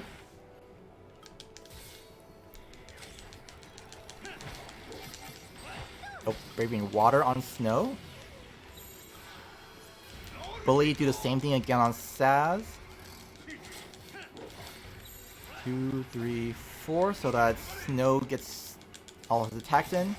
And also, because Vanille just launched here, I'm going to use double blitzes. If she didn't launch, I would actually just... I would do a different set of actions here. I would have done a blitz and attack instead.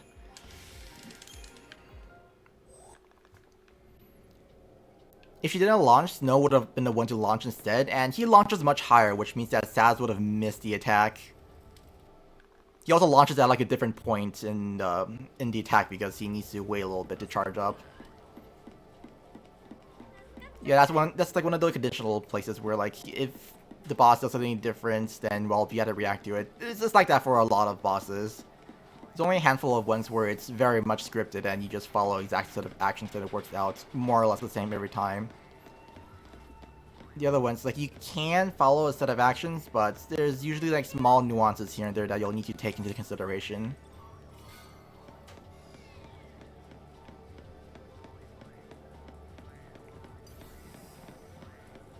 Okay, I managed to get by that. Okay, that was something.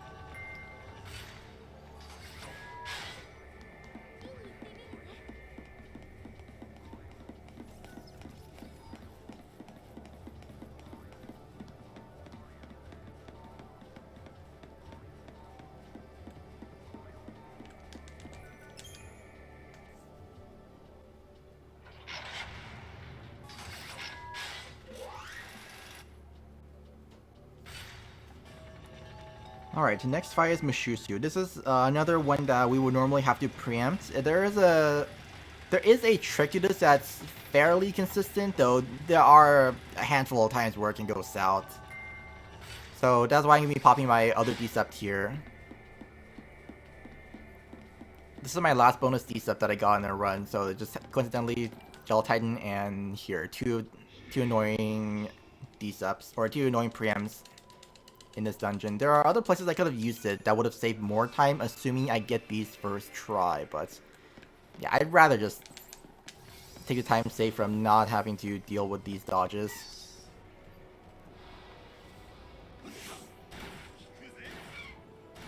Starting off here is going to be a Quake to get some good chain duration on, and then I'm going to be doing, what was it? Oh shoot, it was Bravery and Water on Snow. And then I'm going to be doing Bravery and Haste on Sass. Now, the thing about this fight is that the birds in the background, I'm assuming that they're weak to water, but Mishusu here absorbs water, so Snow is going to be healing him for one attack. But thankfully, the end spells in this game, the enchants, they're actually pretty smart. Like, if an enemy absorbs the spell, then you just kind of, then it kind of just disappears on its own. You're not gonna just keep, you're not gonna stay enchanted to keep healing the enemy, thankfully.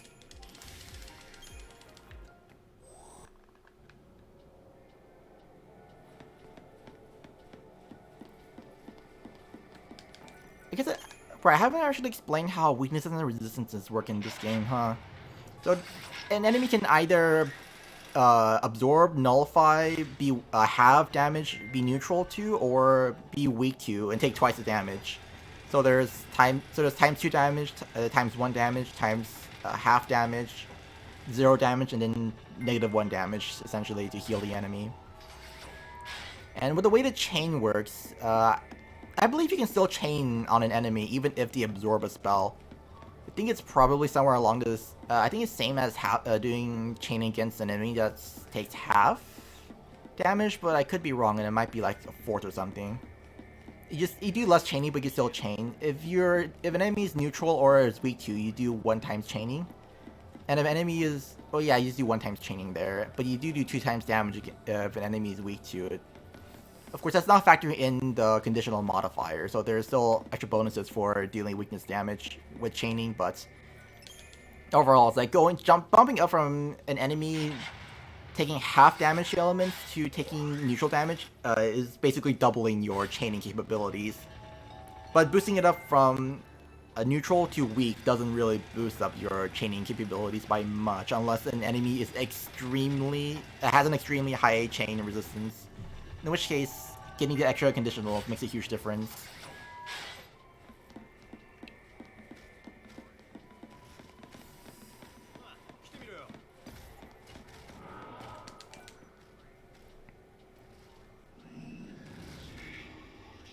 Also, yeah, Vanille has a debuff now called Imperil. I forgot to mention about that, but that's a debuff that just drops all resistances by 1 level, so yeah, we use that to either boost our own chaining or to boost damage. One or the other, depending on the fight. That's also why she also works really well with Sass, because Sass can buff every single element. So it doesn't really matter which one we use. In fact, on some fights it's like a boss is weak to a certain element and we just use that, but on other fights where they're neutral to everything, and we imperil, we can just use anything, so it's kind of just personal preference. You can just choose one that looks cooler if you really want. That's the Unsetting Sun for Snow.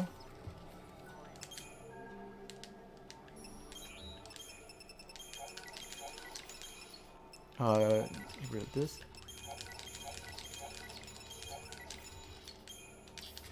Wait, I didn't need to do that. Okay. I need to get these status healing items because there are a few bosses that can inflict some really nasty debuffs. Oh, I should probably get some more Phoenix Downs as well for safety. Just 1 more. Superconductors, I need 40 superconductors. Okay, 41 Wicked Fang, 72, 30 bones. And yeah, just Sorcerer's Mark.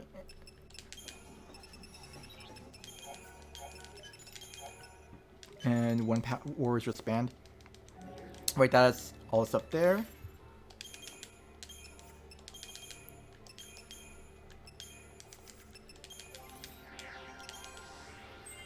Sass is gonna get a bunch of nodes here in Ravager. In the end, we're gonna be getting him Cold Blood, which is his limit break ability, his full ATP skill. That's one that has a huge boost to chaining, which is gonna be helpful for the last set of bosses in the final chapter. But we won't get that until the final chapter, like the first boss into that. Yeah, the CP for that one is extremely tight, so I can't really make any mistakes along the way. Now, 2 more here. Oops. Right. No, gets roll level. Then she's gonna get some HP nodes here. Snow is gonna be getting some HP nodes as well. Oh yeah, he's gonna go quite a bit upwards as well.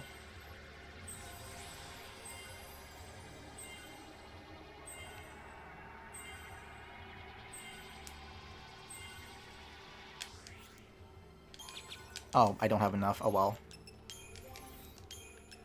Oh shoot. Okay, I was supposed to equip him with the Warrior's Wristband earlier. Well, okay. She'll have to become Soul Font. Vanilla Doctor Skill becomes Sorcerers. And yeah, that's it.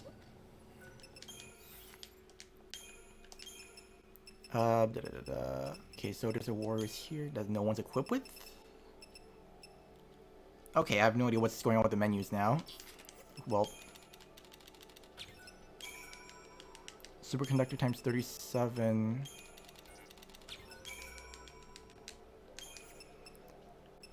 Alright, yeah, I need to do that, and then 3 particle accelerators. Then 1 superconductor.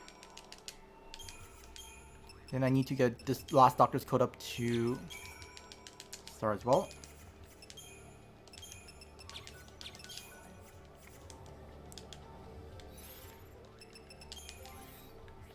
Hold on, wait. Okay, at least I got it correctly.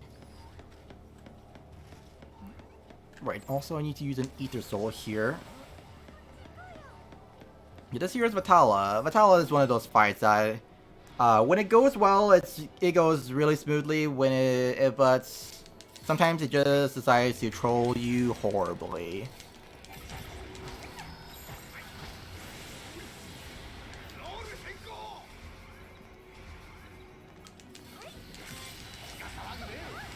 Gonna use a Renew here first.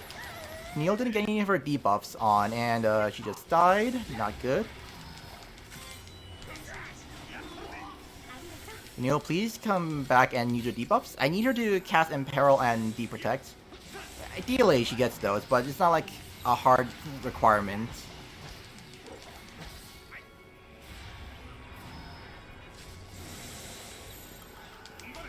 Yeah, there we go. Yeah, like I said, Vitala can troll really badly at times. But this is not too bad. I had to throw my second Renew, which means I'll need to use another Ether Soul right now, and I won't have one for Tiamat later, which isn't really too big of an issue. That fight doesn't really troll too badly, definitely less than Vitala, but it's still another fight where ideally I would have liked to keep that.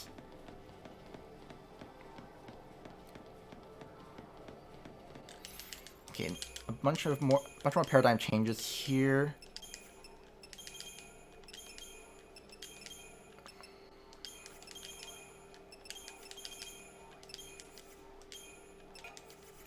I also forgot to use swap stats with Vanille. Alright, so I brought in a bunch of Ravagers and like 3 Sentinel rolls for Snow. The boss fights at the end of this section here is really, really bad. Well, I mean, without Sentinels, it's really, really bad. Like, the fight's already been routed to be really good, but the boss has a lot of really nasty moves and AoE ones as well. So just having Snow being Sentinel there makes that actually consistent. Unfortunately, like having him being a Ravager or something and doing damage just doesn't help out nearly as much.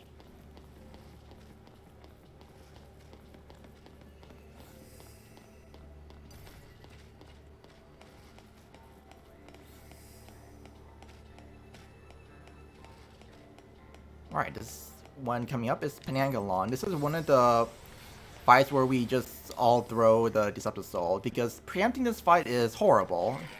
No one in their right mind does this manually.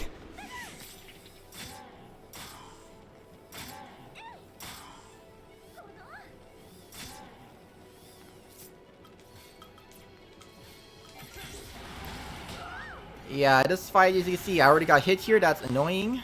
I don't want to get interrupted because I want to chain as much as I can. Chain here, and then I'm going to do an ATB refresh here, chain again. I'm going to throw one more spell just in case.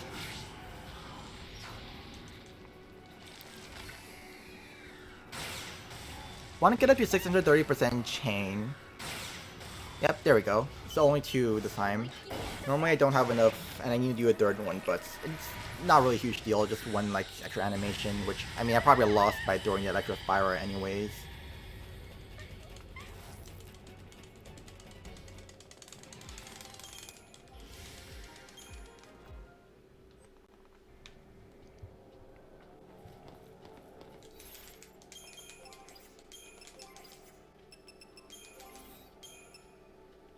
Sulfon with Warrior Star, Tungsten with Diamond, and then Fang remove all. Right, so I gave Stats the other Warrior's wristband so he'd be doing more damage as opposed to using that. This is a cool dodge because, as soon as I say it, this is a pretty cool dodge because normally you just kind of like stand right in front of it, and then he'll just kind of fly over you, but I had a weird camera angle, so I couldn't do it properly.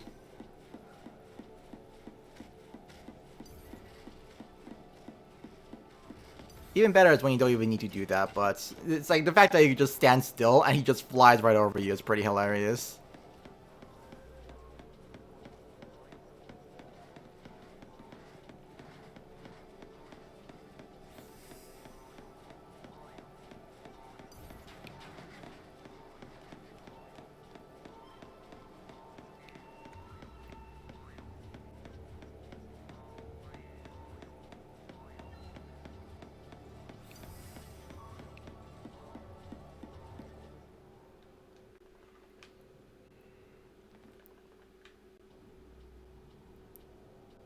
Alright, so all of that was to activate this statue here, which we couldn't do earlier. If you try to come here before doing all those missions, it'll just block this area off with ice.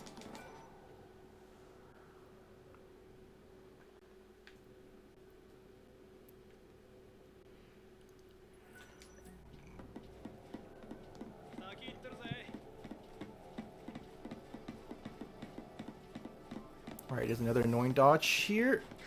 Okay. Got it. Alright, I still need to pop another Ether Soul, so pop that right here.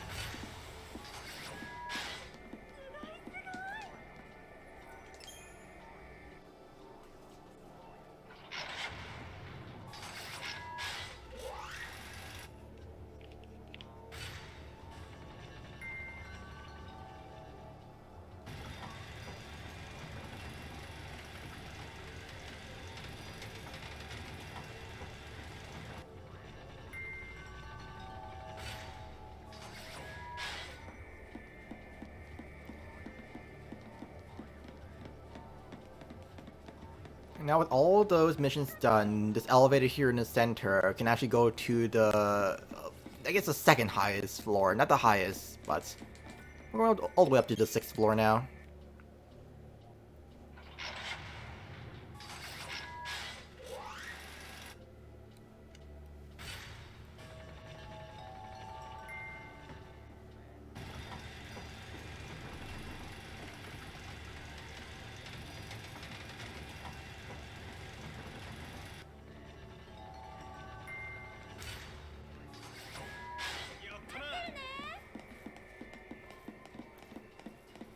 Alright. This guy here, I just need to wait for him to turn around. There we go.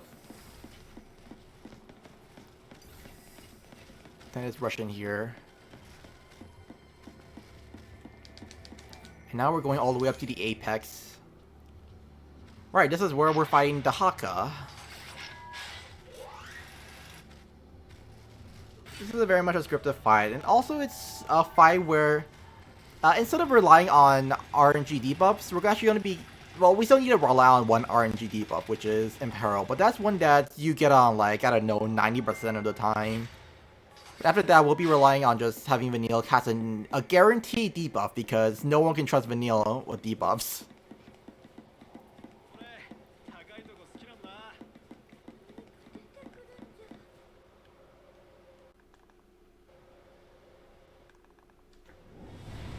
Starting off, I need to get some Libra info off this guy, so I'm going to use that first.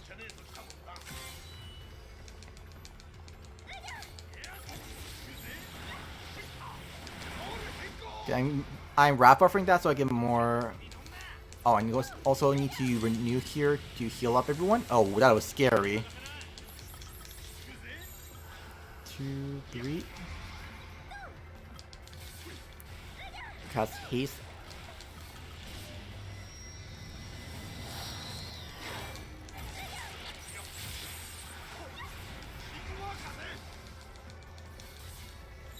One, 2, 3, 4.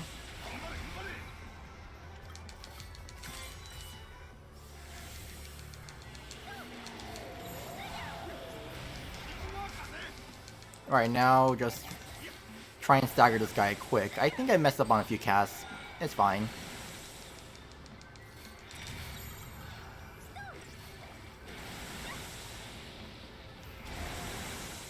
You know, get that guaranteed debuff off.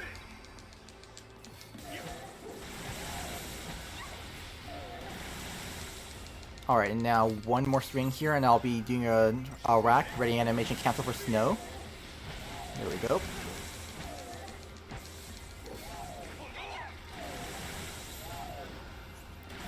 I'm going to actually cancel off snow strings here a little bit. 1, 2. That just lines up the shifts a little better so that I can get another rack off him. Otherwise, the timing doesn't work out. There we go. Easy fight. This guy is very aggressive, as you notice, with me getting so low on HP multiple times. So yeah, having Snow as a Sentinel is very important for this one.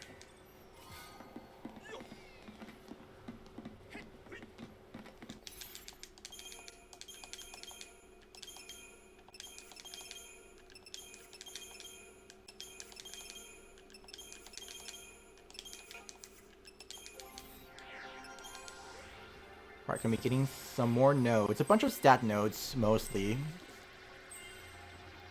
Gonna come along this way anyways, later on, so better just get the stat nodes now to help with the next fight, especially because Bart 2, the next fight, is probably the most RNG fight in this entire run. Snow as well, Ravager.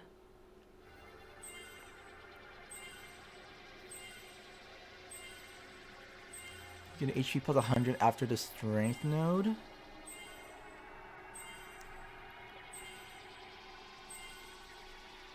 No, I don't have enough. Then Vanille needs some medic stuff for more HP as well.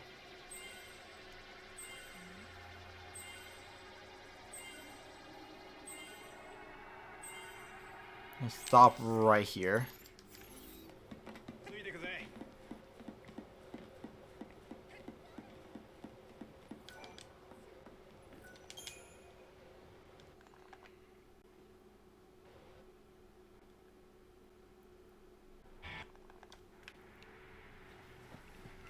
And now we're going to be headed off to the village of Ereba, which I believe is where Vanille and Fang are from, considering that's part of their name as well.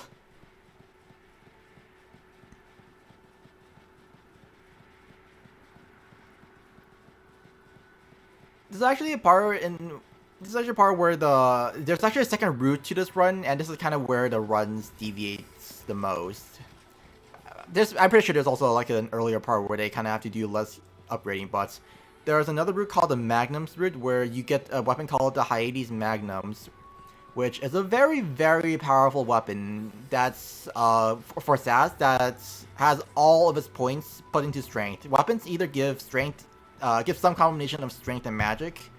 Hyades Magnums gives an insane amount of strength and 0 magic. Plus, it also has a negative side effect, which is that it gives you a trait called Paper Tiger, which reduces your HP by quite a bit.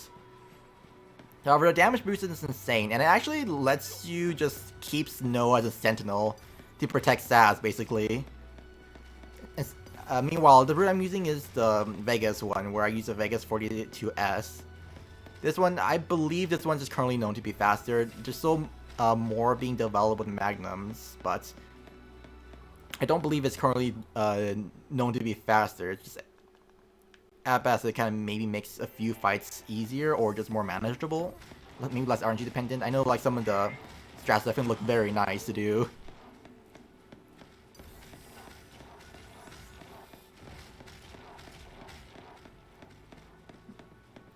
I believe you would just go into the house like right over here, maybe.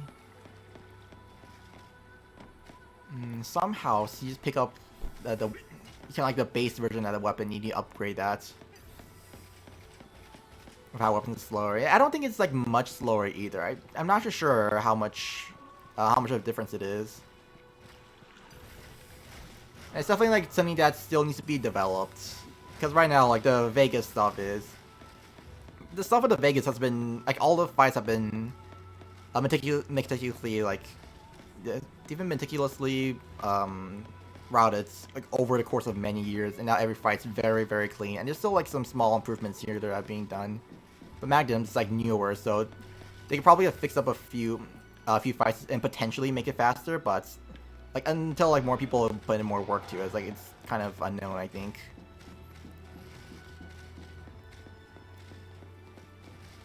So it's a weird instance because normally the weapons, they just cost an insane amount of money and you don't really have much benefit from them. But with the Hyades Magnums, it's actually, like, it's really cheap compared to some other weapons, some other like the overpowered weapons. Or I guess not really overpowered, but the higher tier weapons, which are less powerful. It kind of makes sense because it also comes with the downside that you have Paper Tiger on you.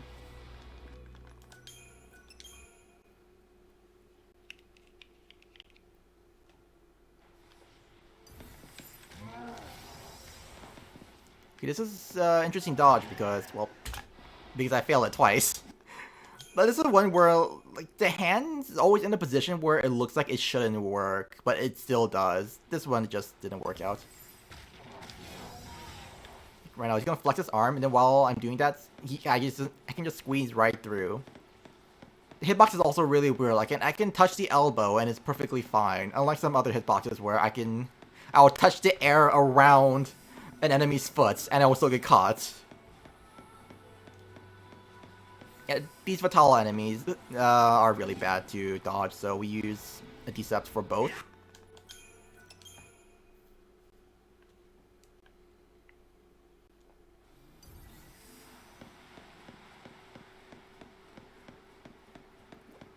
Right, these bird guys here, I just need to wait for them to go into like a more favorable position. I think I need to wait a little longer. And I think I missed that cycle. No, I think it might be fine. Worst case scenario, I can just pop a Decept quickly. Like that. I don't trust that.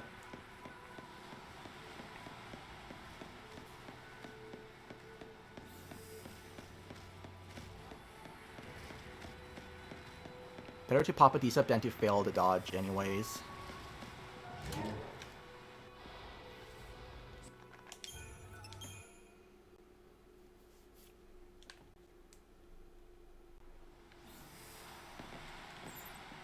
Aegis Soul and Aegis Soul.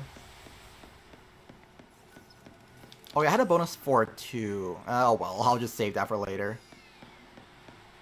I'll save that for like saving money on the final boss rush just in case. Not that I really need to, but I didn't reset my paradigms correctly, so I kind of be losing time using that. Right, this is the most RNG fight, and it's so much can just go wrong in this fight. I need to first off give a kneel to caster debuffs. The first beginning part is not too bad. She usually gets them pretty early on. Or at the very least at like a good enough time that it doesn't waste any time. It's a renew there.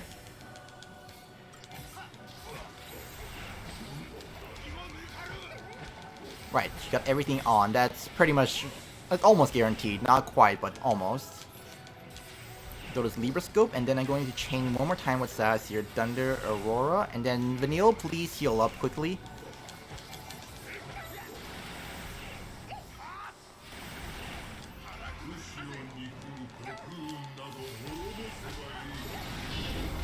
Oh, and Snow's been fogged. That's interesting. That doesn't really do anything bad, but interesting how that happened. Yeah, Bart has some really bad debuffs. Pain and Fog being one of them. Or two of them. Pain and Fog basically are just the ones that make you so that you can't even cast anything. Pain makes it so you can't do melee attacks. And Fog is no magic attacks. And then this is Apoptosis. This is why we summon. So Apoptosis is a skill that erases all buffs and debuffs. Or all of the party's buffs and all of the boss's debuffs, which we really like our buffs, so yeah, we'll be just avoiding it by using Brynhilde here. It also fully heals the party, which is very nice. 1, 2, 3, 4, 5 debuffs from Vanille. Oh, also I got pained, which is not good. I need to fix that up.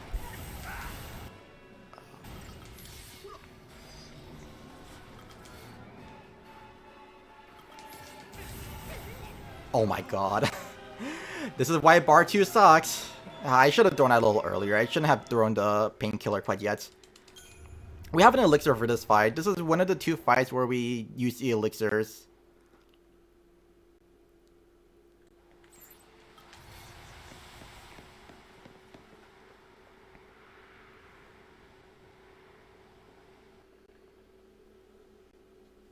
Alright, let's try this again.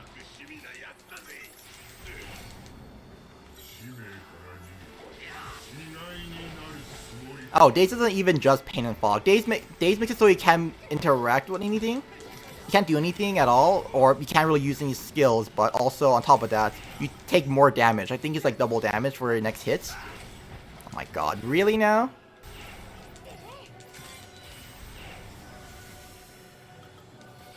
Mallet. That is not good. I do not want to... Oh my god, I don't even have... I don't even have all the buffs on yet.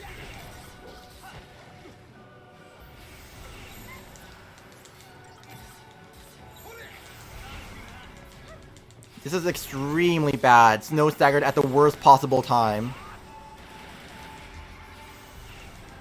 Vanille, please. I don't have another renew I can use right now. I'm going to need to go for another stagger as well. This is so bad. Oh my god, stop attacking Snow! I need him alive! Oh my god. This is why Bart sucks! He just screws you over at any moment.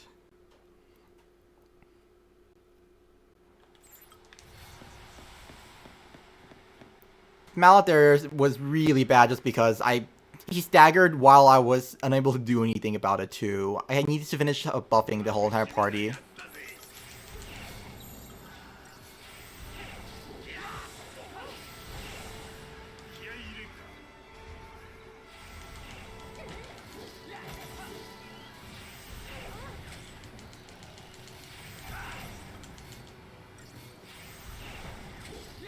Playing a little too risky here by staying in low HP. Okay, that was not something I should have done.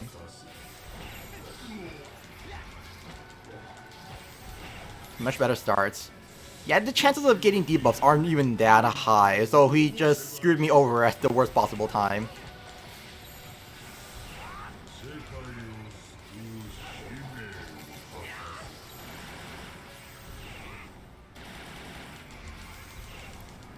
I need to just do as much damage as I can to push him into the next phase where he changes his head.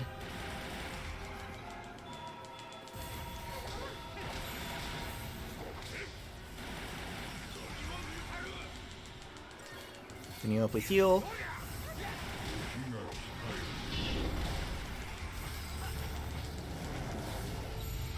Oh, that is a wrong wrong paradigm. Whoops. Yeah, again, I'm trying to avoid getting debuffed here. These debuffs are nasty.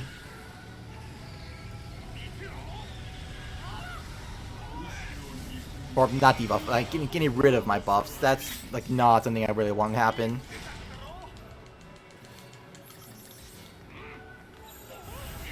One, two, three, four, five. Oh, I got pained again.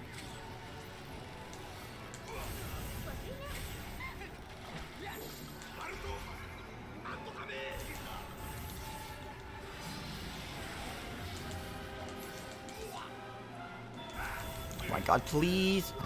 Are you kidding me? He just stun locked me. I couldn't throw the elixir. Wow. Wow. Yeah, I don't think any of this can be considered my fault. That is just bullshit. Damn.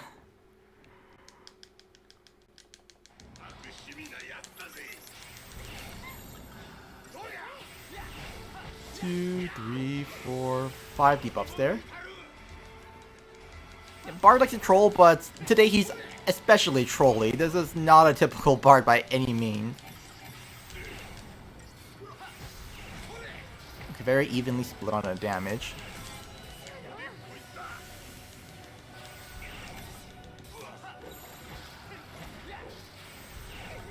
Huh, okay, that's... I haven't seen Vanille be this bad at debuffs in a while.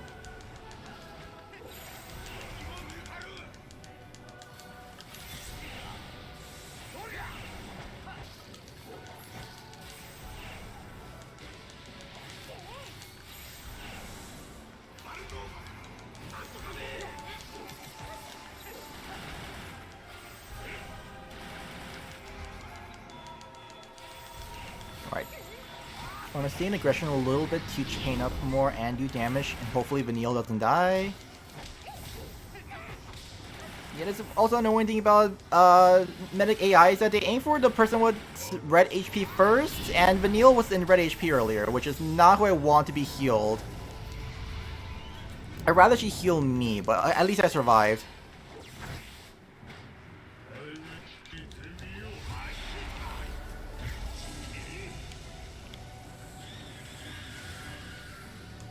Medic AI priority is really weird. It sort of makes sense, but also, like, they don't really prioritize you as the main character, even though that should be their main priority. They just aim for, like, if someone's in red and only that one person is in red, they'll do single target spells to heal them up. If multiple people in red, AI will just try to get all of them up. The same thing with yellow, like, then next it checks yellows. Multiple yellows, I'll try to get up everyone single yellow. We'll try to get that one person yellow up. Whoops.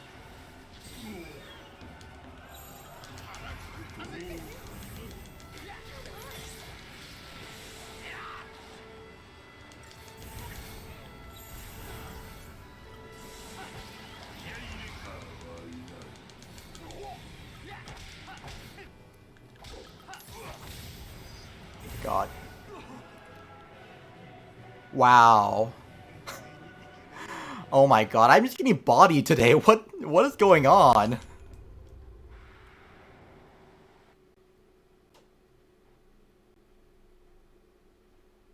I don't think I'm playing this wrong at all. I'm just getting hit by all of the worst debuffs at all the worst times.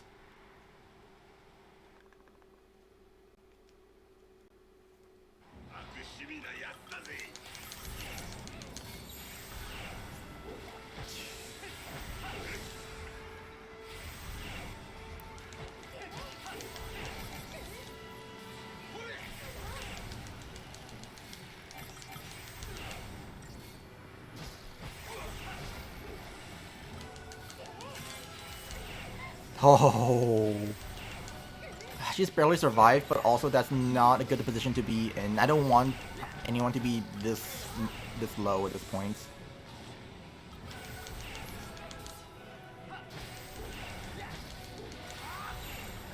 Morning, Silver.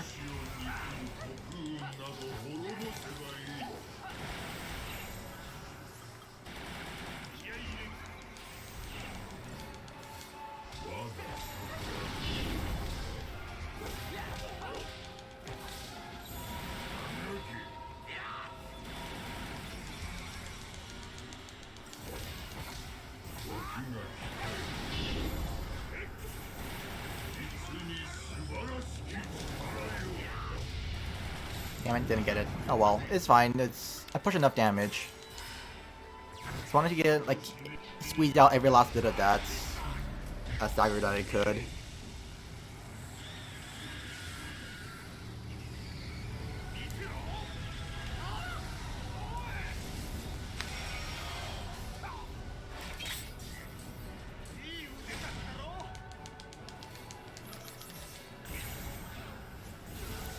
And okay, Vanille got another.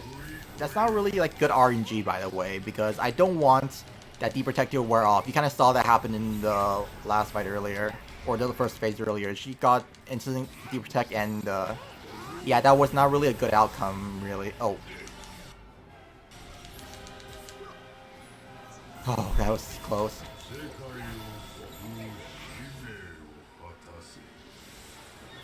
Vanille, do you not realize your job is to get debuffs on?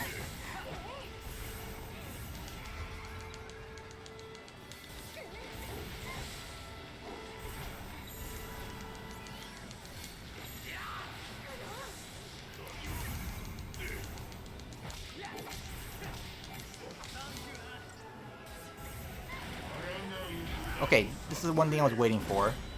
I need you to throw this at the right time so that I can heal through this, because this attack does more damage than I have HP for.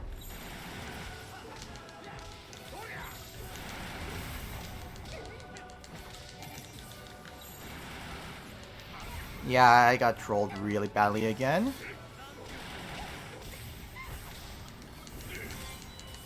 I just throw this now. Ideally I would save that for later.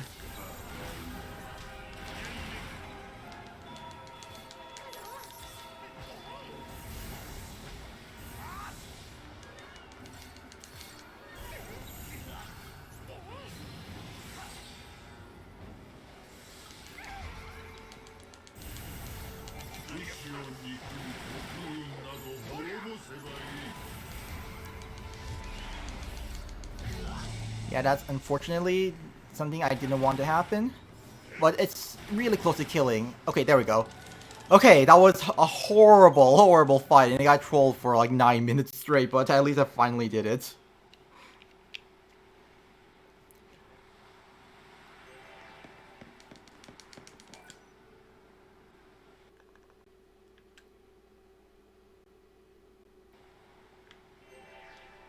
Yeah, FF13 can definitely troll, but that was next level of trolling. I have never seen Bart do that many debuffs at so many of the worst times.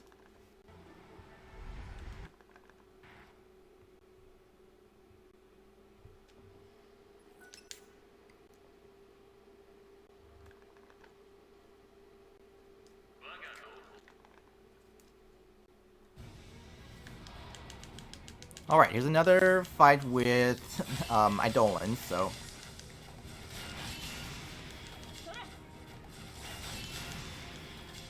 You're just pretty much a scripted set of actions.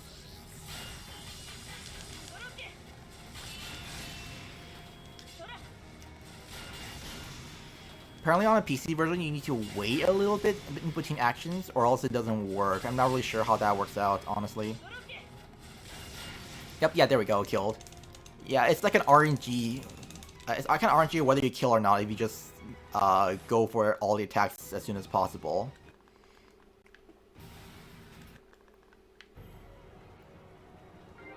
This game definitely has some weird instances where the FPS kind of affects the game by affecting chaining. Like, it's something that's, if you're playing casually, you definitely wouldn't notice because, well, I don't think you'd be paying attention to when exactly you would stagger on, like, which string number and all that. But yeah, like, there are differences between, like, PS2 and PS3 and PC, just based on like very small differences, which is kind of strange. I believe the current explanation is just potentially floating point numbers being handled differently, and also FPS drops. Right, this dodge here, I need to wait a tiny bit, and then I just run straight forwards, and this guy just won't see me. Or at the very least, if he does, he sees me way too late anyways.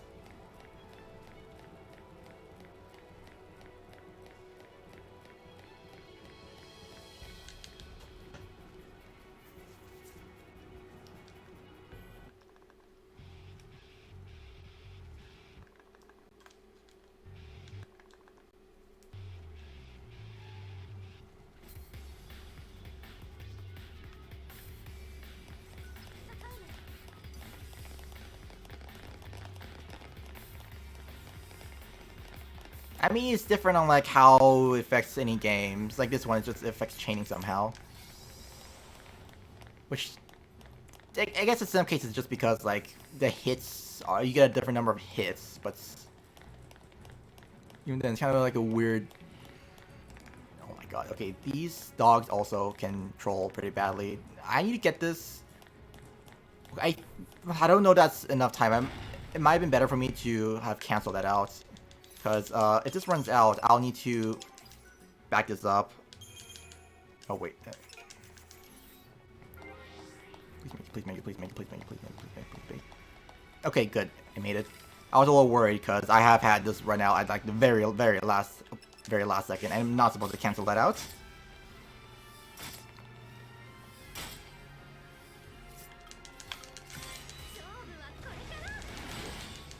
Right, so start off with that, and then I'm going to do Fire Aurora for some big chaining. Then go into Summon. And again, more Fire Auroras for some big chaining. One hit with this. And then I'll just use a finisher.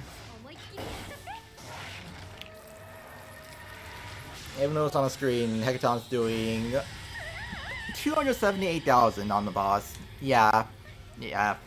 Very, very powerful.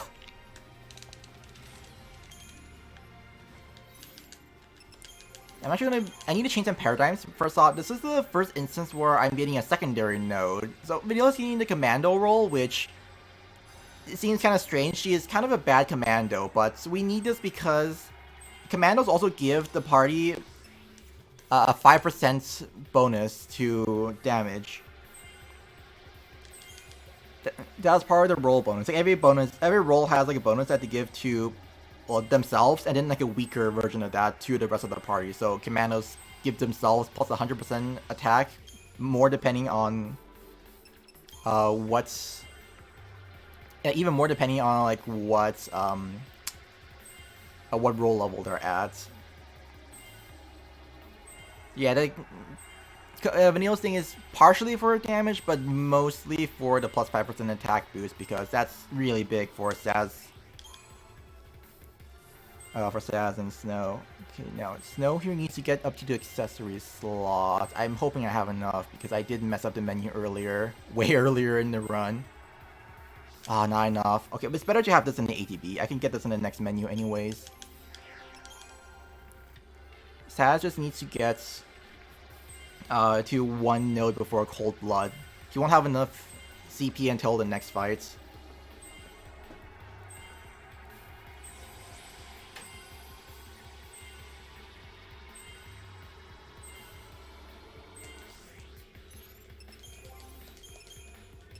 Sword Angle and then Shield Talisman. Meanwhile, Snow gets, well, he doesn't have the words wristband now.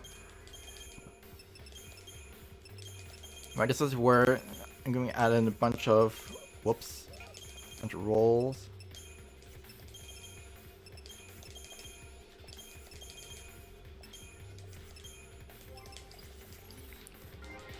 Right, and back to Saz lead.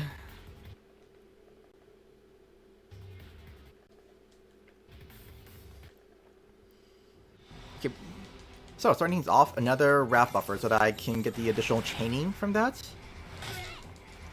And now I'm just going to be doing fire, fire, fire, fire. No alternating spells here. Going to coordination so that I can get Saz and Vanille haste. Now gonna chain a little longer.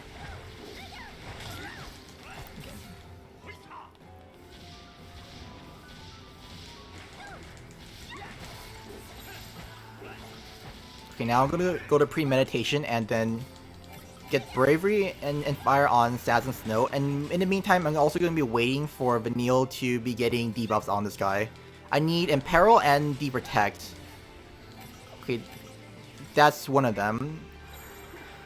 Just in case I'll be doing this. Yeah, I just need to wait for Deprotect and then Deprotect, please, Vanille. Okay, there you go. I'm gonna wait for this Hurl because, yeah, this can kill if I'm not in Sentinel.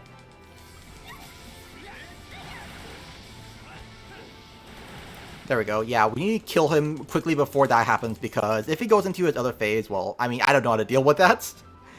And I've never really seen any other runners deal with it, ever. You just kind of just reset if that happens. This is where we're going to be using the last Deceptive Soul for the run. And this is one where I'm actually just going to let this run out instead.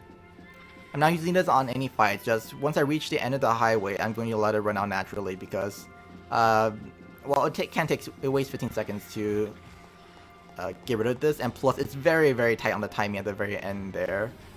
It's not really a guarantee you can get rid of it in time.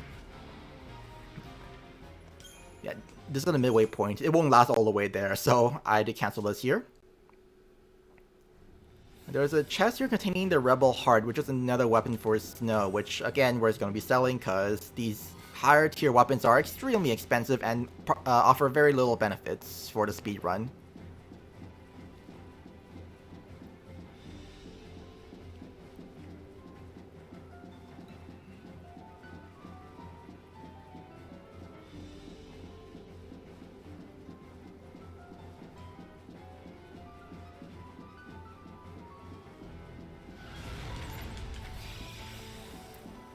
Alright, this is the last time you'll be able to see the Decept.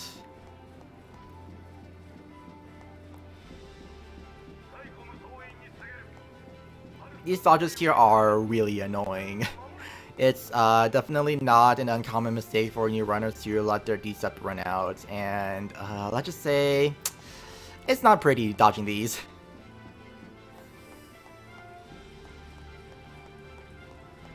Alright, bye bye Decept. You'll be missed. Especially because after this there are still some annoying dodges. It's just I mean, it's overall like if you can do them well, it's faster to just do them normally. Okay, and then you just need to make sure Ravager needed right. Just one bit, and then Commando. This is where I make up. I need to get. I was supposed to get this node much later. But yeah, now I have everything set. Oh, also. Level. Wait, what? I'm missing a Warrior's wristband. Okay, that is weird. Oh, I was supposed to upgrade this Brawler's wristband, wasn't I? Whoops. Right, yeah, this should be a Warrior's wristband now. Oh, I think the damage should still be fine, hopefully.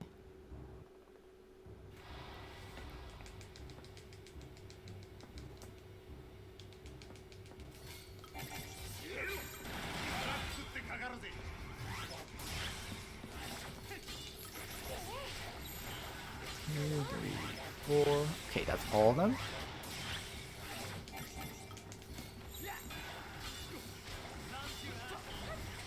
Okay.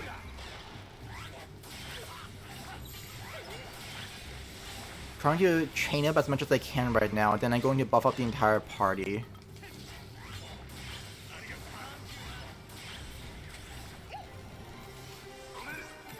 Let's get everyone's damage up. Fine. Okay, here we go.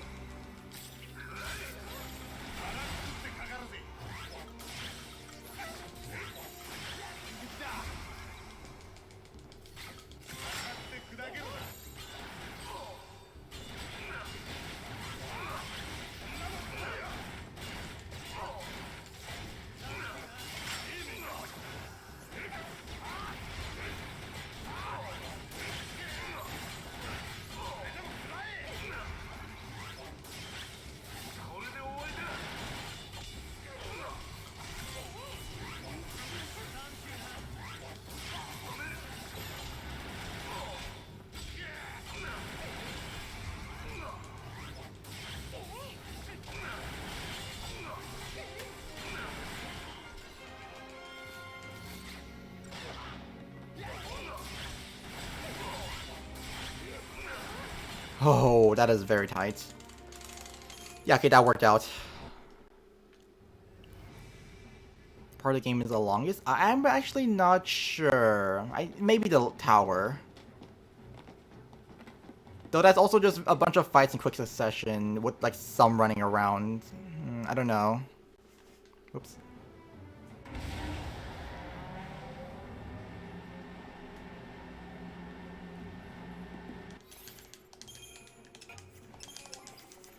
Alright, so this is gonna be like the one and only time we use Snow Lead.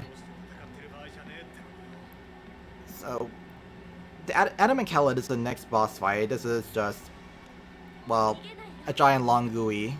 And we're gonna be fighting this with Shiva.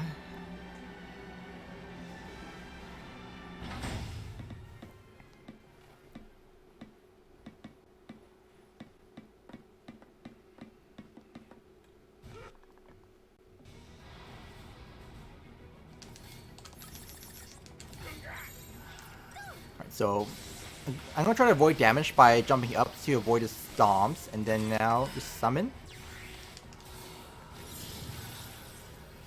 So yeah, this Froststrike Blizzard combo is just to avoid the stomps, try to take as little damage as I can. And now the damage doesn't matter too much, so I'm just going to alternate again for maximum chaining. Plus, Snow has the fastest casting speed, so it's very helpful here.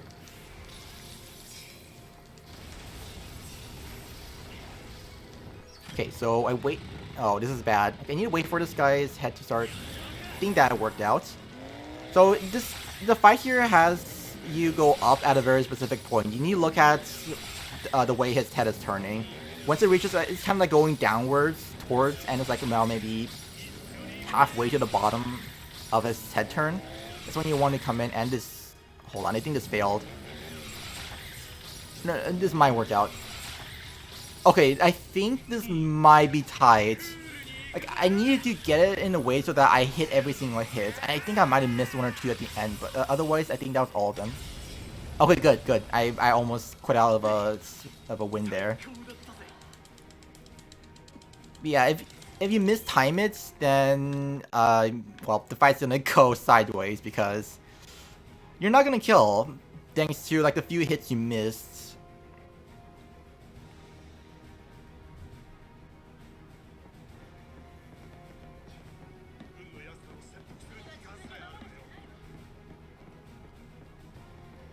There's another chest I'm going to be picking up for some more money.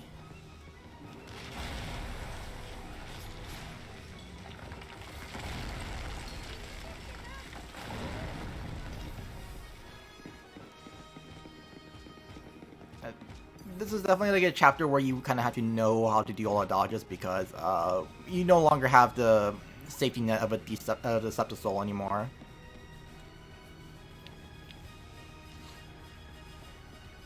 Also, Snow has a very fat hitbox, like I mentioned earlier on in the run, so yeah, that's gonna get in the way a little bit. If you do like Khaled, like some runners might be crazy enough to do, you'll be using Lightning, who has a very small hitbox, so that's like one benefit of that version. Though, of course, it's kind of RNG dependent on whether you save time or not, from what I've heard.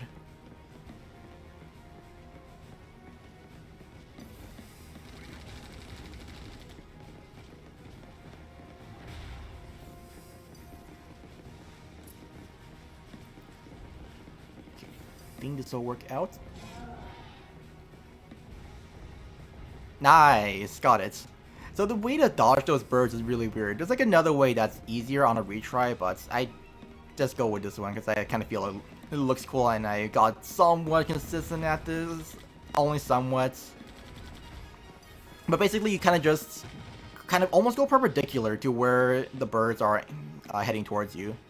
Okay, you almost like go, actually you might almost go like right straight towards them or something. It's really weird dodging them. Like you kind of go in a direction that you feel like you shouldn't be going in.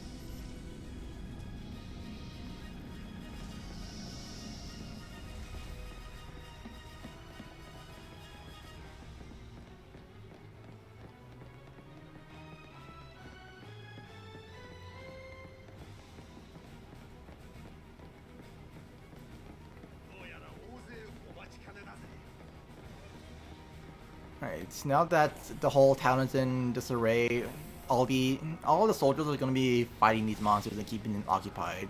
There's like a few dodges that are still bad though because, well, the soldiers aren't really helping us there.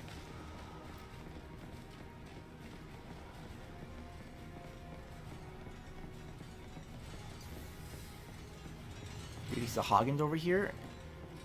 These can be pretty bad depending on what direction they're facing. And then there's also these guys here. Alright. Now this is a cool dodge, so I'm not gonna be... I can't really squeeze by this in any ways. No, Hitbox is fat, but I mean, like, even Lightning can't get by this, or maybe, like, even Hope can't. Like, no one can really get by this, so... The way I'm gonna be dealing with this is, well, first off, I gotta wait for these guys to catch up. Wow, that's, I'm not sure why they were so far away, but... Okay, they're finally here, so... Just has to move in a little bit, and then I'm going to just run here, and hopefully they're going to go in. Okay, good. Someone got in. Saz, thank you.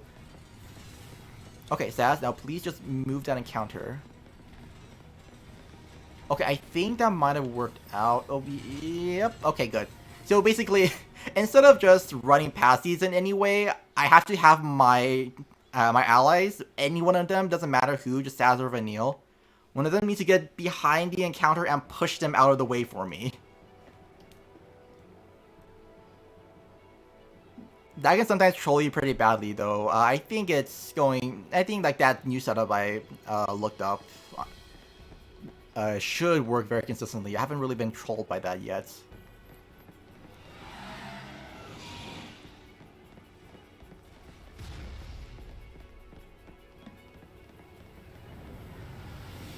There's actually another encounter in the game that you can dodge in the same way, and that's the rust pudding fights back in chapter 11.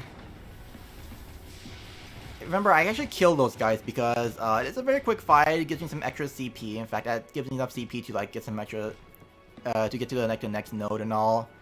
But the main reason also is that encounter, you can dodge it in the same way like this, where you just like have your party members push the enemies out of the way, but that one, you would have to spend like a couple of minutes running around in circles. Like, you cannot actually control that one. Like, I've heard that apparently someone else tried it, and they spend like 5 minutes running in circles or something, and they didn't really move the enemy at all. So yeah, that is one that you can move out of the way. It's just horrible to do, and it's faster just to kill it normally. Oh wow, I didn't really notice that behemoth. I'm glad it didn't catch me.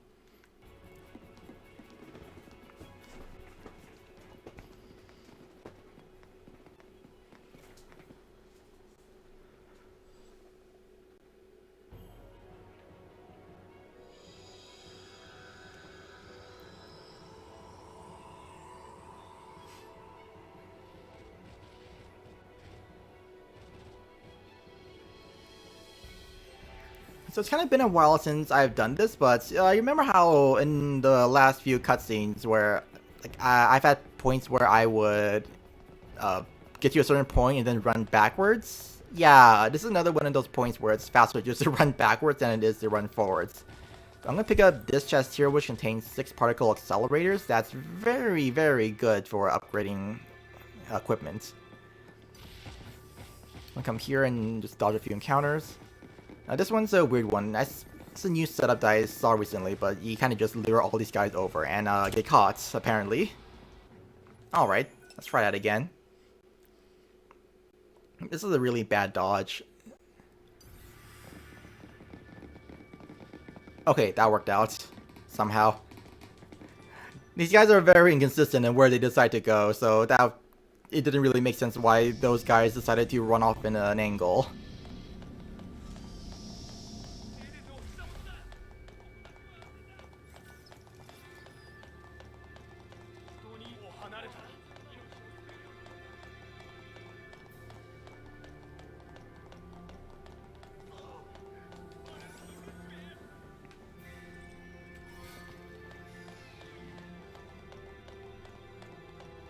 Right, so that is one of the last few chests I need. There's one more chest here that contains a power glove, which I'll be leveling up.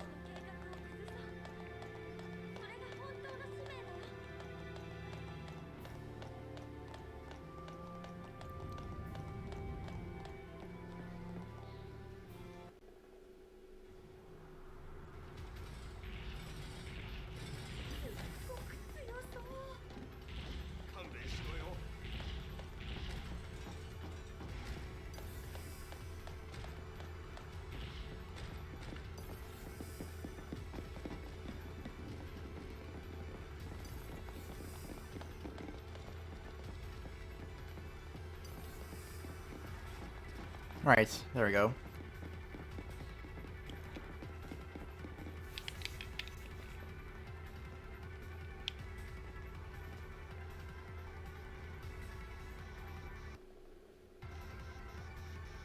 Alright, so there's a chest off to the side here that contains a power glove. That's stronger than the warrior's wristband. I'll be maxing this one out.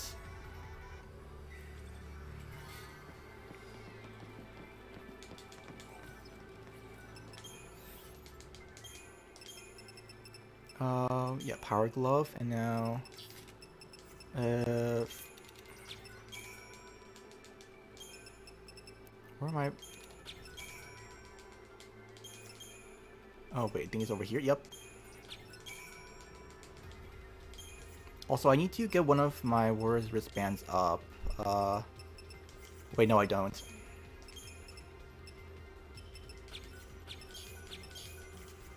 Oops. Oh, it's a brawler's wristband, right? So I get this up with the scarlet I just got from dismantling that, and then I need to get my brawler's wristband. Here, Uranite. I was supposed to do this a really long time ago, but never. Better late than never, I guess.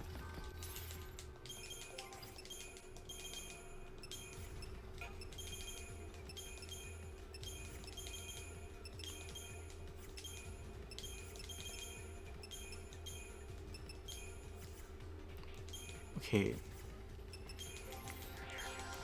I now need to get some stat nodes for status here.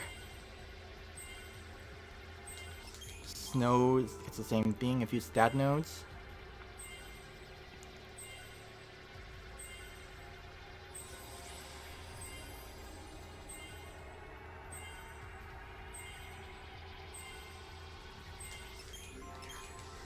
We get Karaja, and then the next roll node for Vanille's med.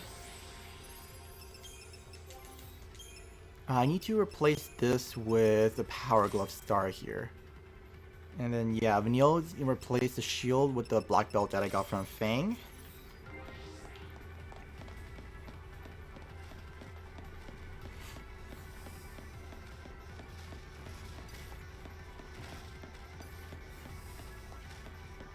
Oh my god, really?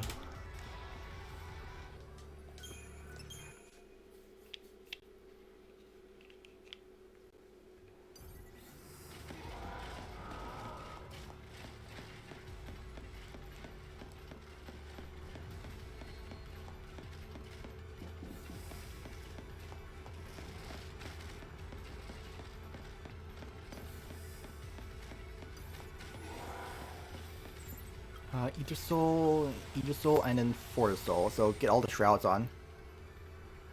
The default weapons all get upgraded, so we stay with the default weapons.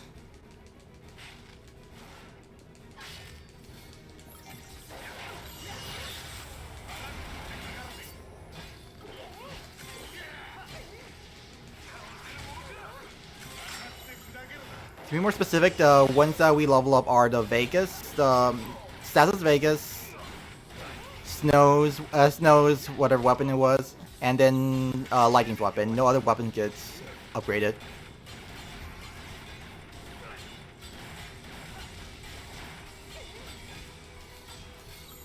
Right, this fight here I'm chaining up with Cold Blood here. You can see Cold Blood is doing a lot of chaining.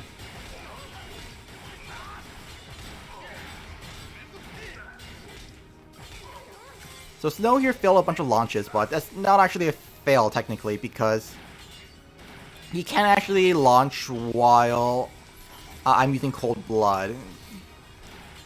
Or at the very least, like, while the attacks are going on. Right. Just push him hard enough to the next phase. I'm going to do one strike there. Time that, do one more spell because there's a gap here, and then I'm going to do another Cold Blood to chain up very quickly.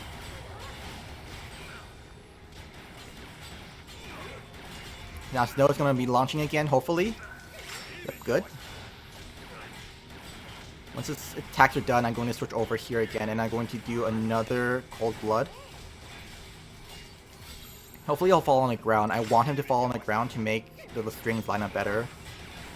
1, 2, 3, 4, 5.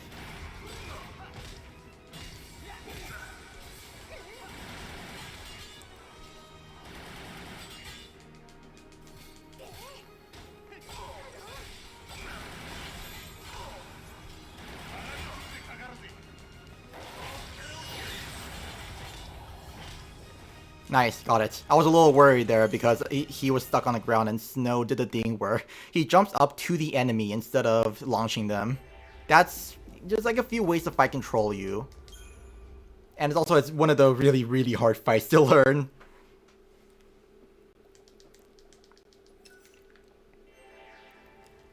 Alright, we're now in the final chapter, so just one big boss rush essentially, and then we're at the final boss, which is another boss rush of 3 bosses in a row that you can't go menu in.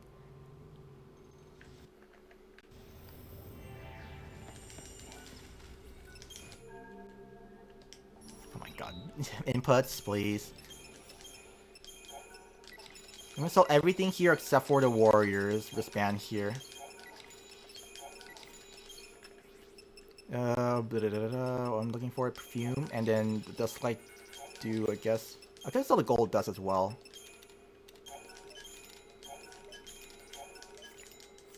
I would have had enough for another decent device sold the gold dust, but oh well. Don't want to waste the extra menu going, the extra time going into the menu again.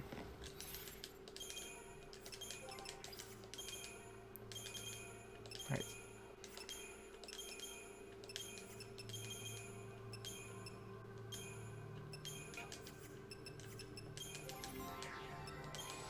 I'm just gonna get some more stats here. I'm gonna get up to an HP node out of the ring here.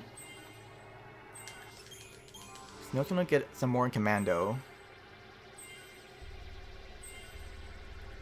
So at this point, I'm mainly just getting stats for the team. There's not really a whole lot of skills I need. Just stats to make sure that I can actually beat the final bosses within like 1 or 2 staggers and not spend like a 3rd stagger or anything trying to kill them. Stats here will be getting a few things along the way. There's an adrenaline node here. Adrenaline is the passive that makes it so that you do more damage while you're at like 90% HP or above, I think. Then an accessory slot so that you can equip that other warrior's wristband for more damage.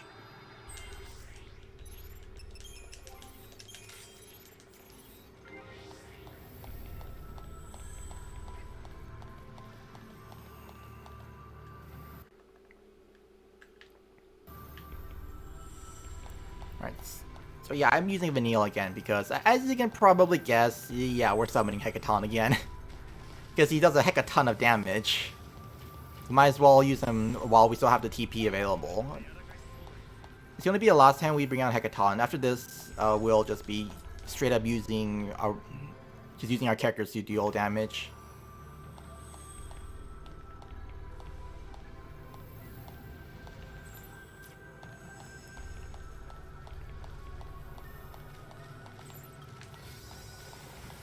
Can be set past these guys. So yeah, defeating Proudclad 2 unlocked Eden's Pharmaceuticals, so I managed to buy a bunch of shrouds. This just, well, this makes the final section here a lot nicer. Otherwise, I think dealing with these bosses without any buffs would probably be a massive pain.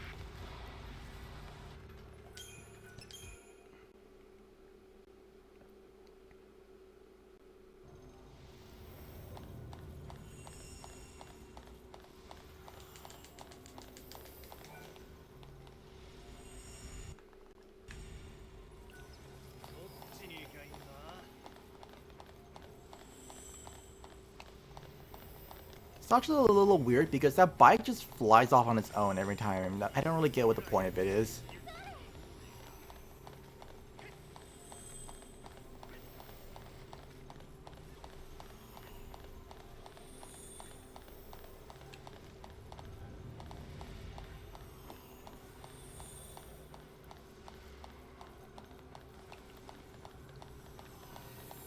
Right, okay. Here. I'm gonna pop another D-Step, and this one I'm gonna just let run out naturally. If I had enough for a third Decept, I could have let the last one run out naturally as well.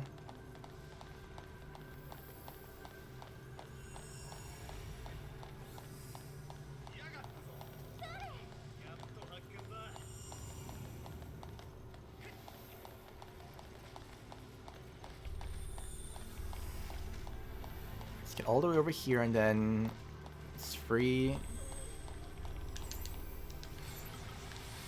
Now I'm gonna use an Aegis Soul and a Fortis Soul here, and as well as like every other fight.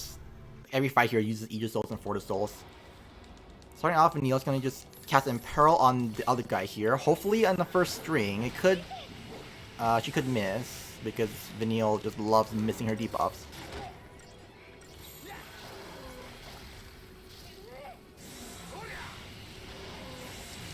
There we go.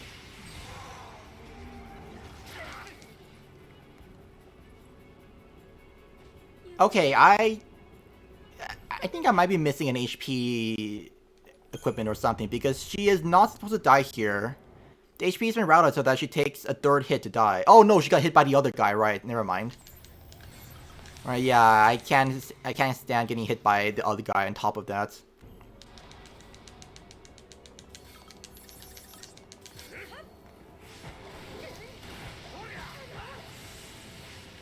Yeah, ideally we just get this one first try. Don't want to deal with having this guy attacking us. Okay, lucky this time it was targeting Snow.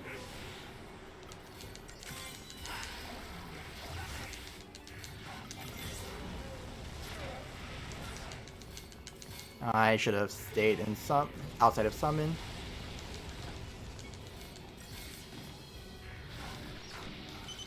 Yeah, and this is going to... The very next action that the big guy is going to do is Breath of the Beast, which is basically an instant kill on Vanille. I don't want it to hit, so I'm just going to use this now. You can do it at any point between the second and third action. The third action is always going to be Breath of the Beast, and it's going to be the third action again. This just cancels it, and he's going to freeze his ATP for a little bit until like he's supposed to do it, and I guess not.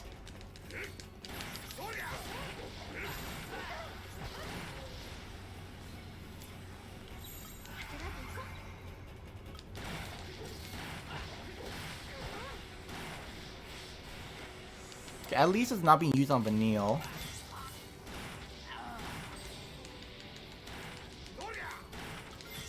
Roar just to... excuse me?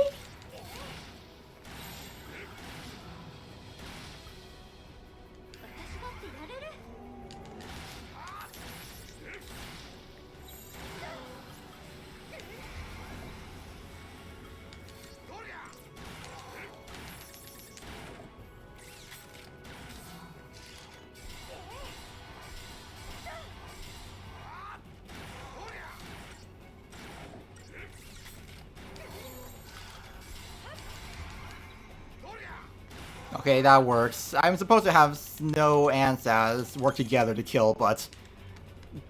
I mean, Snow died, so what am I supposed to do? Just revive him? Definitely not.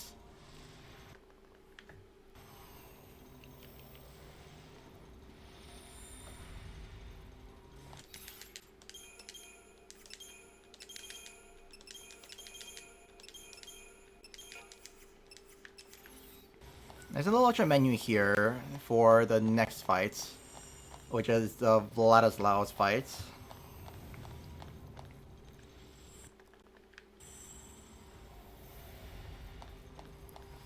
No, I'm actually going to camera trick again because there's actually one encounter here that's that can be avoided by just camera tricking, or it's going to be in a better position by just camera tricking here.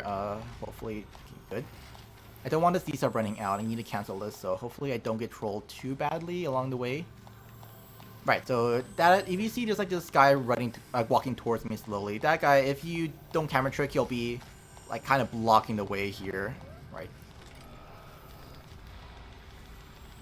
Okay, this is also kind of an annoying area for canceling this, but there's like no other choice because like after this, the camera feels like it's just RNG on which direction it's facing every time. Alright, this is where I'm gonna pop my last Ether Soul. If I had another one, I would use another one in the next fight, but this one's one where you definitely want to have a second renew. Starting off, I'm going to have Libra here so that Saz's AI would know to start casting in fire. As soon as the Dirt and Fire pops up, I'm going to switch over. Devastation. I'm going to renew to heal up the lost damage, and then I'm going to just wait on this a little bit. Saz and Snow are going to be doing a lot of damage. Now, I don't want Snow to actually die from this, so I'm going to switch over, and then now just heal up Snow first, and then I'm going to just do a full string of cures and wait for Vladislav to attack, because whoever he attacks is definitely going to need a lot of healing.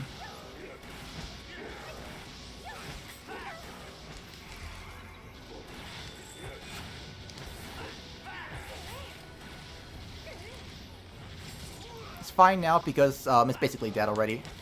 There we go.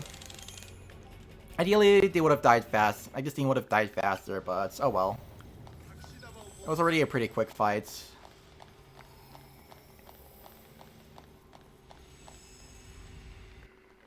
Now next up is Tiamat. This is another fight that I can troll, but it's usually not fine. It's actually a new strat that I haven't really done, I haven't practiced yet. That I can apparently stun lock him for the entire fight.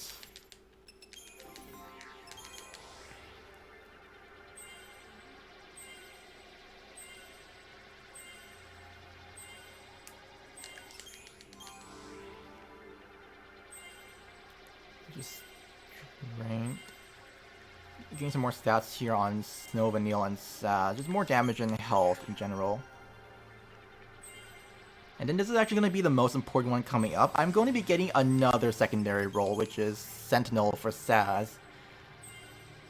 So the this final boss rush has a lot of really bad moves that can kill the party. So yeah, better just to give Saz that and save on nodes we get. Oops. Right, so we could get less HP nodes and stuff later on. Oops. Yeah, this is kind of like a strat that was somewhat newish. It's been around for like a few years now, but yeah, something that apparently it's so weird just because of how counterintuitive it seems. Just we're getting Sentinel, a very defensive role for Saz. Like we're wasting so many precious points on that, but it's ultimately faster just because we spend less points in total, getting less HP on him and all that.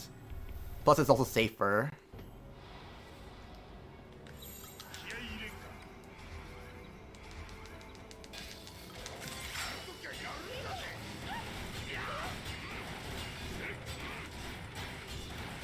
Starting with Cold Blood here to just keep this guy interrupted. Then on Libra to get some more info, and then I'm going to, once again, Cold Blood. Once it staggers, I'm going to go into Aggression.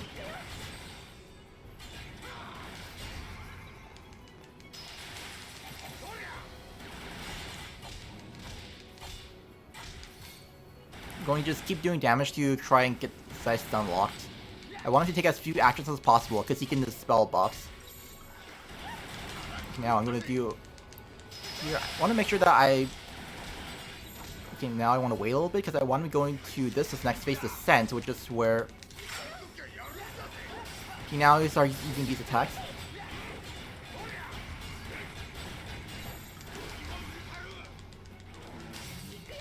I'm gonna try and just keep him stun locked as much as possible, but yeah, I'm not really doing a particularly great job at that.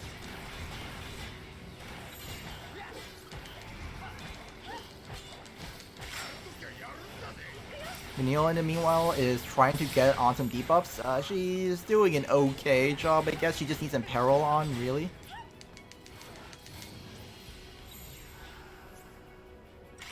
Okay.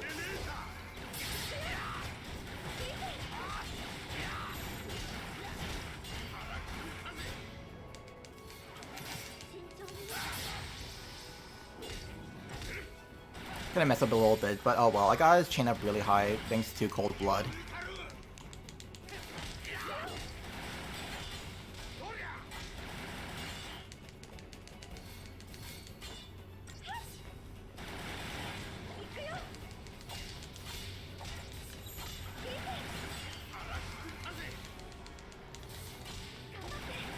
Okay, there we go. That was cutting a little too close there. I would not want to go and try and kill him off in another phase.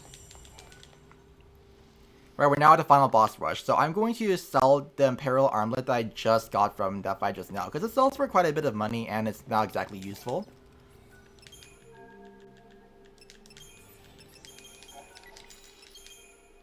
I'm buying 2 Libra Scopes, 1 Photo Soul, 1 Aegis Soul, and that is the rest of the shrouds for the run. Plus, I'm going to be picking up this 1 shroud here along the way, which is the Ether Soul, so that I just basically have all the shrouds active, plus I have my TP full.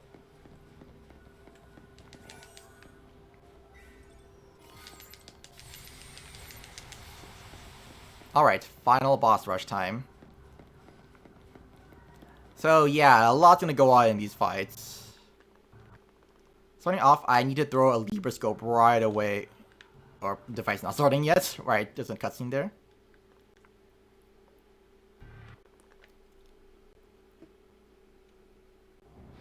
Can you quickly throw this Libra Scope? And I need to do that and buffer the Blitz. Now, this is gonna rely on Vanille's... Okay, Vanille got early in peril, which isn't really necessarily a good or bad thing. Okay, that's now good. Alright, this is good RNG now. I'm gonna start throwing the potions to heal up a bit. And now Quake to max out his chain duration.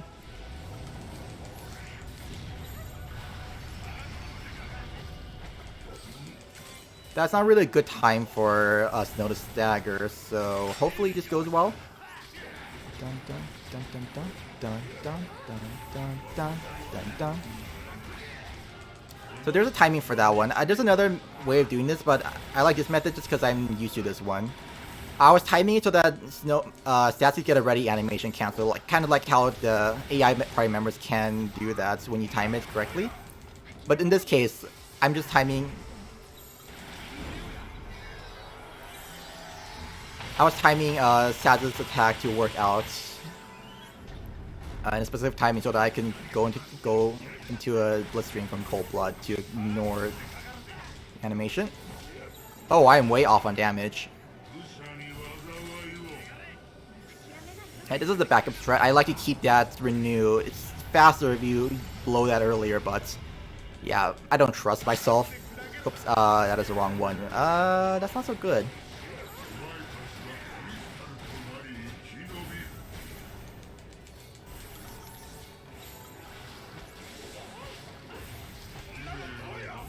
Okay, that should be good enough, right?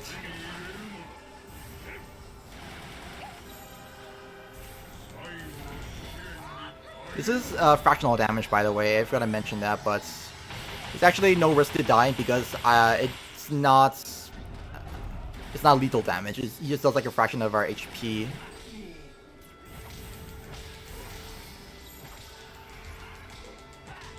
And our ultimate's gonna come soon, but I don't really think I have... Okay, good. Yeah, I felt like I wasn't gonna have enough time to like heal back up in the point where I could have survived it anyway, so I was gonna try to push that. Glad it worked out. Right, if I could have also blown my elixir at another point because Orphan here has an elixirless strat, but yeah, that's a very bad strat. It's very hard to do, and yeah, it's just basically a backup for people who are really good at it. And like but it does lose 30 seconds here, so yeah. Not really the ideal situation. It's just basically better to use that and just do this slowly. If you can do the first try, than to die on another fight and lose even more time. I'm gonna be buffing up the entire party as quickly as I can.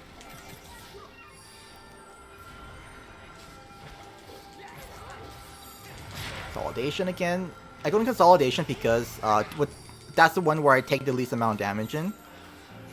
Saz as a synergist, or Saz as a Sentinel is now taking like 60% damage or something, so it's a huge damage, a huge defense boost, really. And then, of course, Snow's boost is also saving him, and of course, both of our boosts are saving Vanille. So it's a very, very safe paradigm to be in, and then Vanille just heals us back up.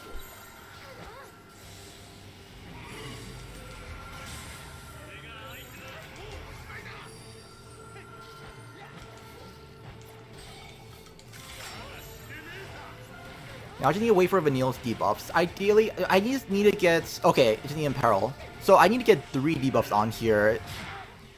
Deprotect, Poison, and Imperil. Those are the only important ones. The D-Shell does absolutely nothing. Serves no purpose other than just to, like, clog up Vanille's list of actions.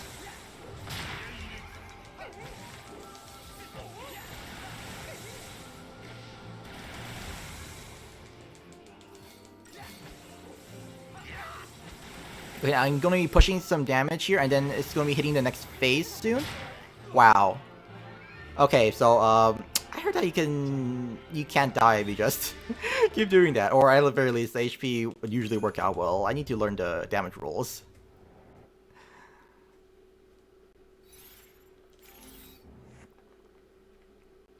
Alright, well, that's good to know. It's not a guaranteed survival at that point.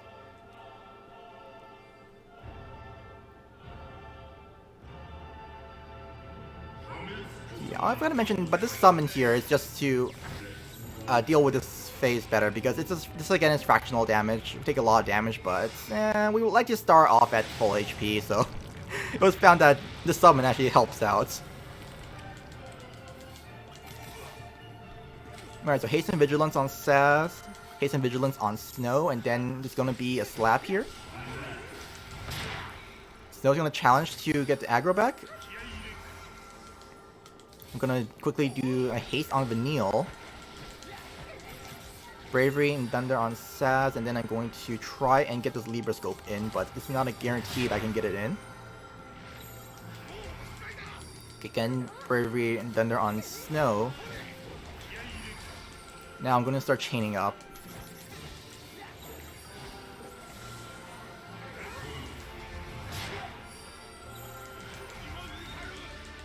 Some more chaining, and then I'm gonna throw the Renew here so that I heal up from a lot of damage I took. Neil will hopefully be better at debuffs. Maybe one day she'll be good at debuffs, but today is not that day.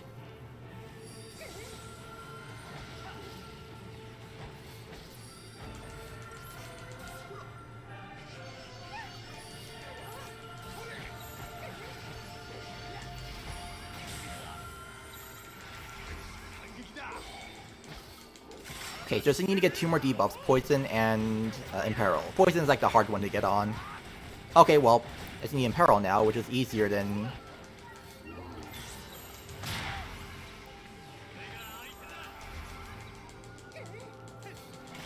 Oh, that is not the right skill. Oh shoot, this is bad. I don't want to be in this right now. This is... Yeah, Cold Blood isn't for damage, it's for chaining, and I'm already at max chain. I might be getting another phase here, which isn't good.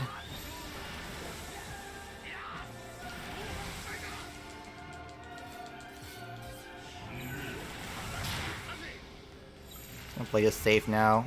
I do not trust myself.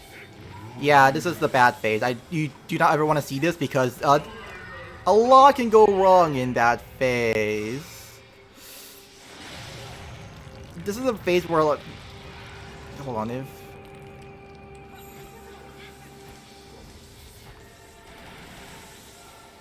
I can maybe push this a little more. I just need to get a little more damage, and then... Well, Vanille died.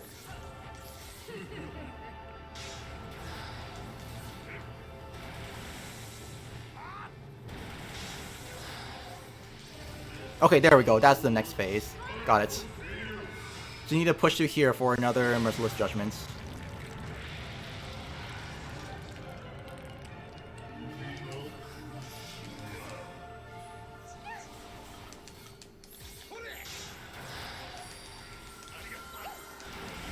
Right now, I just need to chain up a little more, and then I'll need to wait for 2 actions from Orphan. Progenitor Wrath is one of them. That one always targets a medic first, and there's a chance of death. So I didn't have a medic out at the time, so that was a little bad, but Thankfully, it didn't kill anyone. Normally, I would be in tireless charge for that. Okay, good. There we go. I just need to wait for that. 2 actions, and that guarantees that I won't be getting Diaz or Ray unless I have to stall for an extremely long time. So now it's just mainly poison damage. Well, not mainly, but it's a combination of Saz doing blitzes and then this poison damage here. The poison does like, I don't know, 1% damage every 3 seconds or so. Something along those lines. He just stalls out while Saz is also blitzing down the boss. And then that's it. That is the Orphan 1 fight. It's fine if I die because, well, I get a rise here. It's just a waste of time. 4:15. Wow, that is an atrocious battle time. Okay, the run's not quite over yet. There's just one last boss fight left.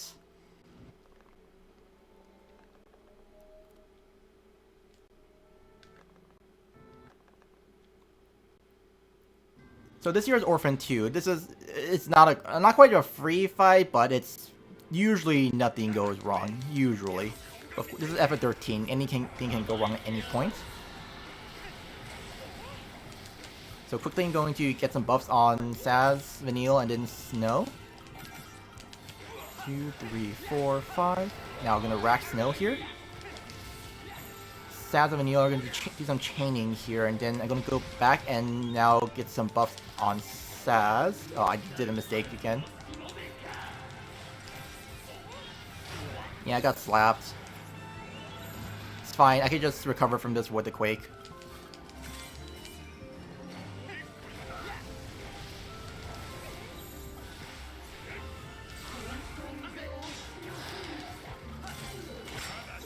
Okay, now I need to wait for Vanille to just do some debuffs. Mainly, I need Deprotect and Imperil. Those are only 2 important ones. There we go. Yeah, when this guy gets launched, I can't actually use Blizz, which is annoying.